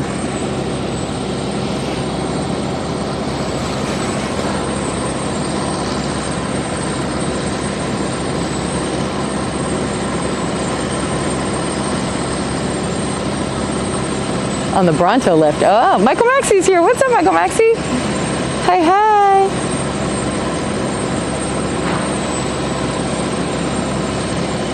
Jenna put a snake emoji. Yes. Why does it look crooked on this? Oh, because the tower.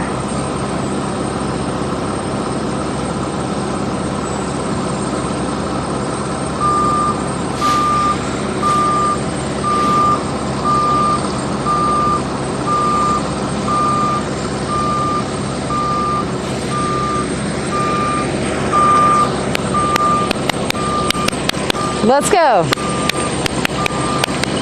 Let's go. Let's go. Let's go. There's Nick. Let's go. Let's go.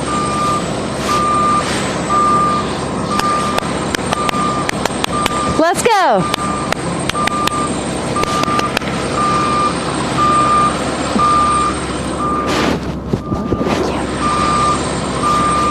How you doing? Good. Good. Long day. Long day? What? Long day? Short way. Short, no way. Short day. Short day. Super short day. Short day. Flew right by. Short day. Yep. I heard it was 11 a.m. 11? Yep. I don't know what they'll do. Weird. Kind of cool though. Really, yeah. It's so nice at night. I love it. Got chilly. Woo! I know. Woo! What's Spain doing? Good. There's All the still peeps here. There's like 800 people. Yeah. What? 7-5. You're welcome. Yeah. It's nuts. I think people like whenever you guys stopped. Yeah. People are like, oh, what's going on over here? Right over there. That's the views.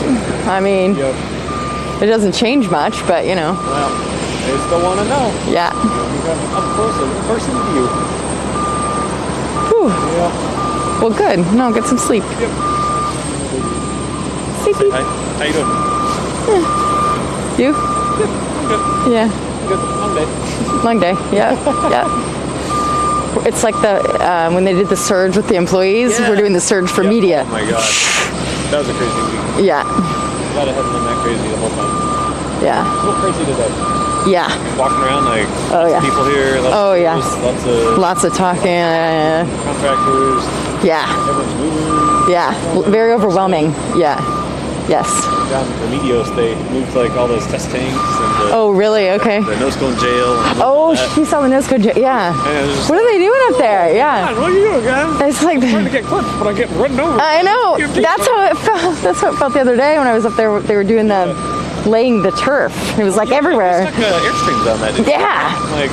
Yeah. Okay. I mean, they were just coming from everywhere. Yeah. Yeah. It's so crazy. Awesome. Well, thank you. Yep. All right. I'll see you tomorrow. See you tomorrow. See y'all. Night night. Oh.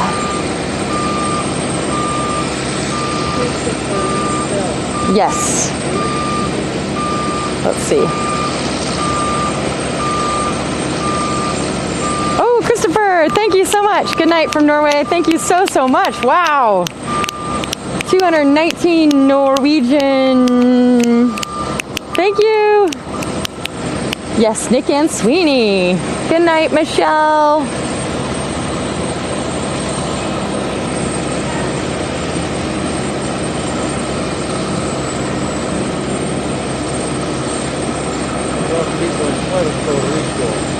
Puerto Rico. 2468. Who do we appreciate? Jessica. Yay. And Jenny Marr. I'll just put your name in there.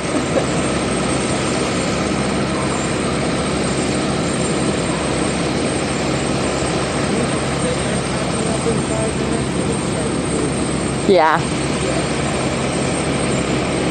Cameron County says road closure has been canceled? No, really?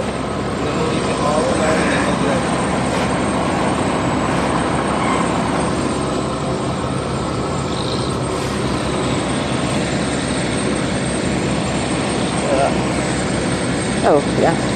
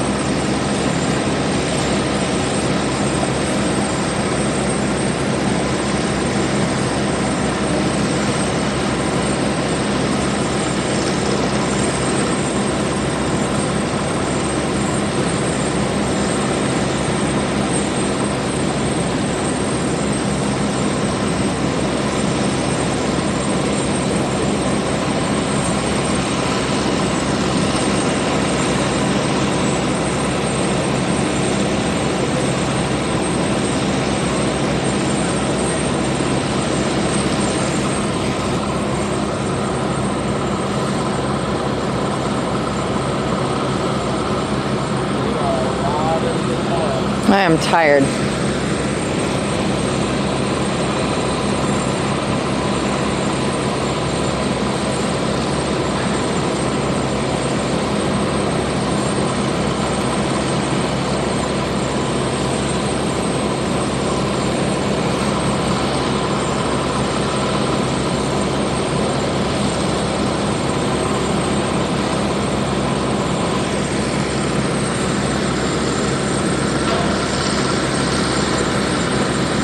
Good night, Dixon Smith. Thanks, James Saville. Michael Maxey. Yeah, the one starting at 1 a.m. is still on. I think I might wrap stream. For now, it seems like it's stuff has stopped. So I will be back tomorrow for more action. That's my mic. Oh, it's on me.